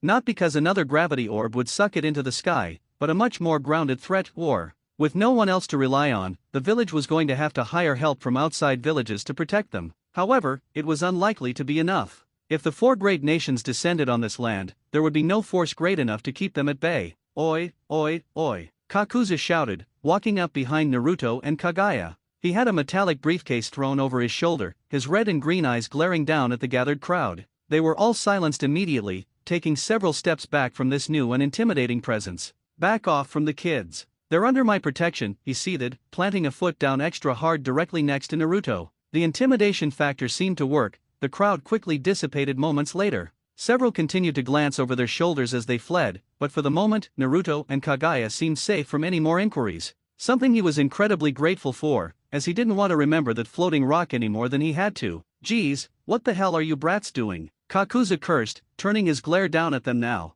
You're going to make my job more difficult if you don't keep a low profile, and if my job gets more difficult, I'm going to charge you the extra cost. You understand me? Kaguya didn't respond to Kakuzu right away, instead waiting as she spread her arms out wide and spun her back to Naruto. Aruhi-sama, she said impatiently. Yeah.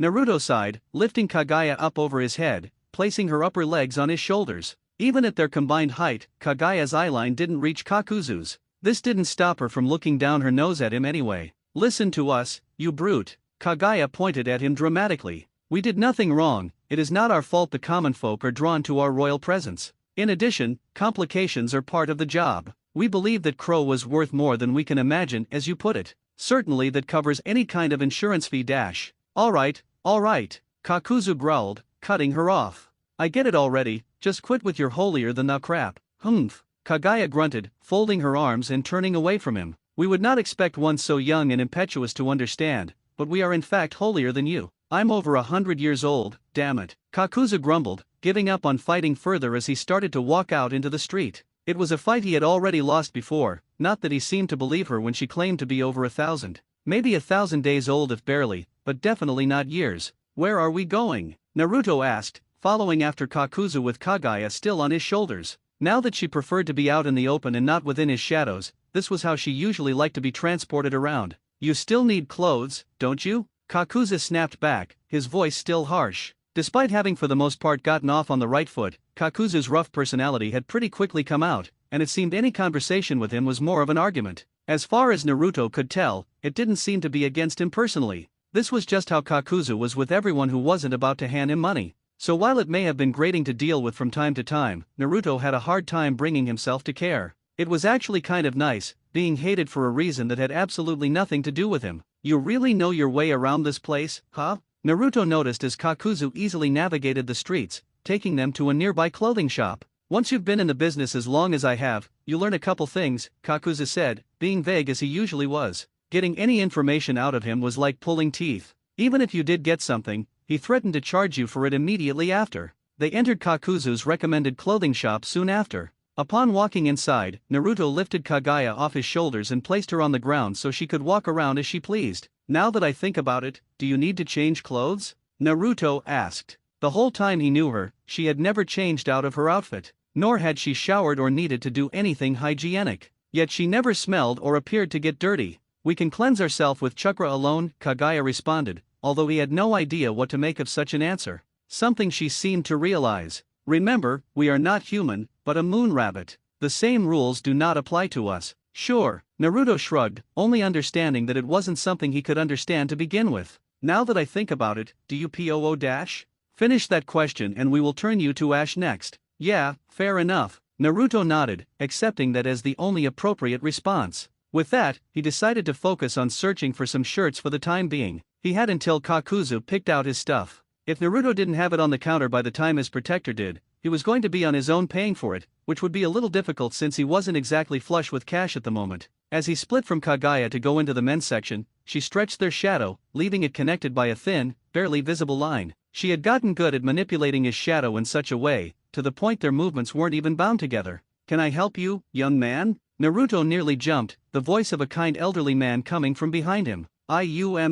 What? Naruto didn't know what to do in such a situation. He had assumed the man had come to yell at him for a second, or maybe to check if he was stealing. A moment later, Naruto remembered he wasn't in Konoha. The look of genuine concern on the man's face reminded him of this fact. Just looking for some black shirts. Also, some fishnet armor if you have any. Naruto found he couldn't look the man in the eye, his vision darting every which way. Despite realizing this wasn't Konoha, he still expected the man to tell him to go find it himself or act like he was being a nuisance. Instead, is that all? The man appeared all too happy. Right this way, young man. I will guide you right to them. Also, we have a fitting room. So please, feel free to try on anything that you may be interested in. He talked as he showed him the way. Naruto was stunned speechless, unable to believe service of this level existed. Any question Naruto asked, such as for a backpack for travel, camping gear, anything at all, was met with a courteous response, and if they had it, the elderly man guided him there. He was quick on his feet for an older fellow too. Naruto practically had to jog to keep up with him. In no time at all, Naruto had everything he needed and, by coincidence, ended up at the counter at the same time as Kakuzu. Put it all on the same bill, Kakuzu said, earning a small look of shock from his young escort. Don't get used to it, the Nukenin grumbled as he held up several wads of cash. You did help transport those assets, in other words, corpses. This is just compensation for the heavy lifting you did. Nothing more. Thanks. Naruto attempted not to smile, but in the end couldn't quite fight it down. As much of a bastard as Kakuzu pretended to be, he was at least fair. Naruto couldn't say he disliked this type of person at all. It's not anything worth giving words of gratitude over, Kakuzu said, finishing payment and throwing the bag of Naruto's stuff at him, hard enough that it nearly knocked the wind out of the blonde as he caught it. It's just good business. Nothing more. He then began to stalk out of the store, his mood appearing to have soured, probably because he had just been forced to part with some of his hard-earned money. Kaguya-chan, Naruto called as he hurried after him. She met him by the entrance, and he picked her back up to throw her over his shoulders.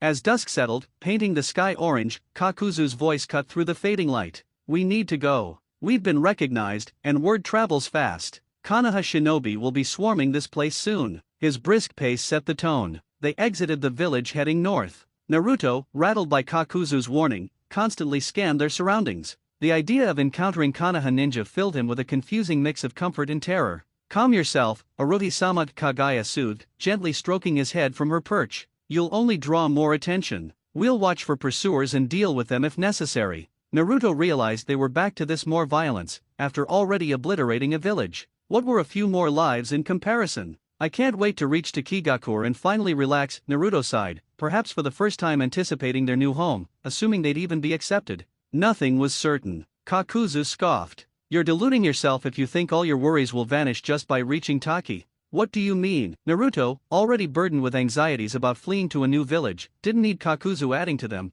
though he knew it wouldn't stop him. Consider this a free service. I'm giving you some facts, Kakuzu said, glancing over his shoulder at Naruto. First, you won't be the only ones heading to Taki. Any former Konoha shinobi with sense will choose that village over others. Those facts are within our calculations, Kaguya countered. The numbers will be negligible. She agreed with Kakuzu. Taki was the logical choice for most surviving shinobi, offering the best chance to avoid the impending war. However, not everyone would seek to avoid the war. Some Konoha shinobi would defend their homeland, possibly forming new villages or joining Tsunagakure, Konoha's strongest ally. These would be individuals blinded by pride and greed. Others would become Nukenin, roaming the world without allegiance. Many paths lay open to the few survivors, but their numbers would be too small to concern Kaguya and Naruto. Isn't even a small number of them a problem? Naruto asked Kaguya. His status as the Kyuubi Jinchuriki was widely known in the village, and they'd have questions about Kaguya. Given her past actions, he doubted this would end differently. That's why it's imperative we arrive first, Kaguya declared, pointing ahead as if urging them forward.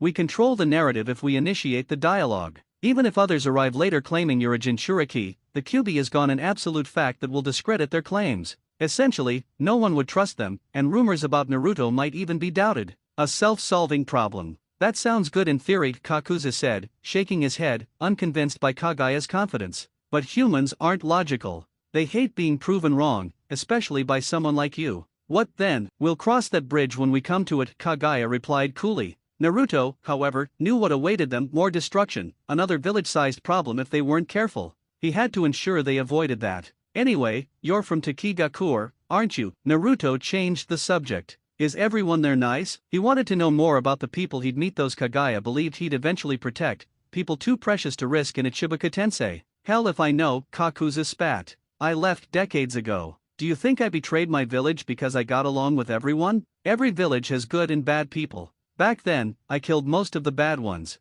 Who knows if they've changed since then? Oh, Naruto's gaze fell to the ground. He just wanted to believe things would be better this time. He didn't need close connections, he'd be happy if they simply didn't treat him like a monster. That reminds me, Kakuzu said, as if just remembering. Takigakure has controlled the Biju for a long time, the only one not held by a great nation. Chances are it's in a Jinchuriki. Isn't that good for you? I imagine you two will become fast friends. It seemed to be Kakuzu's clumsy attempt at an apology, offering good news after his outburst. This information, however, brought Naruto fear, not joy. He hadn't considered that others might suffer as he once had, without a Kaguya to save them until now. Another Jinchuriki? Are you sure? Naruto asked, jogging past Kakuzu to block his path. The Nukenin stopped, silently observing Naruto before sighing heavily. I told you, we're in a hurry, Kakuzu said, walking around Naruto, seemingly ignoring the question before answering it moments later. Since I haven't been there in a while, I can't be certain if they still have that Biju.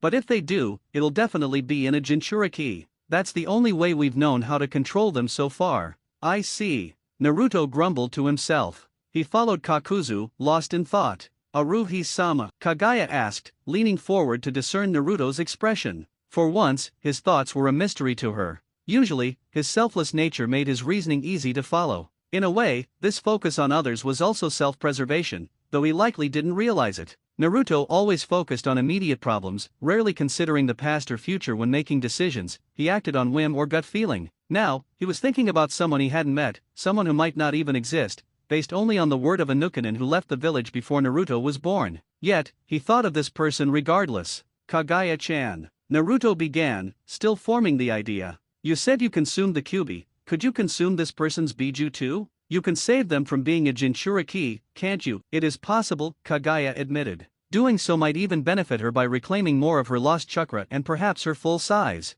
However, we do not recommend pursuing such an avenue. It was hard for her to say those words. Why? Naruto yelled, grinding his teeth. If we can save this person from being hated for something that isn't their fault, shouldn't we? Otherwise, they'll make the same mistake I did someday. He couldn't bear the thought of someone else enduring the pain of destroying their own village. Would you still ask us to consume the Biju, knowing it would kill the Jinchuriki host? She asked. Naruto's silence was all the answer she needed. You are a special case, Aruhi-sama. As we said, when we consumed the Kyuubi no Yoko, we made a mistake and became bound to your shadow. That saved your life. Had we not, you would have perished. Damn it, Naruto cursed. He knew he should be grateful to Kaguya for constantly saving his life, even if he hadn't realized it. But now wasn't the time to think about himself, he had to save this other Jinchuriki. We understand your feelings, Aruhi-sama, but you need to calm down first, Kaguya said, gently pinching Naruto's cheeks to refocus him. It's true that Jinchuriki aren't traditionally loved. In your case, it was especially true because of the Kyuubi attack on your birthday. That doesn't mean it's the same in Takigakure. You're right, Naruto finally conceded, taking a deep breath. As always, you're right. We are not always correct, Kaguya replied, gazing towards Konoha. If we were, we wouldn't have led you down this path. If she had acted differently, perhaps Naruto wouldn't have destroyed his home. But it was too late for such regrets. She had, for better or worse, pushed Naruto down a dark road. Now, Kaguya would guide him back. Anything to ensure he didn't end up like her. And it seemed he'd just taken the first step. For the first time, Naruto was thinking about his future in this new village, not dwelling on past hurts, but focusing on the pain of another in the village ahead. Naruto's redemption might very well hinge on Takigakure's Jinchuriki. Naruto let out a primal roar, charging towards the nearest tree. Just before impact, he planted his feet on the side of the trunk, his horizontal charge turning vertical. He scaled halfway up the tree, his battle cry echoing. Near the top, the bark beneath his feet cracked, and his chakra control slipped, breaking his hold. Gritting his teeth, he slashed with his short sword, leaving a shallow white gouge marking his position before falling. He performed a quick backflip, landing mostly successfully, but the shock reverberated up his spine, and the clone burst into smoke.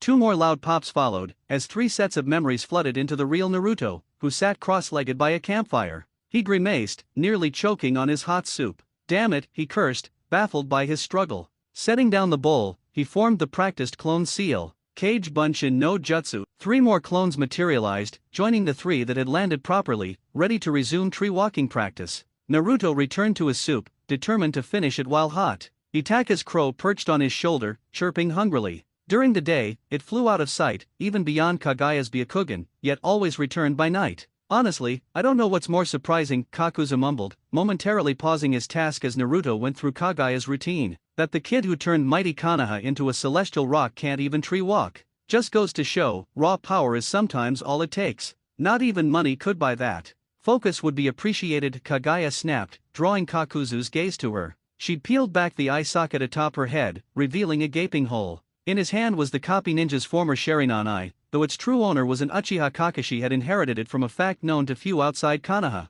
Yeah. Kakuzu hesitated, but a deal was a deal, and he was a man of his word. Madara's body being genuine surpassed his expectations. For now, one of his masks guarded its location, but in exchange, he was performing the surgery to implant the Sharingan into her third eye socket. He called it surgery, but it was more like popping it in and using his sutures to establish a chakra connection, fusing the eye. The process would take mere seconds. As he began, Kaguya couldn't help but ask, "What was the other thing you found so surprising?" "Oh, Kakuzu nearly forgot. Using shadow clones for training. It's common knowledge they gather intelligence safely, but to cut down learning time, that kind of thinking isn't just outside the box, it's beyond comprehension." Kaguya snorted, clearly pleased. Indeed, such a method might be impossible for those lacking the chakra capacity for a steady stream of clones, unlike our Aruhi. Our only regret is that he's limited to 6 clones at a time. If not for the Uzugan, she still disliked the name for Naruto's Rinnegan eyes, he could cut years of training into hours. Kakuzu dared not speak aloud his secret relief that Naruto was incapable of such a feat. Had he been, contract or not, Kakuzu would have had to kill him. Naruto would become too powerful. He quietly finished his work, and Kaguya took his silence as focus rather than his dark thoughts. Moments later, "That should do it," Kakuzu said, leaning back on the log they shared. Her third eye blinked sideways, the red Sharingan's tomo spinning as Kaguya adjusted to her new vision. "This shall do nicely." She hummed in satisfaction, rising and walking around the campfire to stand beside her master, their shadows flickering in the soul light. "This is a good chance to test our new capabilities too." She looked pointedly into the dark forest. Neither Naruto nor Kakuzu saw what she did, but a sudden scream of pain and squelching sounds followed. Something, or several somethings, fell to the forest floor with wet thuds. A commotion erupted from the forest, and 3 figures clad in black leapt from the darkness into the light. Naruto, Kaguya, and Kakuzu showed no surprise. It was as the former Takigakure shinobi had predicted. Their mistake in the previous village had allowed Konoha Umbu to track them. "Leave this to us," Kaguya instructed as Naruto raised his arm to pull one of them in, his clone standing ready. Kaguya followed all 3 Umbus simultaneously. Their movements were coordinated, but they hesitated, unsure of Kaguya's abilities and the situation. They didn't know Naruto had destroyed the village. Their purpose was to retrieve a valuable asset, the Jinchuriki weapon, crucial for any future defense. At first glance, it seemed he was captured by the Nukenin and Bounty Hunter, but observing the campfire, it was clear that wasn't the case. Unfortunately for them, their hesitation to understand the complicated situation cost them. "What an interesting ability," Kaguya murmured, using the new jutsu again, this time visible in the campfire light. The world seemed to warp as a portal to another dimension tore open at the center of an Umbu's chest. With a sickening sound of flesh and bones being sucked through a straw, the man's torso was pulled in. He gave a strangled cry, his head and limbs popping loudly as they remained in the real world. The limbs fell to the campsite, followed by a rain of blood. Kaguya spread her arms, letting herself be drenched in her victim's innards with a warped smile. "Mangekyo Sharingan," Kakuzu mumbled, ignoring the gruesome sight, only noting the Sharingan's changed shape. The 3 tomo had become a 3-pronged pinwheel.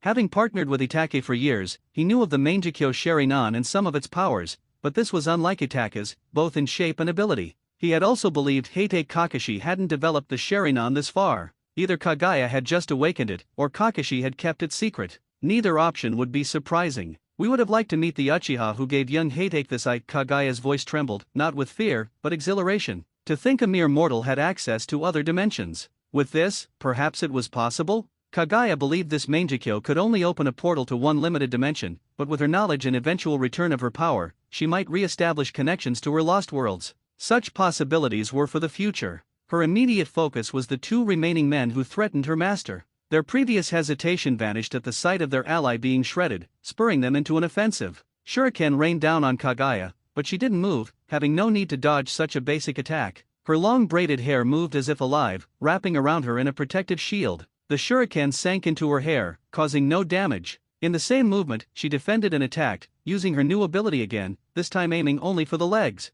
The man's tortured scream wasn't cut short like the last two. He was flung helplessly into a nearby tree trunk, bouncing off with a loud thud and tumbling to the forest floor just outside their camp. The fourth and final Umbu landed on a nearby tree branch, hesitating for a moment. Should he fight or cut his losses and run? Over his comrade's screams, he leapt back into the forest's darkness. Is it really fine to let him leave like that? Kakuzu wondered aloud, having made no effort to chase after the enemy himself. Kaguya simply shrugged, unconcerned. We don't care. In fact, letting the vermin report to their superiors might benefit us. They'll either stay away, now that they have information, or come at us in greater numbers, allowing us to purge them more efficiently from my garden. You damn witch, Kakuzu muttered, unsure whether to be impressed or horrified. He concluded that her stories of being over 1,000 years old seemed far more believable with each passing moment. It's been a long time since I've been called that, it's almost nostalgic, Kaguya said, still drenched in blood from her last kill, a wicked smile playing on her lips. Shivers ran up Kakuzu's spine, despite him no longer possessing one, being merely animated wires. What are we going to do with this guy? Naruto asked. Two clones dragged the legless Umbu, unceremoniously dumping him before Kaguya. He'd stifled his cries, but his ragged breathing and pooling blood indicated he wouldn't last much longer. Kakuzu noticed the young blonde's complete indifference to the gore and death. Whatever Naruto had witnessed in Konoha must have desensitized him. While not uncommon for their profession, it was rare for someone so young. Then again, Kakuzu had thought the same of Itaki, and he'd bet on Naruto's future. It made sense that someone Itaka saw potential in would be cut from the same cloth. We have questions for him while he's still able to talk and thus somewhat useful to us, Kaguya stated. She pulled the mask from his face, revealing a young man with orangish-brown hair. She tilted his head up, forcing him to gaze into her new Sharingan, immediately ensnaring him in a genjutsu. Now speak, who sent you after us? The Godame Hokage, Shimura Danzo-sama, the man replied, his voice dull and lifeless. He shouldn't have been able to speak given his excruciating pain, but Kaguya's genjutsu had transported his mind to a distant world, making him incapable of feeling it. That bastard lived after all. Naruto growled. This was an unfortunate complication for Kaguya. She was determined to guide him, but couldn't just convince him not to pursue Danzo, the primary cause of Naruto's pain until now. What are the Hokage's plans, and what forces has he gathered? Kaguya pressed, pushing aside the complication for now, hurrying to extract as much information as possible while he still breathed. Danzo has gathered a dozen of his most loyal followers. We were searching for Suzuki and Hinata, so we weren't in the village when it fell. Our primary mission is gathering remaining Konoha shinobi, and eliminating those who don't come peacefully. So that was their strategy. Kaguya wasn't surprised, but knowing Danzo would rather eliminate his own forces than risk them seeking refuge in other nations revealed his profound vanity, not just pride. And when he has his forces, what then? Kaguya asked, but received only silence. It seemed the man truly didn't know Danzo's plans, likely known only to Danzo himself. Kaguya suspected it wouldn't be good. Humans were most dangerous when cornered, and who knew what havoc he could wreak after surviving such a cataclysmic event? She shifted her questioning. Is he or anyone aware of what happened to the village? No, the man answered simply, offering no opinion. This meant Danzo hadn't even told them about Itaka's revenge, let alone Naruto. So, it stood to reason even Danzo wasn't aware her master was responsible, which was obvious given the size of the force sent after them. If they truly knew Naruto's power, they wouldn't have approached at all, or would have come with everything they had. This was at least some good news. Danzo had his hands too full to come after them. Of course, he still falsely believed Naruto to be the Kyubi Jinchuriki, a weapon not easily overlooked. But even Danzo would realize, after his remaining henchmen reported this slaughter, that he lacked the resources to immediately pursue them. That meant they had time to prepare. Are any other known Konoha shinobi en route to Dakigakur? She asked. Again, no response. This time, the light in the man's eyes had gone out. She let his lifeless corpse drop to her feet, then pointed a finger gun at him, pausing just long enough to look at Kakuzu. We don't suppose he has a bounty you wish to collect? Nah, dust him. Kakuzu snapped his book shut. He just checked, but the man's face didn't appear, and Kakuzu had no memory of him being renowned, so he was a nobody. The moment the words left Kakuzu's mouth, Kaguya fired a small bullet of dust into the man's body, disintegrating him instantly. Her body glowed softly, the blood from the previous battle on her clothes and skin being cleansed away as if by magic. Silence settled over their camp. Both Kaguya and Kakuzu watched Naruto, awaiting his reaction. The blonde seemed oblivious for several nonchalant seconds before realizing they were eyeing him. "What?" he asked, as if the reason wasn't obvious. "You're not going to push to go after Shinura Danzo?" Kaguya asked, surprised by the sour look on her master's face as he wrinkled his nose, frowning as if tasting something bitter. "You're the one who said it, right?" Naruto shrugged as if it wasn't his concern. He doesn't have long to live either way. "Honestly, I don't want to see the guy and will be happy just to know he gets what's coming to him. I don't really care if I'm the one to do it or not." What Naruto didn't say was that he felt he'd already gotten all the revenge he needed. Danzo was the face he could blame for his childhood troubles, but the rest of the village was just as complicit. By wiping out the village, he'd already gotten his revenge on Danzo. And if the old bastard lived a little longer to suffer the consequences, perhaps he'd understand some of the pain he'd caused Naruto before he passed. This was the twisted, perhaps naive, conclusion Naruto had reached. "I'm somewhat impressed," Kakuzu admitted, not one to give compliments easily. "Here I was, prepared to tell you your contract was only good for getting to Dekigakure, but it seems I don't even need to waste the breath." He, of course, ignored that he had just wasted the breath. "Yes, it is certainly mature of you," Kaguya agreed, albeit wearily. Not that she wasn't satisfied with the outcome. It would have been complicated if Naruto had pursued the Hokage on some misguided revenge mission. While he could use Chibuka Tensei again, Danzo had survived it once, so he might again. Kaguya didn't want her garden world torn up for the murder of a single man. Yet, the emotionless, rational way Naruto reached this conclusion was so unlike him that she couldn't help but be concerned. It was as if the greater effects of what he had done were taking hold, and he was cutting himself off from his humanity, as she had feared. It wasn't a dramatic shift, but subtle, something she hadn't noticed despite closely monitoring his mental health. The concern must have shown on her face, which was troubling in another way because Naruto suddenly waved his hand as if to dismiss her thoughts. "Don't get me wrong, I want the bastard to die a good, miserable death, and if I get my crack at him, you bet I'm not gonna hold back." He paused, just long enough for both Kaguya and Kakuzu to prompt him to finish his thought. "Thing is, I'm sick and tired of thinking about Konoha. I just want to get to Dekigakure and find out what the deal with their Jinchuriki is." And there was the true heart of the matter. Naruto wasn't really concerned about anything anymore except getting to the one who was just like him. Or, at least, used to be. Kaguya supposed she should be happy with this development. It meant Naruto wasn't as far gone as she'd just fretted over. Yet, there was something heavy and hot burning in her stomach. She searched her memories, trying to recall what this feeling could be, but there was no need, she knew instantly. It was simply such an impossibility that she immediately dismissed it. After all, there was no way. Kaguya couldn't possibly accept that she was envious of some human.